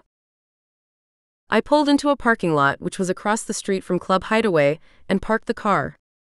Then I texted Crystal. She called me right away. Perfect timing. The shit is about to go down any minute. Jason is heading toward the door with some girl, and we're getting ready to follow him. I'll wait out here. I don't want him to see me. Good idea. I'll call you right back, she said, hanging up. I stayed in my car and watched the front door, anxious and scared at the same time. A few minutes later, I saw Jason step outside with a girl. He had his arm around her shoulders. I noticed she was lucid and actually seemed to be enjoying their conversation. It made me wonder if I was wrong about everything. Sure, he'd been an asshole, but had he really drugged me? As they walked toward the parking lot where I was hunched in my car, the club doors opened again. This time Trevor, Tank, and Crystal stepped outside. Blowing out my breath, I watched as the three kept their distance and followed them into the parking lot. Just as Jason approached his car, which was a couple rows away from mine, Trevor confronted him. "Raptor." "Excuse me, Jason?" He turned around and looked at me. "I'm sorry, do I know you?" he asked, looking uneasy. "No, but I think you know her," said Tank, nodding to Crystal. Jason's face turned pale. Hey Crystal. What's going on?" Crystal smiled coldly. "Heard you abandoned my friend last night. After you tried raping her, asshole." The girl standing next to Jason took a step back. "What? Jason, what is she talking about?" "Nothing, Michelle. Get in the car. I'll handle this." Michelle looked confused, but... "Get in the car," he said firmly. "Please." Sighing, she opened the door and slid into the front seat. Jason turned back to us. "What's this all about?" "You slipped something into Adriana's drink last night," I said. "What was it?" His face darkened. "That's bullshit. I didn't do any such thing." "Is that what she told you?" In 3 strides I had him by the throat. "Look, you little prick," I spat. "That shit could have killed her." "What the hell was it?" He tried clawing at my fingers. "I didn't," he croaked. "Let me go." I reached into my jacket and pulled out my revolver. I held it to his head and cocked it. "Tell me or I'll blow your head off." "Oh my God, no," hollered Adriana, who was running toward us. "Don't." I lowered the gun and shoved it into his nutsack. Don't worry, Jason. I'm not going to kill you. Just remove the source of everyone's problem. Please, he begged, holding up his hands. It wasn't me. Seriously. It was Lucas. He did it. For Gary. It was his birthday. I glared at him. Explain. Lucas just wanted him to get lucky. The shit was just supposed to make her horny. That's all I know. Gary wasn't interested in having sex with any of us, said Crystal, looking horrified. Don't put the blame on him. I'm not. I mean, you're right. He didn't even know about it. But you did, I said sharply. And you tried raping her. No, he lied. I swear. Say goodbye to your little friends, I said, mimicking Al Pacino. He began to cry. No. Please. I'll do anything. I heard the sound of sirens in the distance. Time to leave, said Tank. Swearing, I slammed my fist into Jason's face and heard the distinct sound of his nose breaking. He sank to his knees holding his nose. I think you broke it. Oh my God. I grinned. Good. It looks like it's your lucky day, dirtbag, because that's all I have time for. Now I know you've heard of the Gold Vipers, and now we've heard of you. Jason's eyes moved to my jacket, and the realization of who I was associated with made him look like he was going to shit his pants. I grabbed him by the collar and looked down into his face. I ever hear of you or your friends drugging these or any other girls, you're dead. You feel me? He nodded quickly. I mean it. You'll be 10 feet under and I'll bury you myself if I have to. I have plenty of shovels. I won't. I swear, he cried. Although I still wanted to beat the shit out of Jason, I released him. Let's bolt. The cops are getting close, said Tank. I turned toward Adriana, but she wouldn't even look at me. Sighing, I grabbed her by the elbow and began ushering her to the car she'd gotten out of. Meet me at my house, I said when we stopped. No, she said, pulling her arm away. She continued to avoid my eyes. I can't. I'm coming with you, Adriana, said Crystal, approaching the car. Okay, she answered. We need to talk, I said, feeling the tension between us. I couldn't understand why she was pissed. The guy got off with a broken nose. Shit could have been a lot worse. She didn't say anything, but I could tell the wheels in her head were turning rapidly. Raptor, said Tank. I'll meet you back by the bikes. I'm right behind you, brother. Tank held up his hand. Call me Crystal. She nodded. Yeah. I will. So you have a gun, blurted out Adriana, looking angry. Yeah, so? Yeah, so, she said, laughing coldly. I guess my mother was right. You're not just trouble, you are flat out dangerous. I tried to remain calm, but it wasn't easy. My adrenaline was still on overdrive. Not to you. Famous last words. Bullshit. I would never hurt you, I said, staring at her in frustration. You've got that right. Goodbye, Trevor, said Adriana, getting into her car.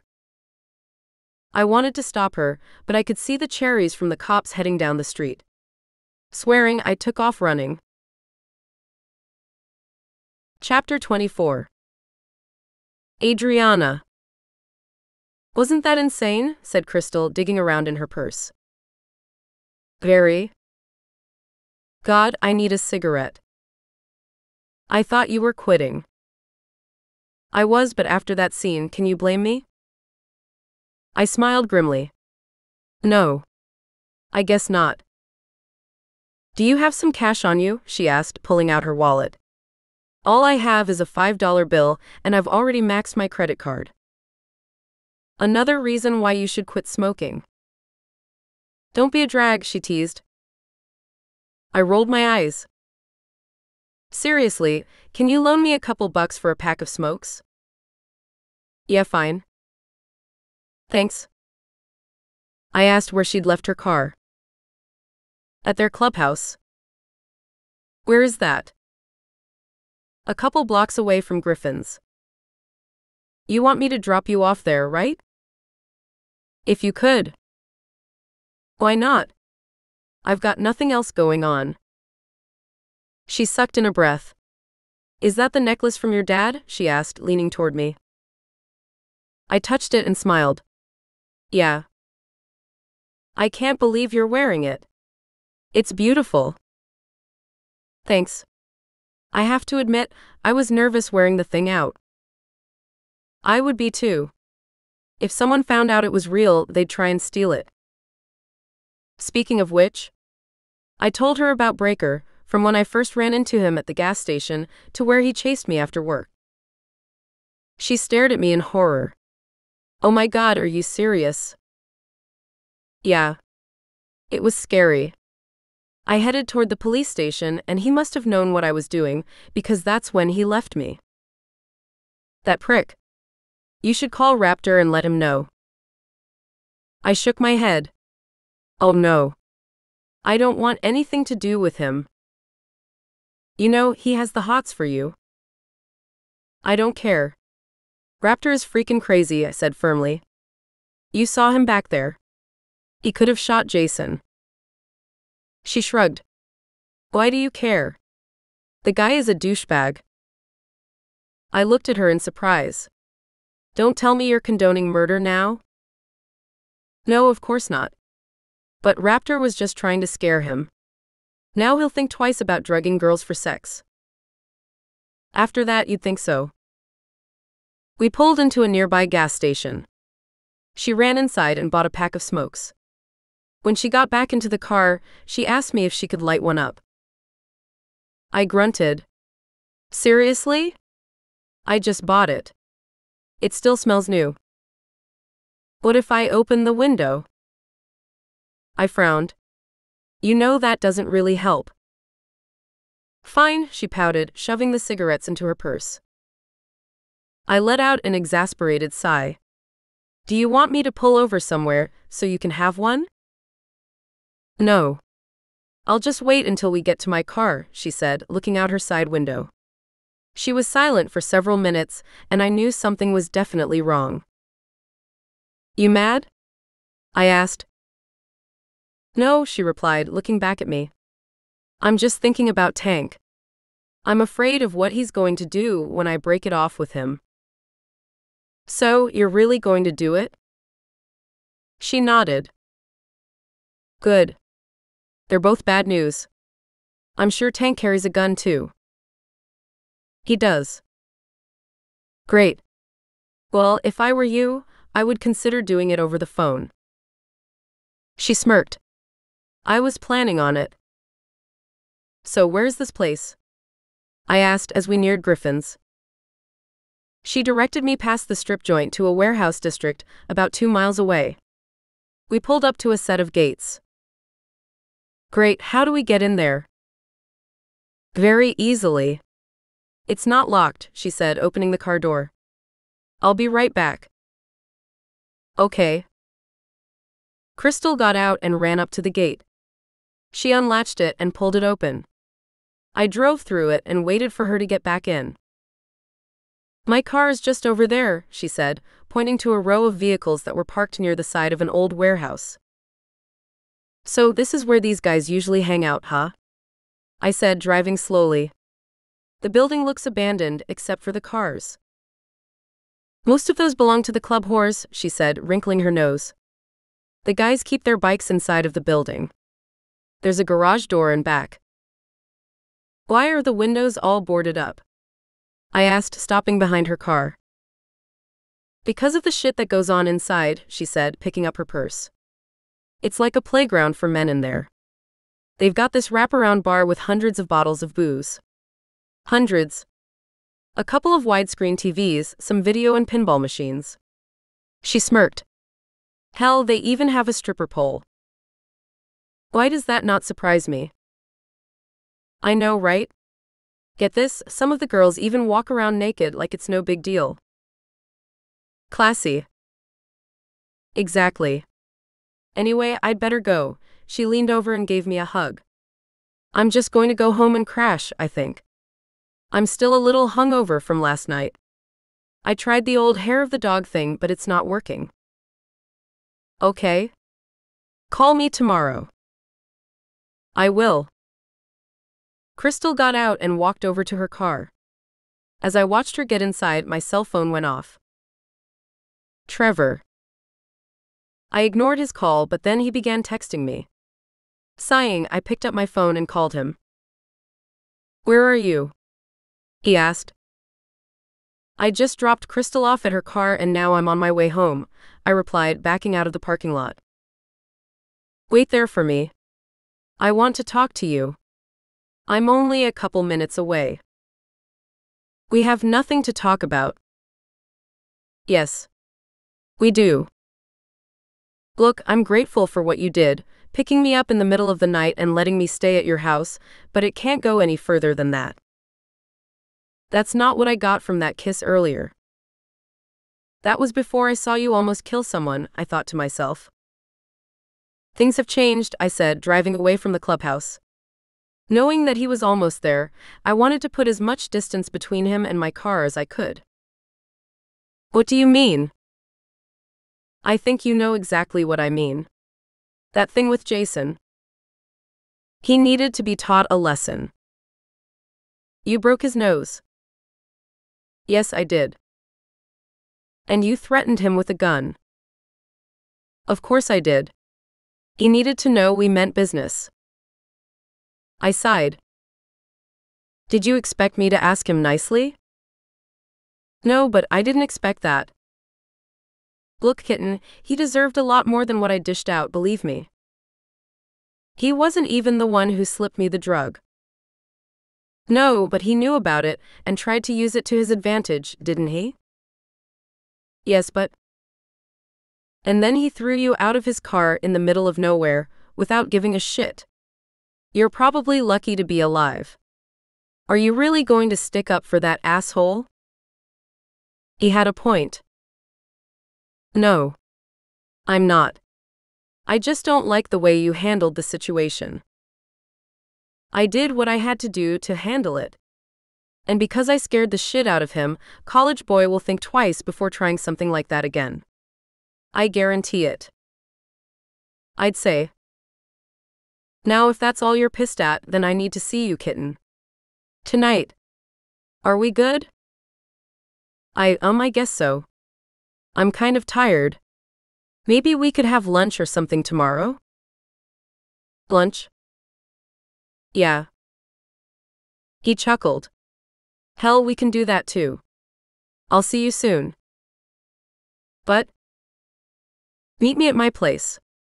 He hung up. I stared at the phone and realized this was the second time in 24 hours that he'd cut me off when I tried to say no. He obviously didn't do well with that word. Sighing, I put my phone down and headed toward my own house. If he wasn't going to listen to my protests, he'd sure as hell hear my actions loud and clear. Chapter 25. Raptor.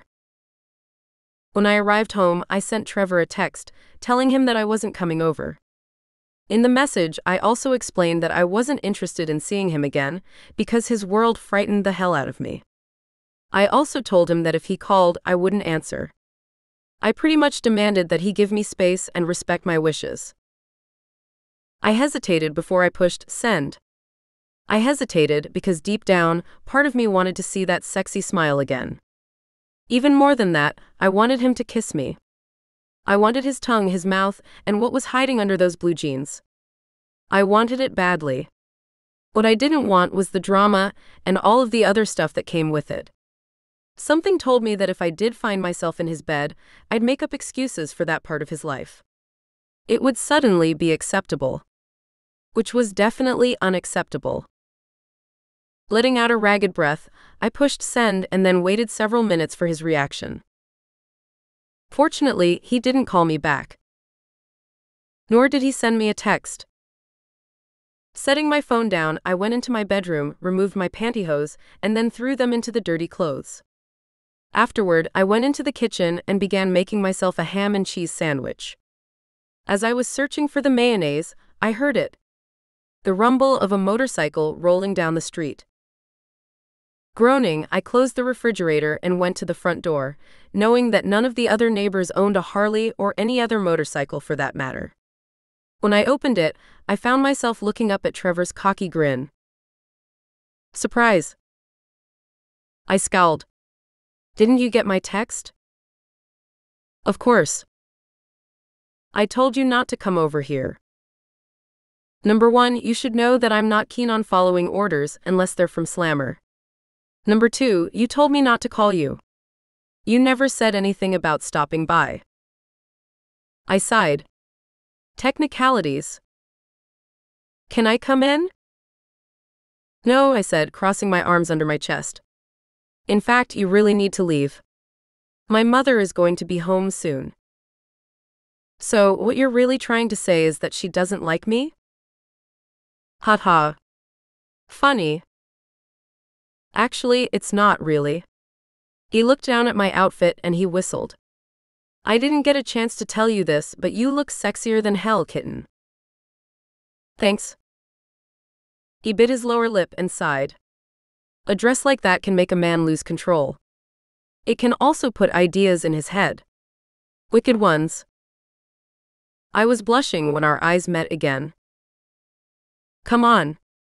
He leaned against the doorframe and whispered, "Take a ride with me." I can't. You can. You're just scared. It would never work between us.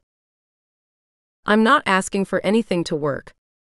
I'm just asking you to take a ride. I glanced at his Harley. It sounded like fun, but I knew it was a bad idea. Between the man and the machine, I'd never want to get off. Or maybe I would, and that was the real problem. What do you want from me, Trevor? A slow, sexy smile crossed his lips. Oh darling, do you really have to ask? Why the fuck did he have to be so damn sexy? If I get on your bike, I'm pretty sure I'll make some bad decisions before the night is over. He grinned wickedly. I won't tell if you won't. Heat pulled between my legs. The look in his eyes was making it so hard.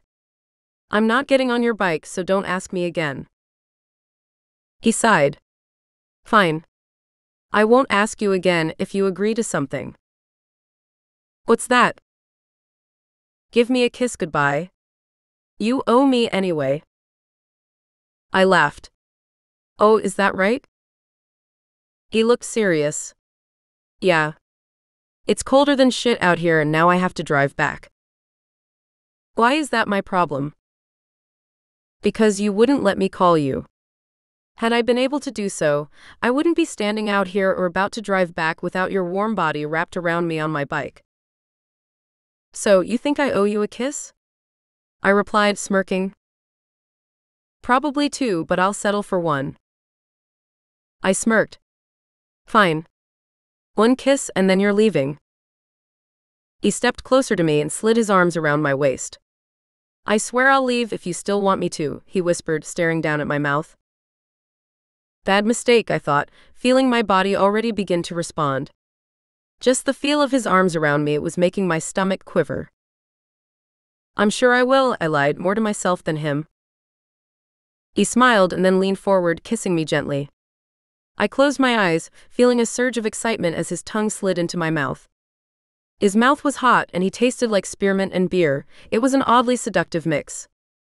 I slid my hand up to the back of his neck and began kissing him back, wanting more. Needing more. The man was as bad as a drug. The addicting kind. Trevor growled in the back of his throat and pulled away. Take a ride with me, he said, sliding his hands over my rear. I can't, I whispered. You can, he murmured, moving his lips to my neck. You smell good. The neighbors are watching, I whispered, noting that the woman across the street was looking through her blinds. Oh yeah? Well, this show is all mine, he whispered, backing me into the house. When my shoulders hit the closet door, he pulled me back against his chest and began kissing me again, this time much more hungrily. What are you doing? I squealed as he picked me up. His blue eyes burned into mine. His pupils were large. Where's your bedroom? Upstairs, but we can't. My mother will be home soon. This is your house too? Yes. Are you an adult? Yes. Then let's go act like adults, he said, heading toward the stairs. Seconds later, we were in my bedroom and he was locking the door. I don't think this is a good idea, I said. He turned around and began removing his leather jacket. Let me do the thinking. I smiled nervously. He hung his jacket on my door and glanced around the room. It was still painted purple, and I had the same frilly bedspread covering my mattress I'd had when I was a teenager. He chuckled. What? The only thing missing are posters of boy bands and puppies. You certainly have enough stuffed animals and unicorns. I used to collect them, I said, glancing at all the figurines. He removed his leather cut and hung it over the jacket. Then he pulled his t-shirt out of his jeans and began taking it off. I used to collect rocks and crystals before my old man threw them out one day. Then I just didn't bother with it anymore. Nothing wrong with wanting to collect things. I agree, I replied, staring at his tattooed muscular chest and arms. And I think that's great. Collecting rocks and crystals. He walked over to me and touched my necklace. Speaking of, said Trevor. I want to see you naked wearing this and nothing else, he said, his eyes staring into mine. I looked down at it, my cheeks burning red. You're beautiful. Come here. He grabbed the back of my head and pulled my face to his, kissing me hard. I melted into Trevor, the very last of my resolve gone. Soon our clothes were off and he took me to heights I'd never been before. When it was over, he held me in his arms, both of us breathless and spent. I don't know about you, but, he smiled lazily, that was some pretty amazing sex. I nodded, my legs still trembling from the aftermath. It might have been amazing for him, but that word didn't seem sufficient enough to describe what had just happened. It had been mind-blowing. Earth-shattering. He might have even just ruined me for any other guy, if I were to be honest. The sound of the doorbell shocked us both. Oh my God, I said, jumping out of bed. Ignore it. My heart was pounding a mile a minute. I felt like a teenager who was about to get caught doing something bad. What if it's my mother? She could be locked out of the house. He sighed. Doesn't she have a spare key? Yes, probably, I said, peeking out my bedroom window. What I saw parked in front of my house made my heart actually stop. Can you see anything? I backed away from the window and headed to my dresser. There's an unmarked police car here, I said, grabbing a pair of sweats and a t-shirt. I looked at him. Do you think they're here because of Jason?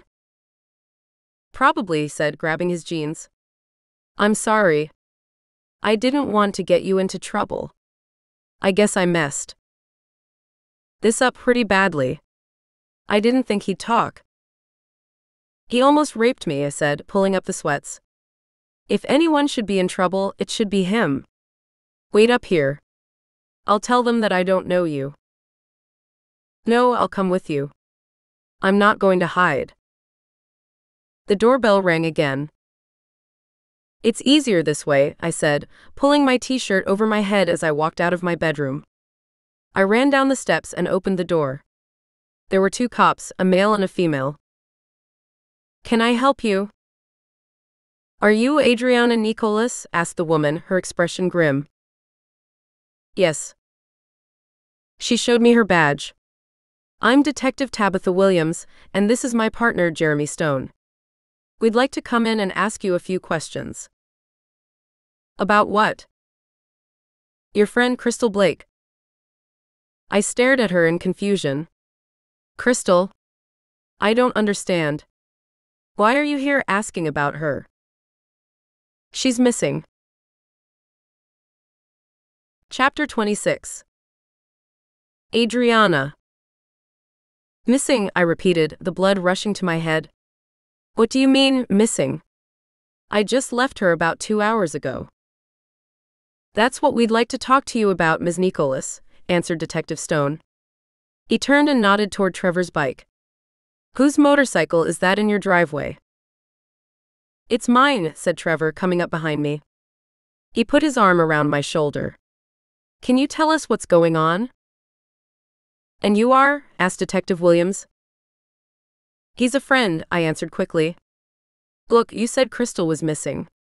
What exactly do you mean by that? Let's go inside and we'll talk about it, replied Detective Williams. Fine, I said, moving back to let them in. The two detectives followed us into the living room, and we all sat down. I spoke to Crystal's mother, and she mentioned that you were meeting her this evening? Asked Detective Stone. Yes. I met her at Club Hideaway, and then shortly afterwards, I gave her a ride to her car. You dropped her off at her car? Asked the woman. Where was that? Trevor actually gave them the address, but it was obvious the detectives both knew where her car had been parked. That's where you and your gang hang out, isn't it? Asked Detective Williams, nodding toward Trevor's cut. The Gold Vipers? It's our clubhouse. Excuse me, what did you say your name was? She asked, pulling out a small notepad. I didn't. It's Raptor, he replied. Raptor? She stared at him, a cool smile on her face. Could you give us your birth name? That would make things so much easier. Sure. It's Trevor Larson. She wrote it down. And what is your relationship with Ms. Nicholas? Why does it matter? He asked, frowning. We're investigating a woman's disappearance, Mr. Larson. We need to know as much as we can about Crystal and the people in her life to help in this investigation. Obviously, Ms. Nicholas and Crystal are friends. I imagine, she looked at my hair, that you and Ms. Nicholas are lovers? Embarrassed, I touched my hair, which felt like it was in total disarray. I could only imagine my appearance after what had just happened upstairs. We're halfway there, replied Trevor with a straight face. My cheeks turned scarlet. Detective Williams smirked. Well, we apologize for interrupting your plans for the evening. We only have a few questions for you, and then you can get back to whatever it was you were doing. Right. I doubt I will be doing anything after this news, said Trevor, looking at me. We need to find her. Understandable. Now, have you met Crystal before, Mr. Larson? She asked. Yes, he said. I'm tight with Crystal's old man. He's my brother. Your brother as in your club brother? She asked. We may not be blood related, but he's my brother in every important sense. I'd take a knife for him, he replied. I'm sure you would, she said, her smile fake. And he'd probably do the same for you, I take it? I would hope so, said Trevor, studying her. Kind of like you two, right? You'd take a bullet for your partner? The two detectives looked at each other, but didn't comment. Who reported Crystal missing? I asked, losing my patience. We'll get to that, said Detective Stone, clearing his throat. First off, Ms. Nicholas, could you tell us what happened when you dropped her off at her car? I explained how we opened the gate, and went on to tell them how I'd watched Crystal get in and start her car. Then I left. So you left right away? He asked. Yes. He brushed a piece of lint from his slacks, and then looked at me again. Did you see anyone else in the parking lot? No, I said, feeling my chest tighten. Had someone been hiding in the parking lot? You said she was missing. Has she been abducted? That's what we're trying to find out, replied Detective Williams. I looked at Trevor. Oh my God, I said, feeling my eyes fill with tears. She's my best friend. I don't know what I'd do if something happened to her, I said, trying not to cry. He grabbed my hand. I'm sure Crystal will be fine. If they don't find her, we will. He looked at Detective Stone. Have you spoken to Tank? Her boyfriend, he said. Yes. He said he doesn't know anything. I still don't understand what's going on, I said, sniffling. I leaned over and grabbed a tissue from the coffee table. When I left her, she was in her car and ready to leave. Could she have driven to someone's house? Maybe she's just hanging out somewhere. In fact, I'll try calling her now, I said, standing up. Her car is still at the clubhouse, said Detective Stone.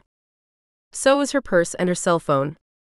The keys were in the ignition and the car was running when we arrived at the scene. But she wasn't there? I asked, sitting back down. No. The driver's side door was open and Detective Stone looked at his partner and then back at me. It looks like she lost one of her shoes. I stared at him in horror. This was definitely foul play. There was no doubt in my mind. Oh God, you have to find her, I said, now crying. Please. Trevor put his arm around me. She'll be found, babe. I swear we'll find her. Hopefully one of us will find her in the next 24 hours, said Detective Stone. That's why we need to ask you some more questions. How did you hear about this? Asked Trevor. That she was missing? Did one of my crew call you? We're not sure who called in the tip, said Detective Williams. All we know is that it was a woman. What did she say? Asked Trevor. Did the caller see who did it? She wasn't sure. It was pretty dark except for one streetlight. She said she was driving by the clubhouse and noticed a woman getting dragged into a van by two men, both wearing masks, said Detective Williams. The caller became frightened when one of the men noticed her vehicle, so she sped off. Did she say if they were wearing cuts or jackets with club patches? Asked Trevor. She didn't say, and unfortunately we haven't been able to trace her call, said Detective Stone. I need to call Slammer or Tank. See if they know what's going on, said Trevor, more to himself. We've spoken to Tank and his father. We also spoke to everyone who was inside your clubhouse at the time. Nobody seems to know anything, said the woman, looking frustrated. Which I guess would make sense since the windows are boarded up and nobody can see in or out. Believe me, if Tank or any of my brothers would have seen this shit go down, the culprits would be caught by now, said Trevor. I don't get it, I said, looking at all of them. Why would two men in a van kidnap her? Especially wearing masks? It's like it was planned or something. It almost looks that way, doesn't it? Replied Detective Stone, a strange smile on his face. What I don't get is why her, I said, dabbing at my tears. They didn't know what time we'd be getting back to the clubhouse. Unless they were following me back there. I suddenly thought of Breaker. Oh my God. What is it? Asked Trevor. That guy who has been harassing me, Breaker. He was following me again tonight. Maybe he had something to do with it. Who is Breaker and why do you think he was following you? Asked the woman, sitting up straighter. He's a sack of shit, said Trevor, looking angry. Who has the hots for Adriana? He followed you again? I nodded. I'm going to kick the shit out of him when I see that asshole, he growled. Now, Mr. Larson. Violence only leads to more trouble. If this guy is harassing her, she needs to get the law involved, said Detective Stone. He stood up and began to pace. The law won't protect her from a bastard like Breaker. He's already been convicted of rape, and I'm not going to wait for him to try and do it again, just so we can get a useless restraining order. Settle down, Mr. Larson. If we're lucky, we'll link him to Ms. Blake's disappearance, and that will be the end of him harassing Ms. Nicholas. He stopped and looked at me. It's going to be the end, no matter what, kitten. I won't let him scare you again. I nodded. Look, I'm going to ignore that threat because you haven't yet broken the law. But I do want to remind you that should you attack this person, you could be the one going to jail, said Stone. I understand, said Trevor, sitting back down next to me. And you have to understand what kind of guy we're dealing with. Tell us about him, said Williams. His real name is Thomas Kramer, said Trevor. He's in the Devil's Rangers. The two detectives looked at each other and then back toward us. This is interesting news, said Stone. since a man named Thomas Kramer was found dead about 3 hours ago. My jaw dropped. What? He was shot and killed in his truck. What time did you say that he was following you? Asked Williams. I told her. It was right before I drove to Club Hideaway. I was going to make him follow me to the police station, but he turned at the last minute. I think he must have known where I was headed and changed his mind. Do you own a gun, Ms. Nicholas? Asked Detective Stone. My eyes widened. What? No. Of course she doesn't own a gun, said Trevor, looking pissed off. How about you, Mr. Larson? Do you own a gun? He asked him.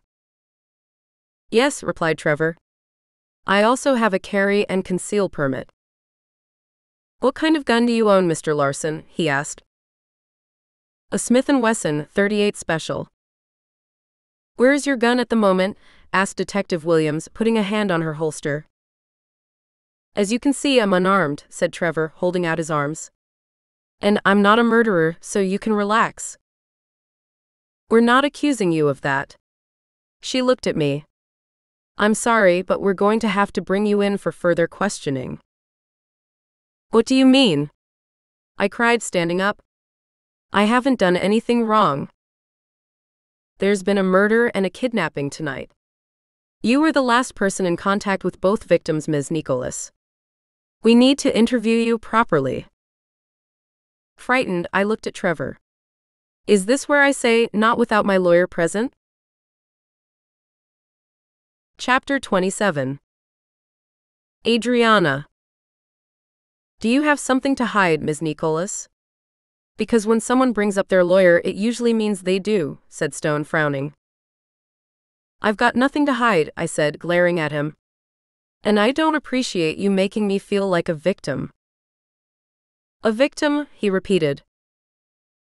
Yes. I cried. Not only have I just found out that my best friend was kidnapped, but I had this monster following me around earlier, a man who scared the hell out of me on purpose. Now you're looking at me like I'm the guilty one around here? That's a bunch of crap. Just then, the front door opened and my mother walked in. What is going on in here? She asked, staring at all of us in surprise. Mom, Crystal's been kidnapped, I said, rushing over to her. Kidnapped, she repeated as I threw my arms around her. By whom? We don't know, I said. She patted me on the back. Honey, I'm so sorry. That poor girl. Her mother must be worried sick.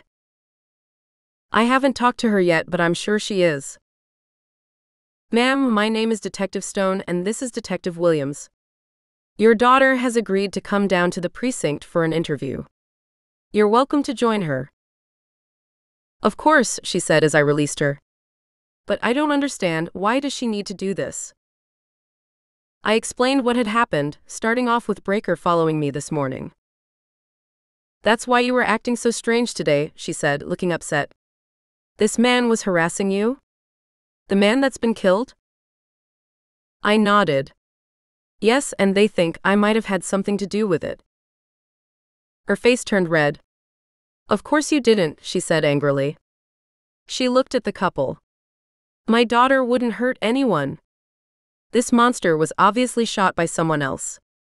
How dare you even accuse her of something like this? We aren't accusing her, said Stone. We just need to interview her properly. Why can't you do it here? She asked. Adriana isn't under arrest, is she? No, not at all. We'd just like to record the interview, he replied. And see if your daughter might agree to a polygraph test. I can't believe this is happening, I moaned, staring at Trevor, who was very quiet. I'm going to call our lawyer, said Vanda, taking out her cell phone. Before you start agreeing to anything, Adriana. If she's innocent, she doesn't need a lawyer, said Williams. She looked at me and sighed. Look, just come down, pass the test, give us a statement, and you'll be on your way. That will be cheaper and a lot easier than bringing in a lawyer. I sighed. She's right, I said, looking at my mother. I'm innocent. I haven't done anything wrong. I'll take the test and give them a recorded statement. if it will get them off my back. Are you sure? She asked, looking concerned. I can call him. You remember Stanley Brubaker, don't you? He's the lawyer I used when your father passed away. I'm sure he can direct me to a lawyer that will help us with something like this. No, I don't remember him, I said. Anyway, Mom, I haven't done anything wrong, so it would be silly for us to fork out money when we don't need to. Adriana, I'm sure you haven't committed any crimes either, said Williams, digging into her wallet. This is really just nothing more than a formality. Here's my card with the address to the precinct. We'll meet you there? I nodded. She turned to look at Trevor. I'd like you down there too. For further questioning. I'll be there, he said, moving to my side. He put his arm around my shoulders. Now, who's going to be searching for Crystal while you waste your time with us? Don't worry, Mr. Larson, we have people searching for her, she replied, smiling coolly. Tell me, Raptor, isn't it? Do you think Crystal's disappearance could have anything to do with Thomas Kramer's execution? Asked Detective Stone. Execution? Repeated Trevor. I don't see it. You don't think it might have been for some kind of retaliation between the two of your clubs? He asked. Trevor's expression was stoic. No. We're all good. Even with Mr. Kramer harassing your girlfriend? Asked Detective Williams. He grunted. Breaker deserved an ass-kicking for that. But murder? That's extreme even for us. Well, someone sure felt he deserved it, she replied, studying his face closely. I'm not saying he didn't deserve it, said Trevor. He was the scum of the earth. A guy who enjoyed raping women. Now, some of those women he assaulted can sleep better at night. That was the monster who was following you today, Adriana? Asked Vanda, her eyes wide. A convicted rapist? I nodded. Her eyes were stormy as she turned to the detectives. When you actually do find out who killed him, call me. I want to thank him personally. For murder? Asked Detective Williams. For protecting my daughter and every other girl who caught his eye, she replied. Chapter 28. Raptor. When the two detectives left, Vanda turned to me. This is your fault, she said angrily. If it wasn't for you, none of this would have happened. Before I could respond, Adriana got between us. Mom, it's not his fault. He had nothing to do with this. They're both in gangs, she said, waving her hand at my cut. Obviously, they hung around each other. Didn't I tell you if you hung around biker scum that you're just looking for trouble? Wait a second, I said, now glaring back at her. You have no right to judge me or any of my crew for that matter, and I think you owe me an apology. She snorted. An apology? Right. What are you even doing in my house? She said, and then looked at Adriana. Adriana, what's he doing here? Didn't we talk about this earlier? You promised you weren't going to see him again. Clenching my jaw, I found myself hoping for the first time ever that a woman I was interested in would grow a set of balls. I never said that, she replied. And he had nothing to do with this. I met him through Crystal. Who's been kidnapped, God forbid, she said, making the sign of the cross. How does Crystal even know any of these people? She's seeing Tank, replied Adriana. Who is in their club? The Gold Vipers. Her lips tightened. And you wonder why this happened? Didn't I tell you how dangerous these people were? Ma'am, I wouldn't let anything happen to your daughter. You have my word, I tried again, hoping she'd give me a break for Adriana's sake. I could tell how much she loved her mother, and I respected that. I didn't like the shit spewing out of her mouth, but I wasn't about to make a scene. Her eyes burned into mine. I don't care about your word. It's the word of the people you hang out with that I have a problem with. I clenched my jaw. My brothers respect women. Most of them. And was this guy, Breaker, one of your brothers? Hell no. That pile of shit wasn't part of our crew. Charming vocabulary you have, she scoffed. I never claimed to be a saint, Mrs. Nicholas. Believe me, no one would never mistake you for one, she answered. I grunted. Look, we don't have time to argue about this right now, Mom. We need to get down to the precinct. I'm coming with you, she replied, picking up her purse. Adriana raised her hand in the air. No, actually, I prefer that you stayed home. Vanda's face fell. Why? She let out a frustrated sigh. Because I don't need to listen to you rail me about Trevor on the ride out there. Vanda looked at me, her eyes full of venom. She turned back to Adriana and raised her chin. Fine. I will drive separately. You don't need to come, said Adriana. Of course I do. Someone needs to be there for support, said Vanda. That someone is already going. Me, I replied. If you want to look out for my daughter, you'll stay out of her life, she said firmly. Mom? I'm sorry, Adriana, but you know how I feel about bikers. I'm not going to pretend I'm happy to find the both of you together in my house. I thought this was my house too, said Adriana, now looking almost as angry as me. Of course it is. But you are my daughter and I am just trying to protect you. I sighed. I'm going upstairs to get my jacket, I said, heading for the steps. Vanda gasped. What is his jacket doing in your bedroom? Shaking my head, I went into her bedroom and grabbed my jacket. As I was turning around, Adriana stepped into the room. I'm sorry about my mother, she said, walking over to the mirror. She ran her fingers through her hair. She can be a real pain in the ass. I walked up behind her. Yeah, well, she's not afraid to speak her mind. I'll give her that. She doesn't know you, though. So don't let it get to you. I grabbed her around the waist and smiled at her in the mirror. The only thing that gets to me, kitten, is you. She smiled. I kissed the side of her head. What a nightmare, huh? I whispered. Adriana nodded. Letting out a frustrated sigh, I let her go. I wish I would have waited for her to pull out of the parking lot, she said, looking teary-eyed again. I feel like it's my fault. It's definitely not your fault, babe. Don't even go there. I reached inside my jacket for my phone.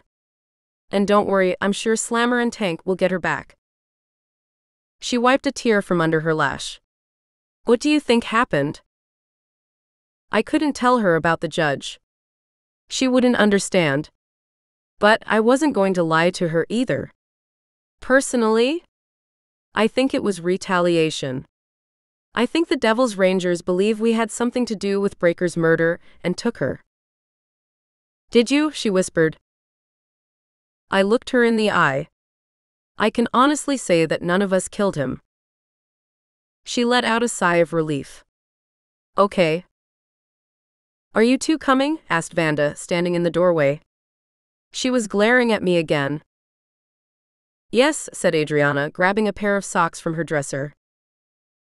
I looked down and saw Adriana's dress still lying on the floor next to her bra. When I raised my eyes, I saw that Vanda had noticed it too and was not happy. I couldn't help but to dig into her. Looks like a bomb went off in here, I said, grinning. Vanda's eyes narrowed. I'll wait for you outside, she said, walking away from the bedroom. I walked over to the doorway and leaned out. Since you're not riding with Adriana, you can certainly ride with me. I smiled evilly. I just couldn't help myself. I don't bite. She grunted. Ha. I'd rather walk. Man, she was brutal. You sure? Riding on the back of a Harley might just put a smile on your face. Nothing you could do for me would ever put a smile on my face, she answered, heading down the stairs. Unless it has to do with leaving my daughter alone. I sighed. The woman was damn stubborn and going to be a hard nut to crack. Chapter 29. Adriana. When we reached the station, Trevor and I were ushered into two separate rooms.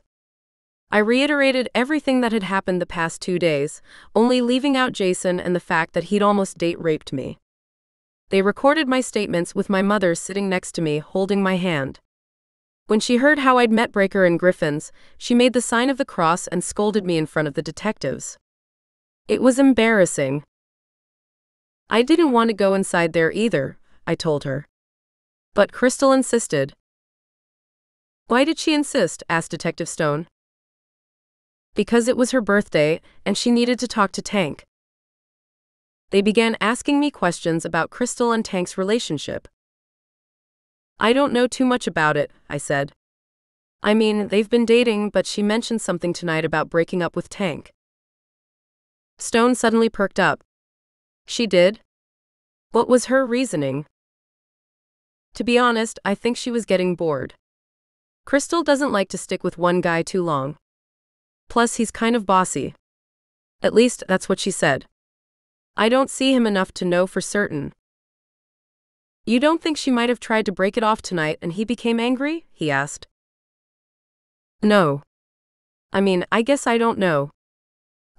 Didn't you mention that the person who called it in said she was taken by two men wearing masks?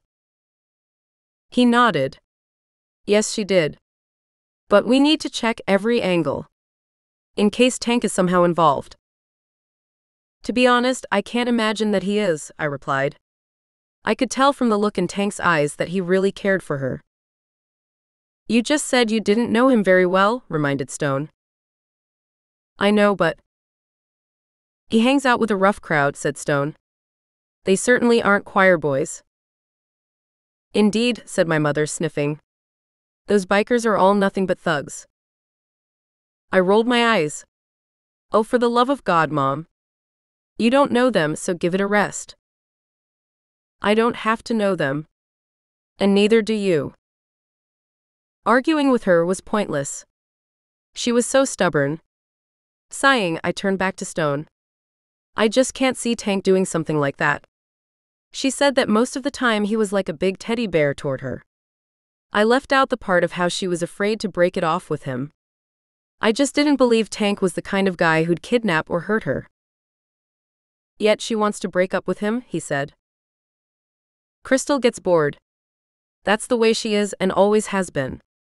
In high school, she used to have a new boyfriend every month. So, wanting to break up with him isn't a surprise.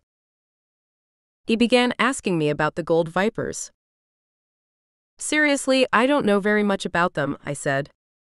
I just met Trevor yesterday through Tank. All I know is that they're a club and it's like one big family. What's your relationship with Trevor? Asked Stone. My mother's hand tightened on mine. We just met. I don't know yet. Can I give you some advice? He said, staring at me hard. I shrugged. Stay away from him and the rest of his gang. We've got records on almost everyone associated with the Gold Vipers. Everything from narcotics to arson to theft. You don't want to be involved with people like that. They'll bring you down with them if you're not careful. What about Trevor? Asked my mother, leaning forward. Does he have a record? No, surprisingly, he doesn't. That just probably means he's good at keeping a low profile. He knows how to play that game and not get caught. Or he's not playing any game and he's just a decent human being, I countered, getting angry. Stone smirked. He comes from trash. His father's in prison for drugs, and his mother's been in and out of jail most of her life. He's in a gang of hoodlums, which is right by the way, Ms. Nicholas, he said, nodding toward my mother. They are really nothing but a bunch of thugs. See, she said, waving her finger at me. I told you. I sighed. Just because they are doesn't mean Trevor is. Defend him all you want, but ask yourself this, why would he want to be associated with people who continually break the law if he's such a decent guy? Asked Stone. I don't know, maybe because he has nobody else? I mumbled, rubbing my forehead. You know, I thought we were here to talk about finding Crystal and Breaker. We are, he said, shuffling papers. Which reminds me? Another officer walked through the doorway and motioned for Stone. We have some information. Oh. Good. He smiled at us and stood up. I'll be right back. You heard what that man said about this gang, said Vanda after he left. They are nothing but trouble. I know what he said, but Trevor is a good guy. How do you know? She said angrily. You keep defending someone you don't know, Adriana. Because sometimes you just do, I replied angrily. You've only known him for 2 days. Yeah, so? It's not like we're getting married. You may as well after what went on in your bedroom, she mumbled, looking at me out of the corner of her eye. I sighed. So what? I'm 21 years old. I'm not a child. I know, but... Mom, you have to learn to trust me, I said, grabbing her hand. I know Trevor is part of this gang, but he's much more than that. I can feel it.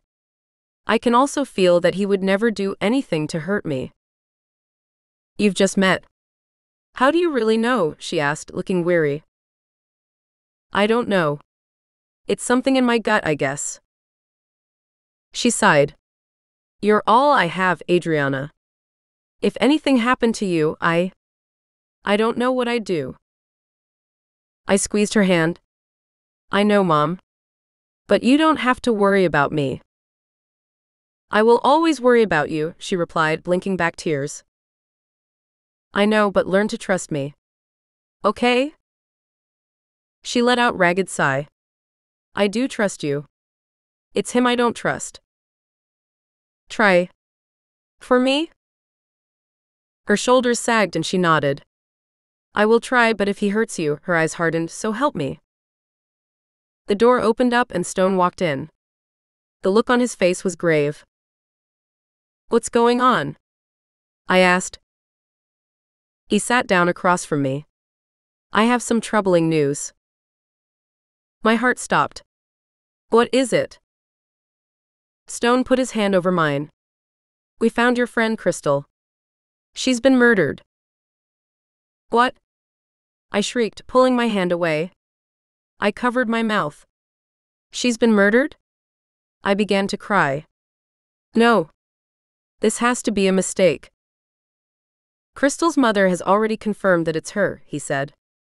I'm so sorry. Where did they find her? Asked my mother, who had her arm around me as I sobbed. She was found in the parking lot of Griffin's. She was rolled up in a blanket. Oh my God, I cried, picturing it. Those bastards. It gets worse. From what it sounds like, whoever left her there was sending a message.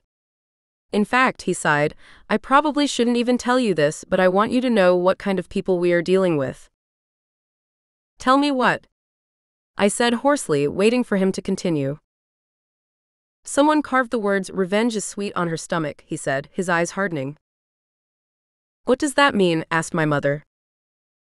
I believe this was payback for Breaker's murder. Look, he said, pinning me with his eyes. This could have just as easily been you. Hell, maybe it was supposed to be, since Breaker was obviously obsessed with you. What? Cried my mother. You think they were trying to target Adriana and got Crystal instead? It's possible. There's obviously a war going on between these two gangs, and an innocent girl was murdered. That's it. Cried Vanda. You are never seeing that man again. Crystal is dead and I'm not losing you, Adriana. Promise me you won't see Trevor again.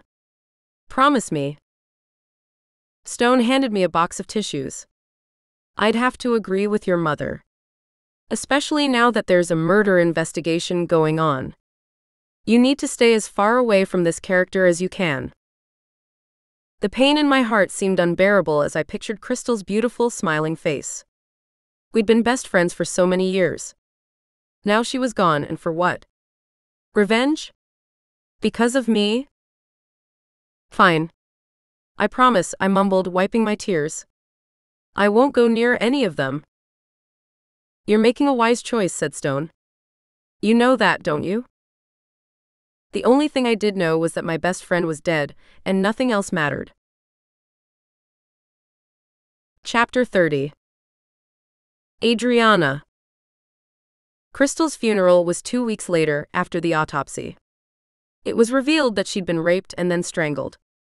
Unfortunately, they didn't have enough evidence to arrest anyone, so the investigation was still open. Trevor and Tank both attended the funeral, even though Crystal's mother had tried banning anyone associated with the Gold Vipers. She blamed them directly for her daughter's murder. When the time came, however, she allowed them to attend, too grief-stricken to care about anything else other than the fact that she was burying her daughter. When it was time for me to speak during the eulogy, my eyes met Trevor's for a brief second. He nodded, but I looked away, my heart heavy for everything I'd lost in the last 2 weeks. "I met Crystal in the 6th grade, I said, reading from the piece of paper in front of me. I knew the words by heart, but I couldn't look at anyone. I knew I'd start to cry. I was new in school and very nervous. After the teacher introduced me in class, I went to go take a seat when a boy stuck out his foot. I tripped, landing on my face, dropping my books and everything else.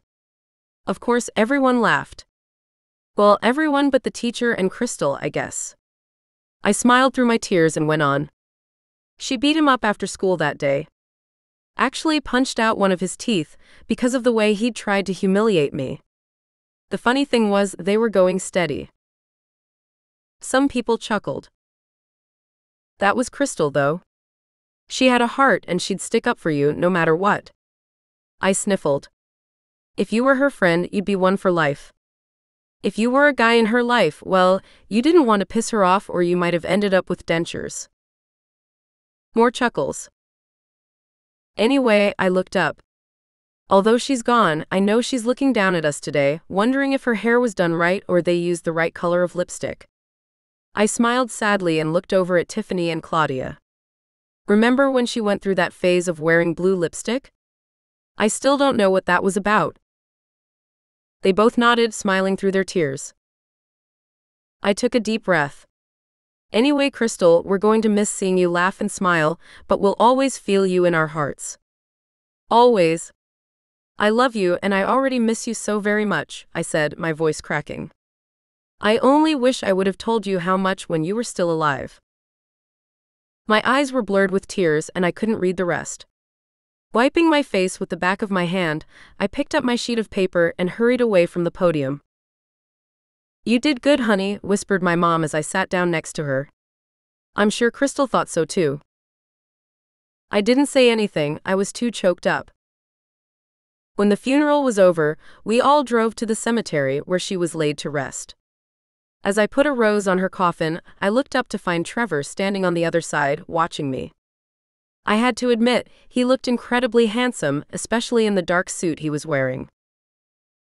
I quickly looked away.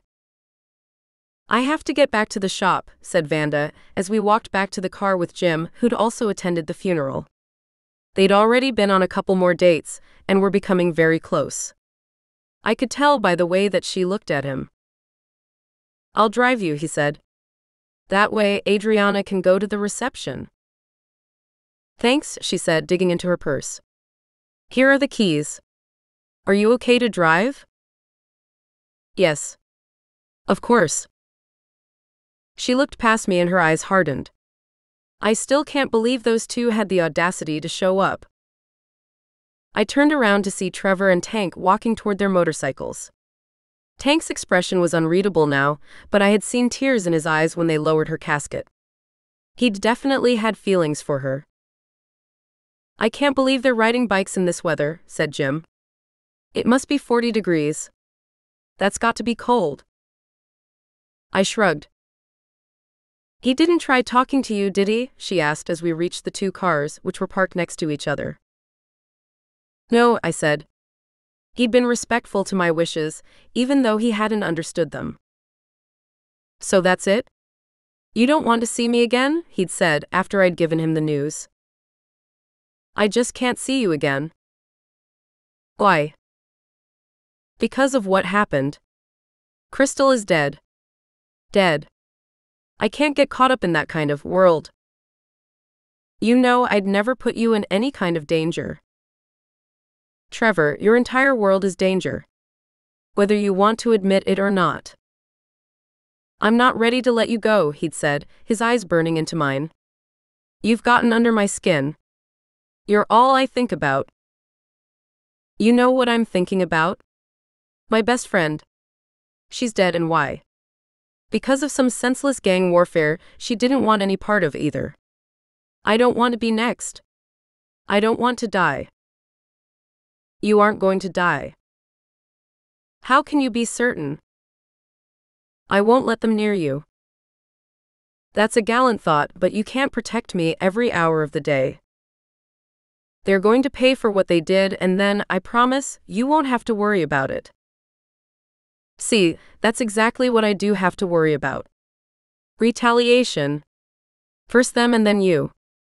It's going to go on and on. I just want to live my life without having to worry about getting kidnapped or shot, Trevor. Don't you understand? He sighed. Trevor, please respect my wishes and stay away from me. That's just it. I don't know if I can do that. You have to try. If you're not even willing, then you're not the man I thought you were. Ouch. I'm serious. He'd finally relented, even though it had been hard for both of us. I knew I wasn't in love with him, but there was something between us. Something fierce. She nodded. Good. I'm glad. I sighed. I'll see you tonight. Be careful. Don't drink and drive. Yes, Mother, I said, my voice hollow. Don't drink too much and drive, corrected Jim, smiling. One glass of wine won't hurt. I winked at him and got into the car. Mom waved at me as she slid into Jim's car. Stealing another glance across the parking lot at Trevor, I tried ignoring the pangs in my chest. I wasn't a fool. I knew that I longed to be with him, even after everything that had happened. Feel his arms around me. But it was over, and both of us had to accept it. I started the engine and drove to the reception. Chapter 31. Adriana. The reception was held at a local bar. As I walked toward the entrance, I ran into Detective Stone. I'd seen both him and Detective Williams at the funeral, but was surprised to see him at the reception. Hello, Adriana, he said, holding the door for me. Detective Stone. I didn't know you were going to be here. Please call me Jeremy. I smiled. Sure. I wanted to pay my respects, he said, walking behind me. How have you been holding up? I glanced at him over my shoulder. It's been hard. I can only imagine. How is the case going? I asked as he moved next to me. Slow. Can't you find any DNA or fiber matches to convict any of the Devil's Rangers? He grinned. You've been watching CSI? Of course, I said, smiling sheepishly. Well, they're still working on it. That's all I can really say, he said as we entered the area that was reserved for the reception. I noticed Tiffany, Monica, and Amber were already there, ordering drinks. Thanks for coming, said Crystal's mother, Bonnie, who looked like she was about ready to start crying all over again. Both of you. Of course, I said, hugging her. You too, Detective. Have you found the people who've done this yet? Please just call me Jeremy. We're still working on it. You'll be the first to know if we do, though. I'm counting on it, she said, blowing her nose. Hi, Adriana, said Tiffany, walking over with 2 glasses. Here, I bought you a rum and coke. Figured you'd need it after giving that speech. You did great, by the way. I was bawling my eyes out. Thanks, Tiff. I missed the last part of it, I said, taking the drink from her. I was too choked up to continue. How could you not be? At least you had the balls to get up there. I'm sure Crystal was proud of you, though. I hope so, I said, getting choked up again myself. And who is this? She asked, smiling up at Jeremy. I was going to introduce him as Detective Stone when he jumped in. Who, me? I'm Jeremy Stone, he said, smiling. Are you too? She asked, pointing to both of us. No, I said quickly, realizing what she meant. We're not dating. He laughed.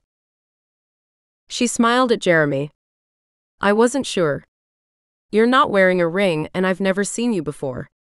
I know that. Oh my God, she's interested in him, I thought, not sure if I should be amused or horrified. Nope. No ring, he said, holding up his left hand. Not anymore, at least.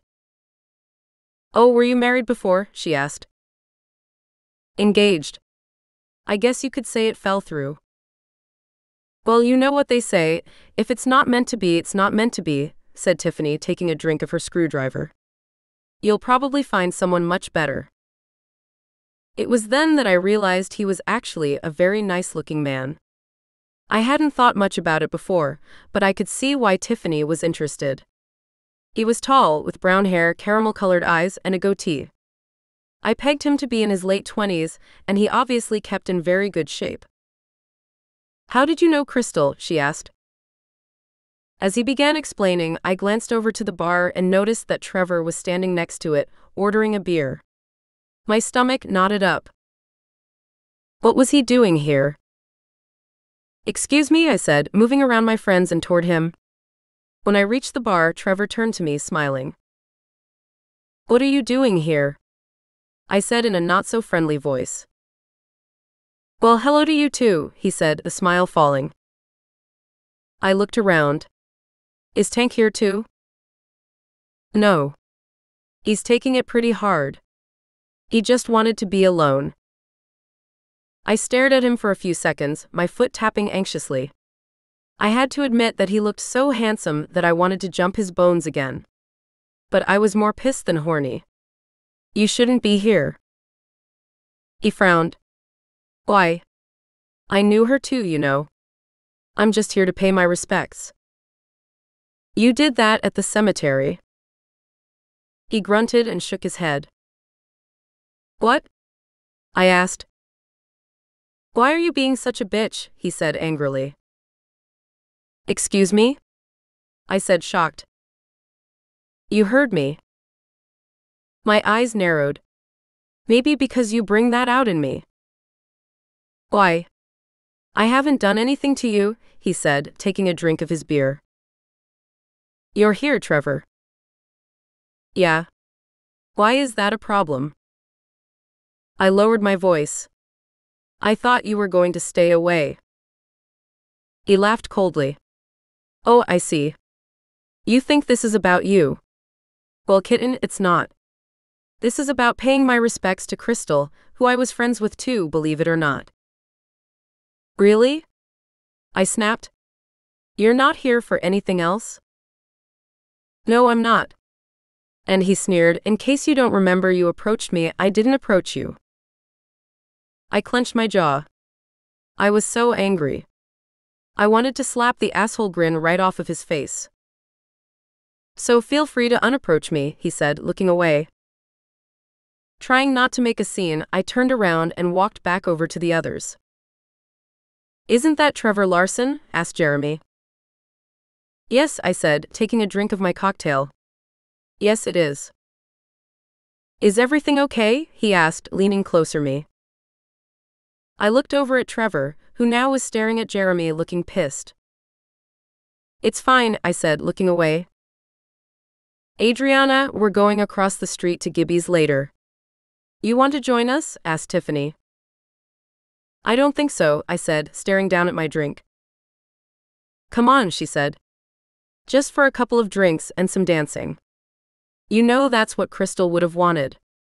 To see us together and having fun. This will be our big send-off for her. I don't know.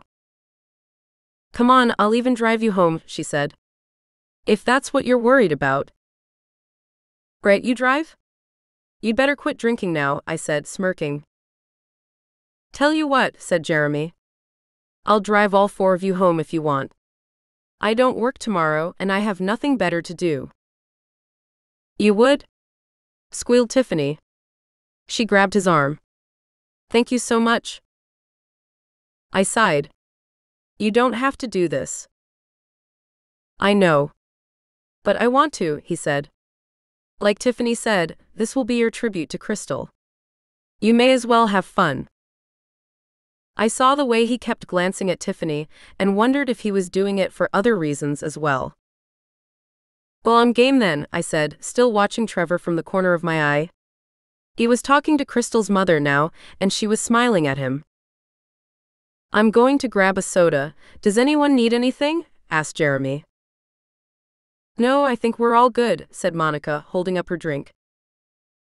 So who is this Trevor Larson? Whispered Tiffany as Jeremy walked away. He's hot. Somebody you want to stay away from, I said, taking another drink. Are you sure? She said, licking her lips. I wouldn't mind inviting him over to Gibby's with us. Something tells me he knows how to move those hips like a boss. An image of Trevor moving his hips between mine flashed through my brain, and I felt a quiver down below. Forcing those intimate thoughts away, I cleared my throat. That's Raptor, I said. He's part of the Gold Vipers. Raptor the biker, she said. Oh yeah? Didn't you and he? Almost, I said, turning to her. Why are you asking about him when you have your eye on Jeremy? She grinned. He's cute too. But he's too serious. The only kind of serious I want tonight is a seriously good lay. Is that all you ever think about? Asked Monica, shaking her head. I mean, we're at a funeral. This isn't the funeral. It's the celebration of our friend's life. We're supposed to remember her with fondness and have fun. That's what she would have wanted, said Tiffany. She's right, said Amber, who was texting on her phone. Although, I can't believe you're already thinking about who you're going to have sex with tonight. It's not even 7 o'clock. I like planning ahead, she said, taking a drink of her cocktail. Look at you, Amber. You're probably setting up a booty call yourself right now, said Monica. This is different. It's Paul. My fiancé, she replied. Sex is a given. Why isn't he here? I asked. She shrugged. He's working. Like usual. Are you still going to Gibby's? I asked. She nodded and put her phone away. Yeah, for a little while. I'm not going to drink much though. What about you? I asked Monica. My mom is babysitting. I'm definitely going out and partying my ass off tonight. Especially if he's driving. Jeremy returned with a soda. So, what's it like being a detective? Asked Tiffany, sidling up to him again. He began talking about his job and I listened with one ear while keeping my eye on Trevor, who seemed to be in the middle of a conversation with Crystal's aunt, Jenna, who was a beauty consultant for a popular makeup company. Jenna, who Crystal had always referred to as a cougar, was definitely intrigued with whatever they were discussing. That's fascinating, said Tiffany, who was also hanging on to every word Jeremy was saying. What made you want to get into law enforcement? I didn't hear his response because Jenna was laughing at something Trevor had said. It started a fire in my stomach. An angry, jealous one. I finished my rum and coke. Anyone else need another drink? I asked. Sure, said Tiffany, holding up her glass, which was almost empty. You know what I like. Yeah, me too, said Monica. I'll take a vodka Collins. I walked to the bar and ordered the drinks. As I waited, Jenna walked away from Trevor and up to the bar. I had to admit, with her long blonde hair, flawless skin, and lithe figure, she didn't look anywhere near 38. She looked like a 20-something Pamela Anderson double. Hi, Adriana, she said, smiling at me somberly. How are you holding up, kiddo? I shrugged. I'm okay. What about you? It's been tough. Really tough. Bonnie is barely holding on. She blames herself for not being a better mother to Crystal. That's not what killed her, I said, although I knew Bonnie hadn't been the best parent. Crystal had gotten away with murder. No, but if she would have been a stricter parent when she was growing up, things might have been different. She shook her head. Bonnie let that girl get away with too much. Yeah, but that doesn't mean she wouldn't have been where she was that night. Maybe. Maybe not. Guess we'll never know. I guess. She sighed and looked over at Trevor. You know that guy? I asked, nodding toward him. She smiled. No, but I'd love to, you know what I mean? I certainly did. He's a biker, I said. I know. We were talking about it. I told him that I'd just bought a Harley Switchback and he was impressed. I bet. I didn't know you were into bikes, I said, trying to stifle the green monster growing inside of me. Deep down, I knew there was no reason for me to be jealous. I had no claim on Trevor, and she was a very nice woman. If they got together, that was none of my business. My ex-boyfriend got me interested. What happened to him? She sighed. Found out he was married. You didn't know? Well, she smiled. I did. He said they were getting divorced, so I thought they were separated. Come to find out, they really weren't either. The bartender set my drinks down. Here's a tray. I doubt you can carry all 4 drinks by yourself. You're right. Thanks, I said, handing her the money. It's an open bar, said the woman. For another hour, at least. Oh well, here's a tip, I said, handing her a couple of dollars. Thanks, hun. She turned to Jenna. What can I get for you? I'll take 2 Michelobes. One for me and one for that tall drink of water over there, she said, turning to smile at Trevor, who I noticed was watching us. Feeling angry again, I looked away. Jenna turned back to me and sighed. You must think I'm a horrible aunt. What do you mean? I asked. She smiled grimly. Because my mind is in the gutter at my niece's funeral. People cope with things differently, I said, a little guilty of it myself. She put her arm around me. I agree. In fact, I've always coped with grief by turning to intimacy. The touch of another can sometimes ease the pain of loss. It's also a good reminder that we're still alive and that every second matters, because you never know when your time is up. I guess that makes sense to me. To me it does. That's why I don't feel guilty about setting my sights on Raptor tonight. She winked. Something tells me he just might be my salvation. And you know that after just talking to him for a few minutes? She grinned wickedly. To be honest, I don't care what comes out of his mouth. It's what goes into his mouth later that interests me.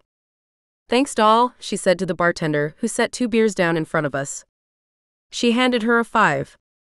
That's for you. Thanks, said the bartender, shoving it into her front pocket. She leaned forward. And good luck with that, young man. I wouldn't mind going home with him myself tonight. Jenna laughed. You'd better get in line, she answered before walking back toward Trevor. Sighing, I picked up the tray of drinks and went the other way. Chapter 32. Raptor. I watched Adriana and Jenna talking at the bar, and had to hide my grin. Adriana looked like she was ready to spit bullets whenever she looked at me. Oh, she's pissed, whispered Jenna close to my ear when she returned with our beers. Jenna and I went way back. She dated Slammer 5 years ago, and we'd always gotten along. When she'd learned what had happened to her niece, she'd rushed down to Griffin's and I'd told her everything, including what had happened between me and Adriana. Why? I asked. Because I'm still here? Because I'm making her jealous. You are? Yes, she said, snuggling up to me. I don't think that's a good idea. Are you kidding? She's going to realize how much she wants you, and believe me, you're going to be thanking me later. My eyebrow arched. Really? Because when men get jealous, it doesn't usually work that way. They get pissed and leave. No, you don't, she said. In fact, I'm pretty sure if you saw a guy hitting on Adriana, you'd want to beat the shit out of him. Look, there's nothing between us. Not anymore, I said, not believing my own words. The truth was, I wanted her more than ever. When I'd seen her at the funeral, wearing another black dress and the same sapphire necklace, it had reminded me of that night in her bedroom. Then I'd pictured her straddling my face while I was looking up at her gorgeous body, and I knew I was going straight to hell. Especially knowing that I had to have been the only asshole in church sporting wood. I don't believe that for 1 second, and either do you. I shrugged. Believe what you want. Jenna frowned. Why is the cop here? They walked in together. Did you see that? Yeah, but they didn't arrive here together. It looks like Tiffany has her eye on him anyway. He's cute. She waved at Tiffany, who waved back. I took another swig of beer. So, what are you going to do? Finish this and leave. She tilted her head. Don't you want to try and win her back? I never had her to begin with. If I did, she wouldn't have given up so easily. Jenna sighed. I've met Vanda. She's not an easy woman to stand up to. Adriana is 21. She's an adult. She may look like an adult, but nobody has given her the chance to act like one. I smirked. I tried. Believe me, I did. I'm sure you did. But I think you need to try again. What do you propose I do? Show up at her house? Serenade her? I do that and I'll just get my ass chewed out. No. That's a waste of time. You need to act tonight. While she's got that fire burning in her belly. How do you know she's got a fire burning in her belly? By the way she keeps stealing glances over here. The girl still has it bad for you, Raptor. She doesn't know whether to slap or kiss you. Well, what do you suggest I do? This time Jenna was the one smiling wickedly. Nothing. Let me take care of it. Chapter 33. Adriana. An hour later, Tiffany announced that it was time to go across the street, to Gibby's. Okay, I said. It's getting really crowded in here anyway. It's going to be more crowded at Gibby's, warned Jeremy, who'd opened his tie and now seemed very relaxed. But at least we can dance, I said, feeling absolutely no pain. I'd just finished my third drink, and even Trevor's presence wasn't bothering me anymore. Well, not as much. After the second drink, I kept telling myself that if those two hooked up, then good riddance. After my third drink, I decided that I needed to rethink my own rule of hooking up. Possibly find a guy who might make me forget all about Trevor. Someone tall, dark, and very well endowed. I want to dance too. Let's go and say goodbye to Bonnie and go over there, said Monica, grabbing me and Amber by the arms. Just like me, she was also feeling quite good. Thanks for coming, said Bonnie, hugging each of us when we found her. Of course, and we're so sorry for your loss, said Tiffany, smiling sadly. And ours. We're losing a great friend. One of the best. We're sure going to miss that girl. Bonnie's lips trembled. Me too, she squeaked. Me too. I'm sorry my mother couldn't make it, I said when she hugged me. She's going to call you tomorrow. She made it to the funeral. That's enough. Plus, she's been there for me these last couple of weeks. Bringing me food, calling everyone. I don't know how I can thank her enough. You don't have to, I told Bonnie. She wanted to help. She nodded. Well, I appreciate it. I'm sorry for your loss, Ms. Blake, said Jeremy, shaking her hand. Just find them, she said. Please. Find the people who did this and put them away. Believe me, I'll do my best. Are you leaving? Asked Jenna, coming up behind me. We're going across the street, said Monica. To Gibby's. You want to join us? Let me ask my new friend, she said, her blue eyes sparkling. Something tells me he'll want to go dancing too. You mean Trevor? I said, looking around. Did he leave? No, he's using the bathroom, she said, smiling. I didn't realize you knew his real name. Lucky guess, I said, forcing a smile. He'd obviously told her his real name too. I looked at Tiffany. Let's go. I'm getting really warm in here. Okay, she said, waving to Jenna and Bonnie. Have a good night.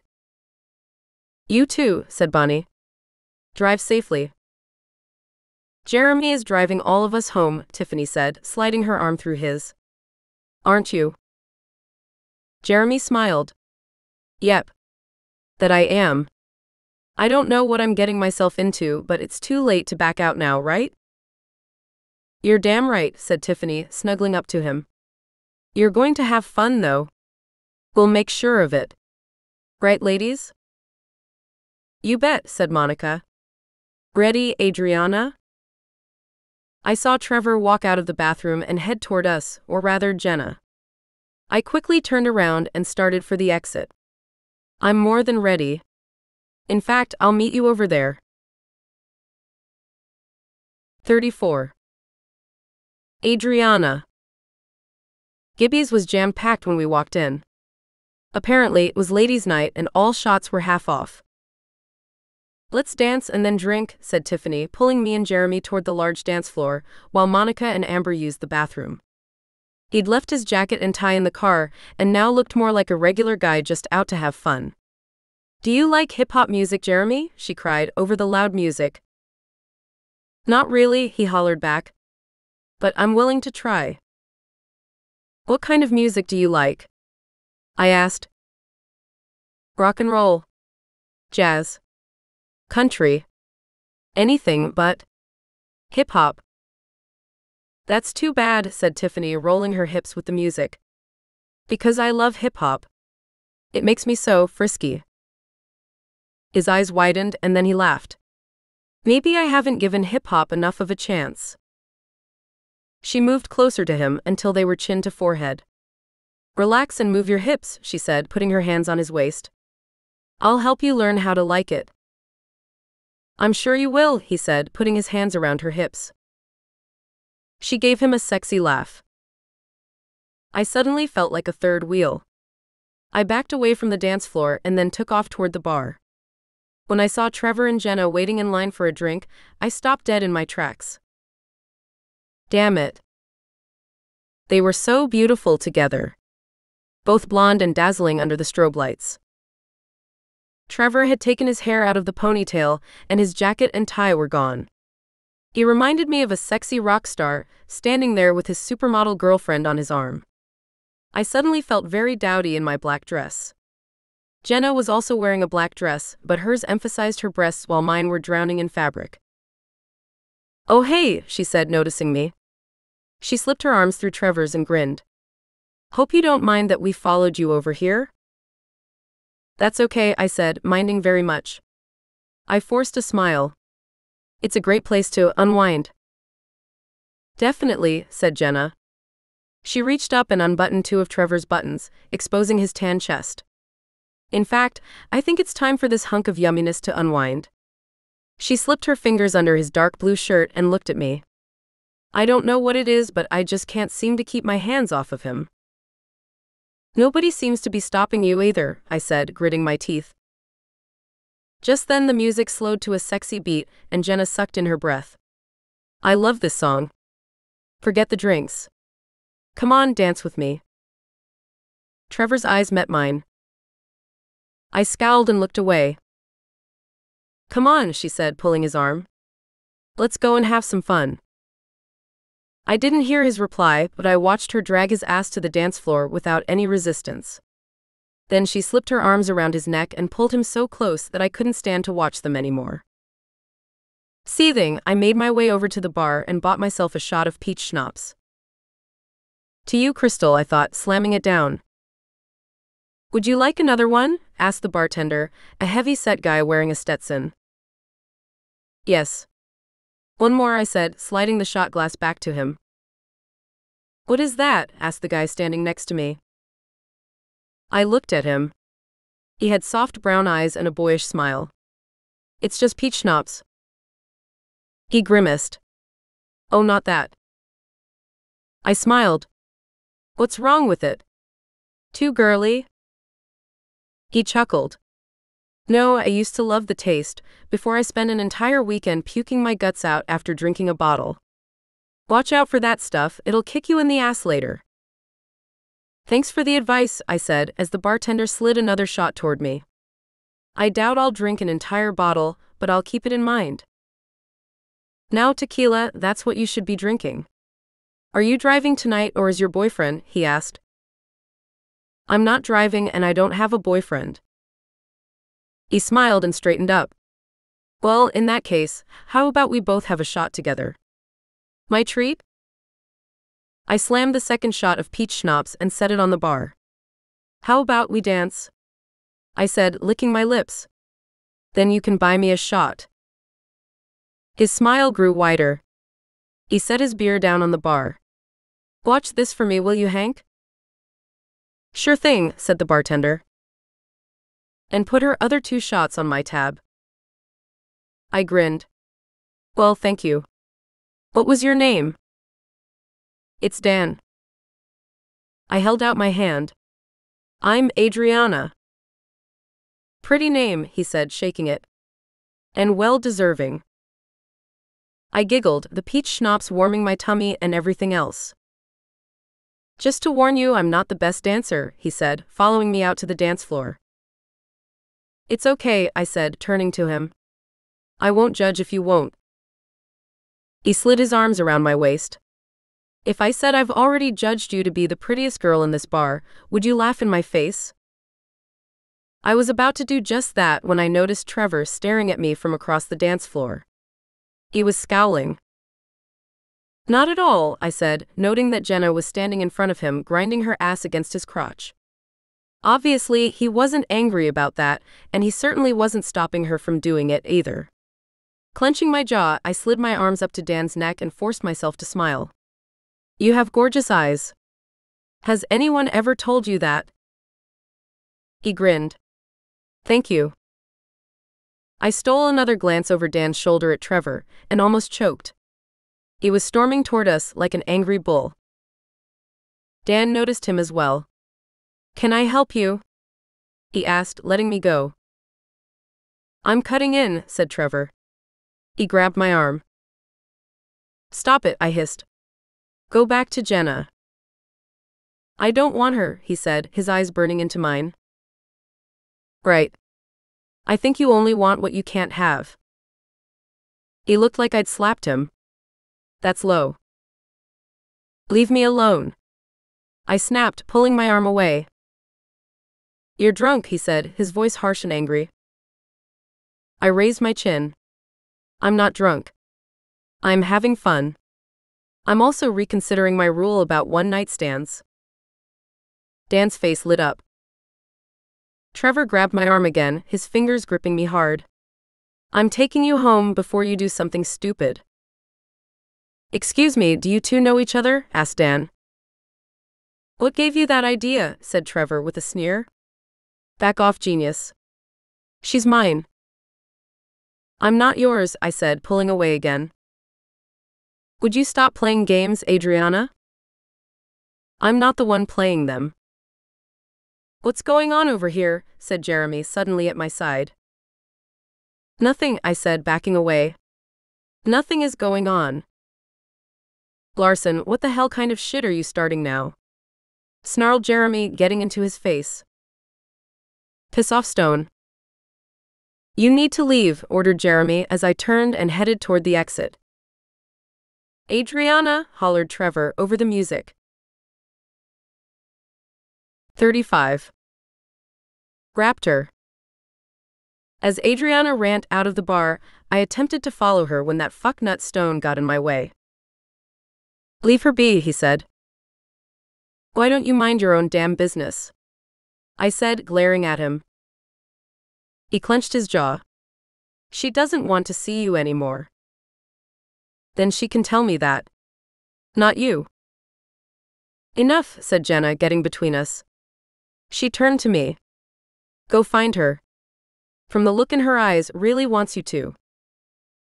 It certainly didn't look that way to me. But I knew women were complicated, and I trusted Jenna's judgment. I turned around and raced out of the bar, ready to pummel Stone if he tried stopping me. When I reached the parking lot, it was dark, but I could see Adriana running across the street to the other parking lot. Swearing, I ran after her. "Adriana!" I hollered as she unlocked the door to her car. "Leave me alone," she yelled, getting into it. She slammed the door shut. I reached the car and began hollering at her. "You shouldn't be driving. You've had too much to drink." She flipped me off. "Stone's going to arrest you," I shouted at the window. "You'll get a DWI." That brought her to her senses. She scowled and turned off the engine. "Come on. I'll drive you home," I said loudly. She opened the car door and got out. "No, you won't," she said, locking it. "I'll get a ride from Stone." "The hell you will," I said. "He's not giving you a ride home." "I am." "Bullshit," she said, shivering. "Where's your jacket?" She nodded to her car. "Give me your keys," I demanded, holding out my hand. "I'll give you a ride home." "No." Before she could respond, I grabbed them from her. "Get in the car or I swear to God I'll pick you up and throw you inside myself." "You know I'll do it." She groaned angrily. "Fine. You want to drive me home? Then drive me home." "I don't care," she said, storming over to the passenger side of the car. I watched her get in and then I got in. "Put your seatbelt on." She snapped it on angrily. I started the engine and we began to drive. "So, you're not going to say anything?" I said after a few minutes of silence. "I've got nothing to say to you," she replied, putting her coat on. "Why are you so pissed off?" She didn't say anything. Sighing, I turned on the radio. "Any requests?" I grunted. "A ballad, perhaps. You seem to like dancing to those. Especially with dipshit hipsters." She laughed coldly. "You should talk." "Oh, that's right. You two weren't dancing. You were having dry sex." I snorted. "Dry sex?" "Yes. Dry sex." "What in the hell is that?" "Dirty dancing." "Did you see me dancing?" "No, but I saw Jenna shoving her ass against you, and you seemed to be enjoying it." "How do you know I was enjoying it?" She rolled her eyes. "You certainly weren't stopping her." "I wasn't even paying attention to Jenna. I had my mind on other things," I said, taking a detour. Chapter 36. Adriana. I'd closed my eyes for a few minutes but opened them when I noticed that we were driving down a bumpy gravel road, surrounded by trees. "Where are we going?" I asked, sitting up straight. He ignored me. "Trevor?" The road ended near a lake, and he turned into an empty parking lot. There was a sign that read, "Prairie Lake Boat Launch, Private Property." "What are we doing here?" I asked, not happy. He parked the car, rolled down the windows, and then flipped through the radio channels until he located a song he seemed to like. It was an older tune by Nickelback, "Savin' Me." "What in the hell are you doing?" I said, watching him get out. He came around and opened up my door. "Let's go," he said, holding out his hand. I glared up at him. "No. This isn't funny." I want you to take me home. Now. He grabbed my arm and pulled me out of the car. What the hell, Trevor? I said as he put his arms tightly around me and started dancing. I need you to explain something. What? I said, feeling my stomach heat up as his hand slid slowly over hips. I knew I shouldn't be letting him do it, but I couldn't help myself. As angry as I was, I knew that I still wanted him. Explain what this dry sex is, he whispered against my neck, the warmth of his breath on my skin almost killing me. I swallowed. I wasn't sure that it was even a real term, it had just popped into my head. You know what it is. He pulled my hips against his. You know what I prefer. Hot. Wet, he whispered, dragging his lips across my neck, stopping at my ear. The kind we had before, he said, nipping my earlobe. I closed my eyes. What about you, kitten? Don't you like it deep and wet? Yes, I said breathlessly. The next thing I knew, he was reminding me of just how much. Raptor. I started kissing her, and she turned into the little wildcat I'd remembered. I'd dreamt about. I'd hungered for. Soon we were making love like two starving, deprived animals allowed out of their cages to feed. And what a feast it was. Damn, I said hoarsely, still trying to catch my breath when it was over. I chuckled as I looked around, glad that boating season was over. Man, I needed that, she answered, still lying cheek down on the hood of the car. I smiled, grateful that she wasn't regretting anything. Adriana shivered. Sorry. Are you cold? I asked, rubbing the side of her thigh. She had her jacket on, but it was pulled up to her waist, and her legs had goosebumps. She raised her head up. I wasn't before, but I'm getting there. I pushed her hair away from her face.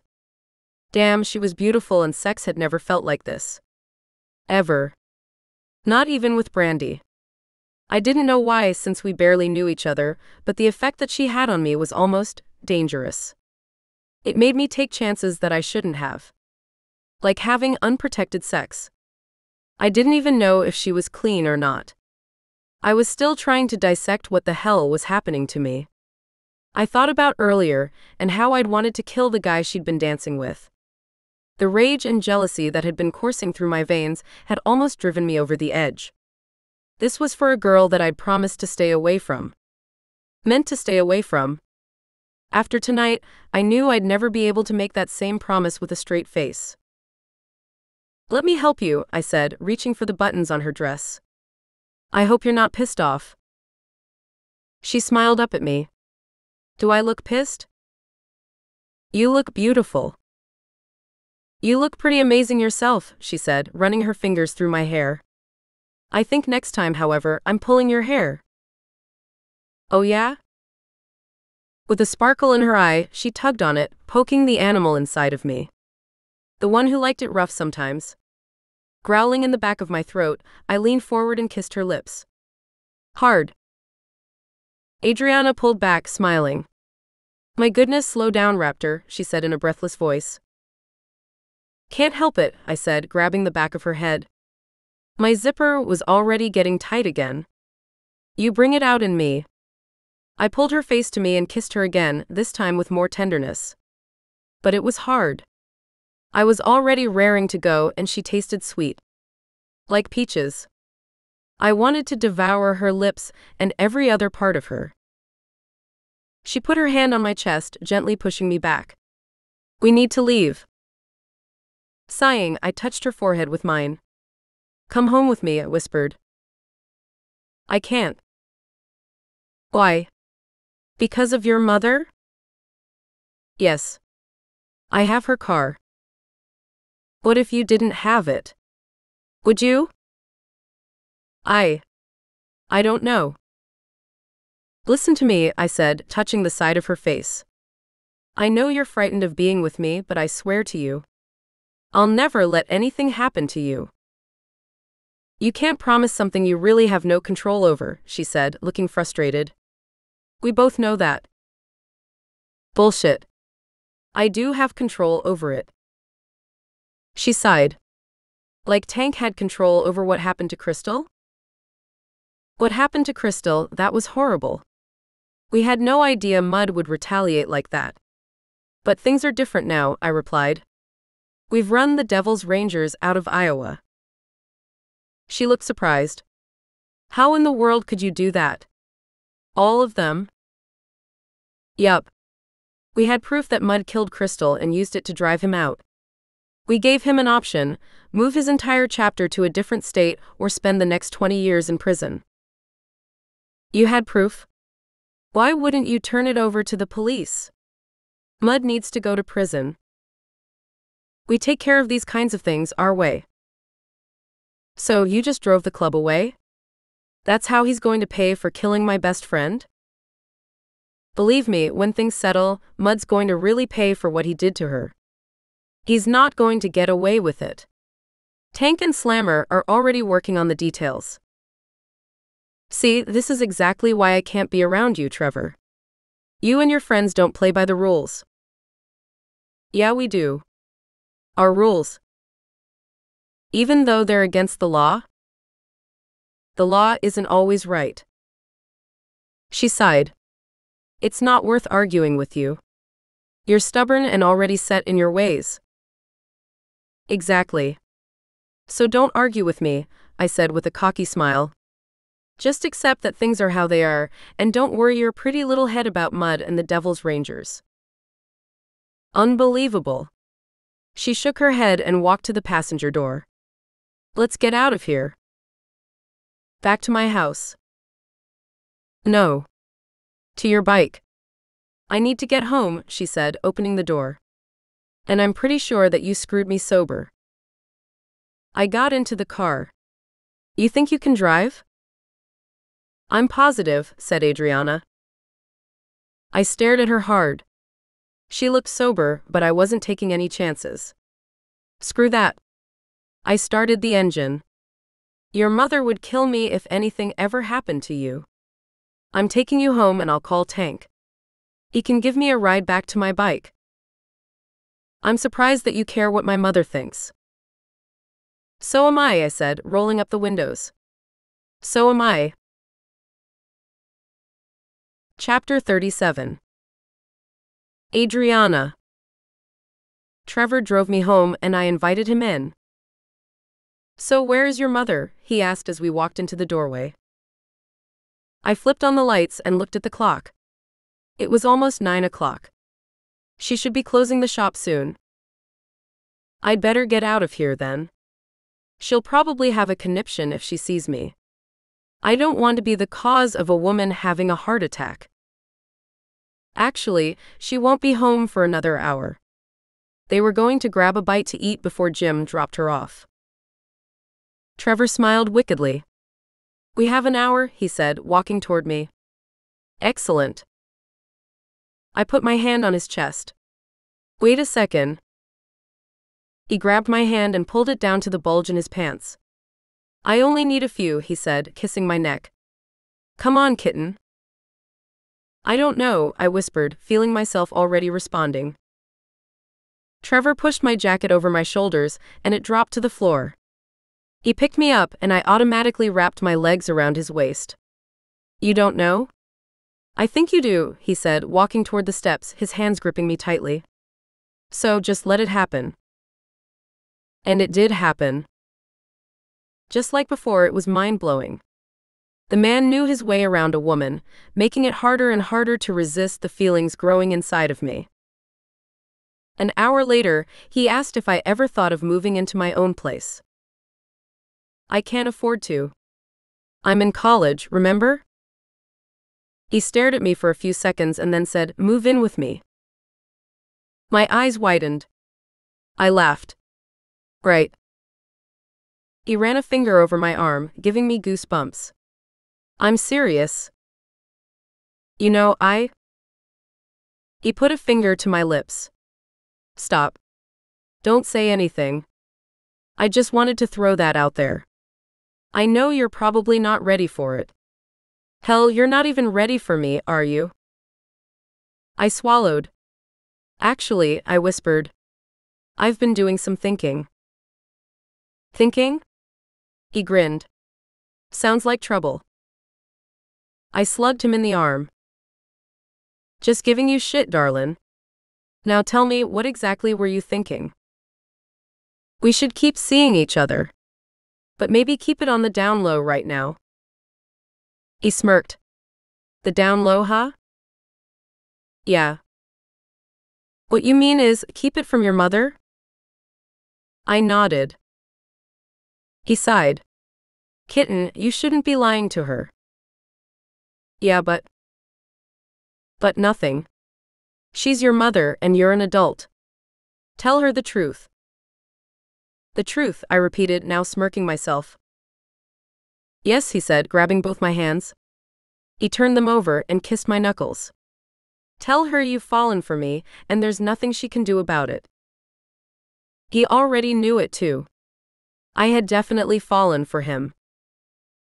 And then I will tell her that she needs to trust me. That I'll never let anything happen to her daughter. Easier said than done, I said. You've met her. You know she doesn't listen to you. That's her problem then. I sighed. What do you want from me? He asked, his eyes burning into mine. I mean, really? The same thing you want from me, I said, not really sure exactly what I was ready for. I could pretty much guess what he wanted, however. Sex. Lots of it. And what is that? This, I said. You mean sex? I nodded. He smiled in amusement. Is that it? You just want me to make love to you? Isn't that what you want? His face became serious. Honestly? I want much more than that. I want you on the back of my bike. I want you sitting next to me in the morning, while we're eating breakfast. I want you picking out sheets for our bed. I want to know what your favorite kind of pizza is, or how you like your burgers. I want to know what kind of perfume you wear, because it drives me insane. Do I want sex? Hell yes. But I also want everything else, kitten. That's what I want from you. I couldn't help it. I smiled, my stomach full of butterflies as I imagined waking up to him every morning and eating breakfast. Taking showers together. Shopping at Home Depot. Decorating our Christmas tree together. It all sounded so romantic. He smiled back. You have no idea how beautiful you are when you smile. No idea. I was about to tell him that he wasn't so bad on the eyes when I heard the front door open. Damn it, my mother, I said, jumping out of his arms. He growled. Okay, just stay here until she goes to bed. I'll drive you back to your bike afterward, I said, pulling my robe on. Fine, he said, looking irritated. You're mad at me, I said, watching him get out of bed. I'm frustrated, he said, walking toward my bathroom where his clothes were spread out on the floor. Sighing, I slipped out of my bedroom and met my mother by the stairs. Hi, honey. How was the reception? She asked, yawning. It was very sad. I'm sure. I called Bonnie and left her a message. The poor woman, she said with a somber expression. I just can't imagine what today was like. Seeing your daughter buried like that. I know, I said, suddenly feeling guilty about the last couple of hours. My best friend was in the ground, and I'd been acting like a sex addict who'd finally gotten her fix. Although Crystal probably would have been proud. A loud thud from inside of my bedroom startled us both. What's that noise? She asked, pushing past me to my door. Damn it. I followed her in, ready for an argument. Keep this window closed, she said, moving to my bedroom window. It's cold outside. You'll get sick. I looked around, shocked that Trevor wasn't inside. Then I realized that he'd climbed out the window, which I'd done quite a few times myself as a teenager. He was quite a bit heavier than me, however, and it made me wonder if the trellis was broken. Mom closed the window and locked it. Then she turned to smile at me. Guess what? What? I asked, moving next to her. I looked outside but didn't see any sign of him. Jim asked me if I wanted to go away with him for a weekend in January. I turned around surprised. Are you? I think so, she said, her cheeks flushed. He owns a cabin up north and wants to take me snowmobiling and ice fishing. You should go. It will be good for you. I'm definitely going to consider it, she replied, walking toward the door. He's such a nice man. So thoughtful and polite. He seems very nice from what I can tell. Her eyes sparkled. You know, he has a nephew who's single. A dentist. I groaned. Don't even think about trying to set me up. Maybe we'll invite him over for Thanksgiving. Mom. She grinned. You should give him a chance, Adriana. Like you gave Trevor? Her smile vanished. That was different, and you know it. Trevor's a nice guy, Mom. He really is. I don't care how nice he is, she replied. He hangs out with bad people. You and I both know it. Look at what happened to Crystal. That wasn't Trevor's fault. She sighed wearily. Are you really going to rehash all of this? I thought you were through with him anyway. Maybe I am. Maybe I'm not. Her lips pursed. I knew when I saw him at the funeral there would be trouble. I just knew it. I rubbed my forehead. There wasn't any trouble. Right. That's why you're bringing him up? Seriously, Mom, I'm tired of you treating me like a child, I said, resisting the urge to stomp my foot. Then start thinking and acting like a level-headed adult. You know, I think I know what my problem is, I said, more to myself. That you're too trustworthy with men, she replied. Or that you think you can change them? Because you can't. Especially someone like him. Someone who doesn't want to change. I glared at her. No. My problem is that I let you run my life. Her eyes widened. That's not fair. Not fair? Mom, I'm 21 years old. You insist on doing my laundry, cooking my meals, even picking out my makeup. You've not only spoiled the hell out of me, but you've made me feel like I owe you. What do you mean, I make you feel like you owe me? I stammered. I just feel like I'm living your life and not my own sometimes. You wanted me to work at the shop, so I did. You're the one who talked me into my college classes. You're the one who picked out my car. You even make my salon appointments when you think I need a haircut. It's just so frustrating. Well, I'm sorry, she said, her eyes filling with tears. You're my daughter and all I have left. Maybe I coddle you a little too much, but that's what mothers do. I just want what's best for you. Mom, you're not just coddling me, you're smothering me. You're exaggerating. Am I? Hell, maybe Trevor is bad for me, or maybe he's the best thing that ever happened. But I won't know the truth if I continue letting you make all my decisions. You have to stop, and I have to quit allowing it to happen. She raised her hands in the air. Fine, you want to risk your life by hanging out with a hoodlum like Trevor? Do it, but don't come crying to me when he breaks your heart or ends up in jail. Mom, you have to try and trust my judgment a little better, I said, softening my voice. I'm not out to risk my life.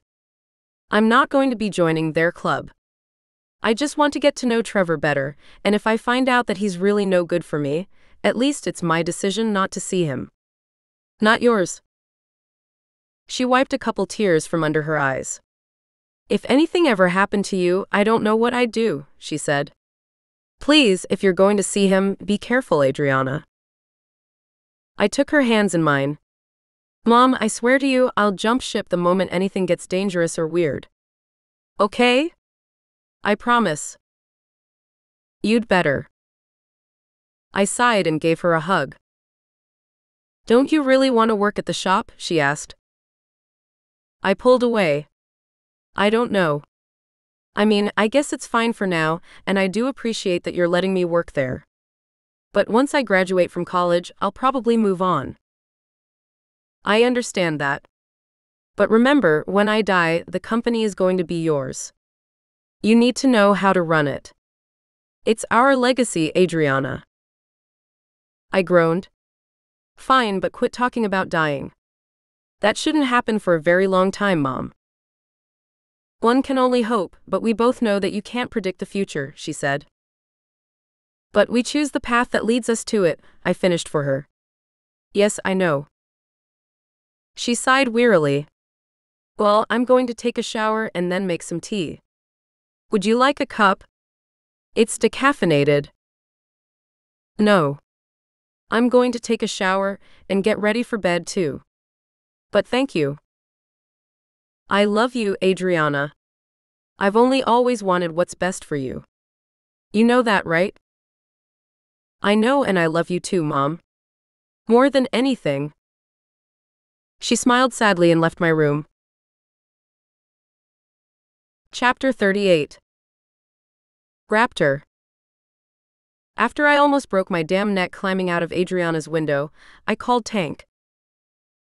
Can you pick me up, brother? I asked, walking away from her place. As I passed by several houses, I could see people watching me through their curtains. Snooping. Old geezers. Where the hell you at? He asked. I could hear music in the background and a girl giggling. Just left Adriana's place. I need a ride to my bike. Where is it? I told him. He sighed. Yeah, give me an address and I'll shoot over there in 20 minutes. Why 20? Because I was in the middle of almost getting a piece when you called, he snapped. Then you probably only need 3 minutes, I joked. He chuckled. You ain't kidding. This chick is double-jointed, man. She can twist her body and munch her own box if she wanted to. I laughed. Apparently, he was now dealing with Crystal's death much better than he was earlier. Where'd you meet her? She's friends with one of the strippers. I should take a picture of her and send it to you. Doll, can you wrap your ankles over your neck again? No pictures. Just hurry up. I need to get my bike. Fine. I'll see if I can get her to give me a quick BJ, since I've got to come and pick your ass up. Sorry. Bros before hoes, he whispered and then let out a ragged breath. Double-jointed though, man. You owe me. Get her number. Damn right I will. I noticed there was a coffee shop up the street. I told him about it. Yeah, I think I know where that is. It's closed, but I'll be waiting for you on the bench outside. Call me if you get lost. I doubt anyone can get lost in Jensen, he replied. After we hung up, I sent Adriana a text, letting her know where I was. She called me back. Guess what? She said, a smile in her voice. What? I told my mother about us. I grunted. Really? How'd she take it? She's not exactly thrilled, but she's not going to interfere. Good. I didn't like sneaking out of your bedroom like that. Not only did I bend your trellis, but I felt like a punk-ass kid slipping away in the night. You bent the trellis? Yeah, I can fix it though. No worries. Where are you? I'm heading toward that coffee shop, Bella's Brews. Tank is picking me up. That's nice of him. He's a real sweetheart, all right, I said, grinning. We're BFFs, you know. She giggled. What are you doing tomorrow? I have classes. What about after? To be honest, I'm usually really busy during the week with homework and school. What about dinner? Or lunch? You have time for that? She was silent for a couple seconds. I'll make time. Good. I'll pick you up and bring you back to my place when you're free. I'll call you tomorrow. Between classes. Okay, she replied. I'm counting on it. Good night. Good night, kitten. Chapter 39. Raptor. Tank picked me up in his dad's black Suburban. So, how was the reception? He asked as we drove back toward it. Good. You work things out with Adriana? I grinned. Yes, I did. A few times? He chuckled. Can I smell your finger? I didn't get any tonight. It's the least you can do for me picking you up. I held up my middle finger. Tank laughed. Didn't you get your BJ? His smile fell. No. She took off. I'm supposed to call her tomorrow. You going to? She's a damn contortionist. Of course I'm going to call her. I laughed. So, you going to make Adriana your old lady now or what? As far as I'm concerned, she is my old lady. He told me I should make it official. I will. Just need to ease her into it. Ease her into it? You must really dig this chick, he said, pulling out a pack of cigarettes. You mind? I was probably one of the only guys in the club that didn't smoke. No, I said, cracking a window. His face turned serious and shook his head. I still can't believe those assholes killed her, man, he said, lighting his cigarette. What's the deal on that? We coming down hard on them or what? You know it, brother. We have to be careful, though. The old man still isn't sure who the informant is. I have no clue either. He was silent for a few minutes. So this is how it's going to be. We're going to lay low for a couple of months and then when the time comes, blow their damn club up. Take everyone in that chapter out. That way the word on the streets will be that nobody messes with us or our women. Nobody. Taking them all out seemed extreme to me, but I wasn't the one making those decisions. You know where they set up their new camp? Yeah. They're north. Up in Minnesota. Hayward, I think. It's only 4 hours away. Huh. He grinned darkly. It's going to be beautiful, brother. Beautiful. I'm going to take mud out myself. Their mother chapter is going to want to retaliate, I said, knowing that the rest of the Devil's Rangers wouldn't stand for it. We'll worry about that when the time comes, he said. Besides, Pop says he's already talked to Bastard. Bastard was the original founder of the Gold Vipers. An old vet who still led our mother chapter in Sacramento. What'd he say? We wouldn't be going forward if he wasn't backing us. Shit's going to get ugly. Far as I'm concerned, it can't get any uglier than it already is, said Tank, clenching his teeth. Not after what they did to Crystal. I held out my fist. He smacked it with his. Chapter 40. Adriana. For the next 3 weeks, Trevor and I spent as much time together as we could. When we weren't making love, we were taking walks, renting movies, or he was teaching me how to cook. I have to say, this is a really good omelet, he said one morning after I'd stayed overnight. I'd made him something called a Denver omelet. I'd found the recipe online. Your cooking skills have greatly improved. I have a good teacher, I said, smiling as I poured him another glass of orange juice. His compliment made me giddy, though. I actually enjoyed cooking and wanted to please him. It was a trait I knew had come from my mother. Making her man happy. He set his fork down on his empty plate and pulled me onto his lap. This is great, isn't it? He whispered, moving my hair to the side. I mean, it feels like we're married sometimes. I like it. I grinned. You do? He kissed my lips. Don't you? I guess so. I mean, I know sometimes married couples don't have sex very often, I teased. That's never going to be us, he said. In fact, he gulped down his orange juice and then pushed everything off of the kitchen table and onto the linoleum, startling the hell out of me. Trevor. Don't worry. I'll take care of it. Good. Although nothing broke, there was still a mess. What are you doing? I asked as he stood up and walked over to the refrigerator. He grabbed a bottle of maple syrup and walked back over. I need dessert, he said, grabbing the front of the white muscle shirt I was wearing. The one he'd loaned me. Dessert? With a wicked gleam in his eyes, he nodded and then made love to me on the kitchen table.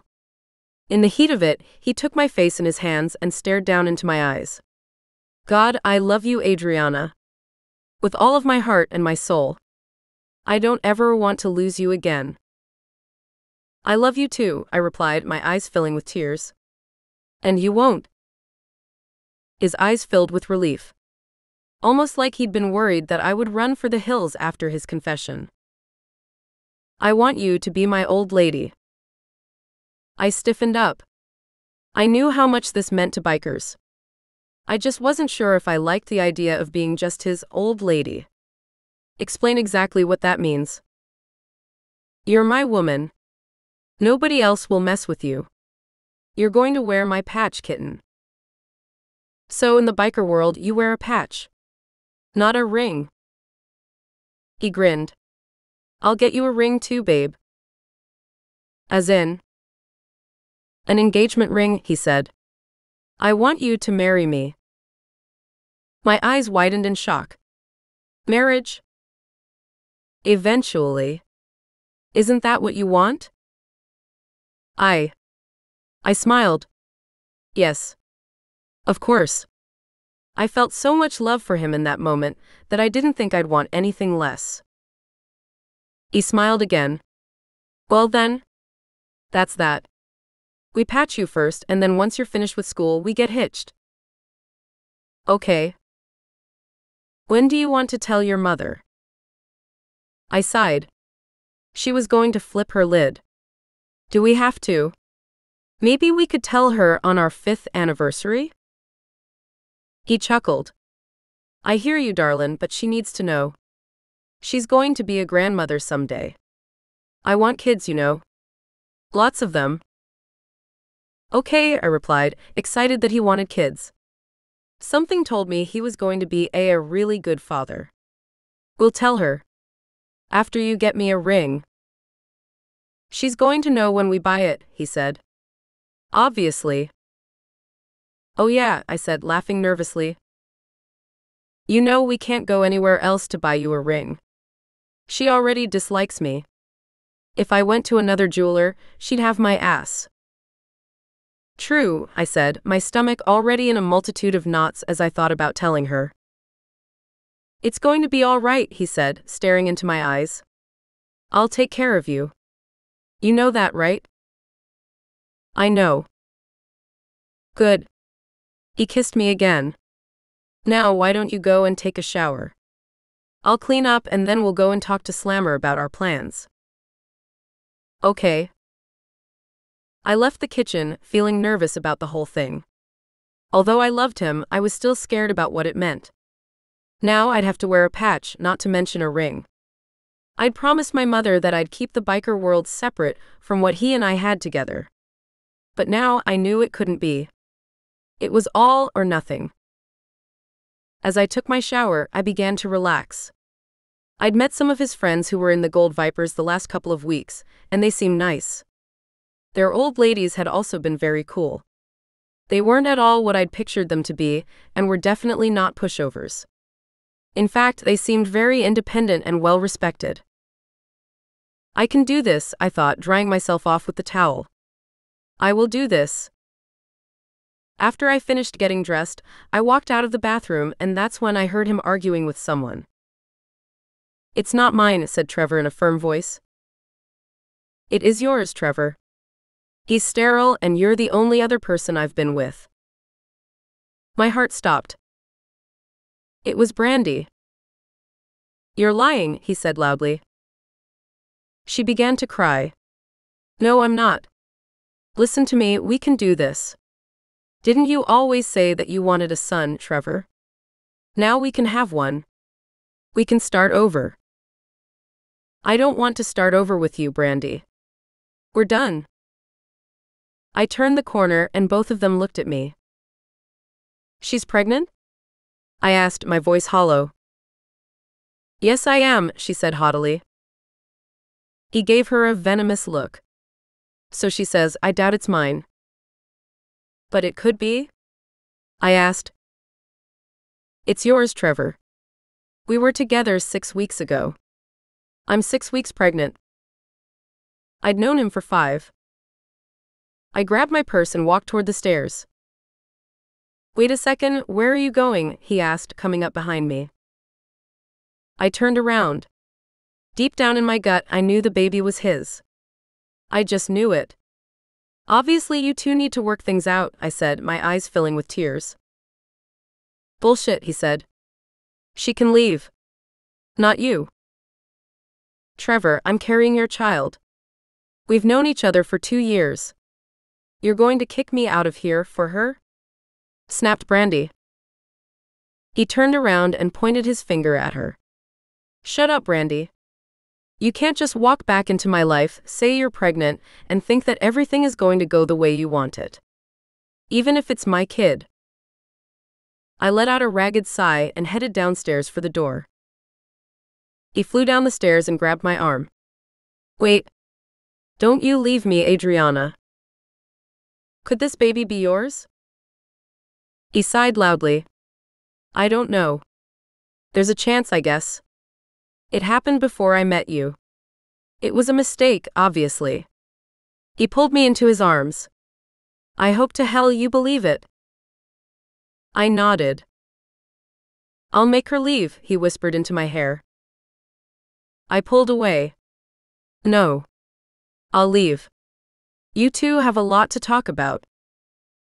He rubbed the back of his neck and laughed angrily. This is such bullshit. I know. Call me. Trevor's face was filled with anguish as he pulled me into his arms and kissed me deeply. As he released me, he stared at me hard. I love you. I love you too, I answered, turning away quickly to avoid his eyes. I'll call you. All I could do was nod, I was so choked up. After I left the house, I cried. Now that she was pregnant, I knew our relationship was doomed. I was so upset that I stopped and grabbed a bag of fast food, not even sure what I'd ordered. I brought it back home and scarfed it all down. 10 minutes later, I threw it all up and cried some more. Trevor didn't call me until the next day. He apologized and said that Brandy was going to go in for DNA testing in the next couple of months, to make sure the baby was really his. So where is she now? I asked. He was quiet. Did she leave? He sighed. I let her move in. My heart stopped. What? She doesn't have anywhere to go, but listen to me. I hate the bitch. She's only here because if she is carrying my child, I want to protect him. He was already calling the baby him. I understand, I said, the tears spilling from my eyes. He wasn't breaking up with me, but it sure felt the same. My heart was being crushed and neither of us were really even responsible. Are you crying? No, I lied. I love you, Adriana. No matter what happens, I still want to marry you. Even if this baby is mine, this thing won't affect us. I promise you. You feel me, kitten? Yes, I lied again. Somehow I knew that if the baby was his, it was over for us. Really over. Turns out that we were both wrong. Things definitely changed, and Brandy wasn't the only one. Pregnant. End of Book 1. Audiobook 2 is coming soon. Does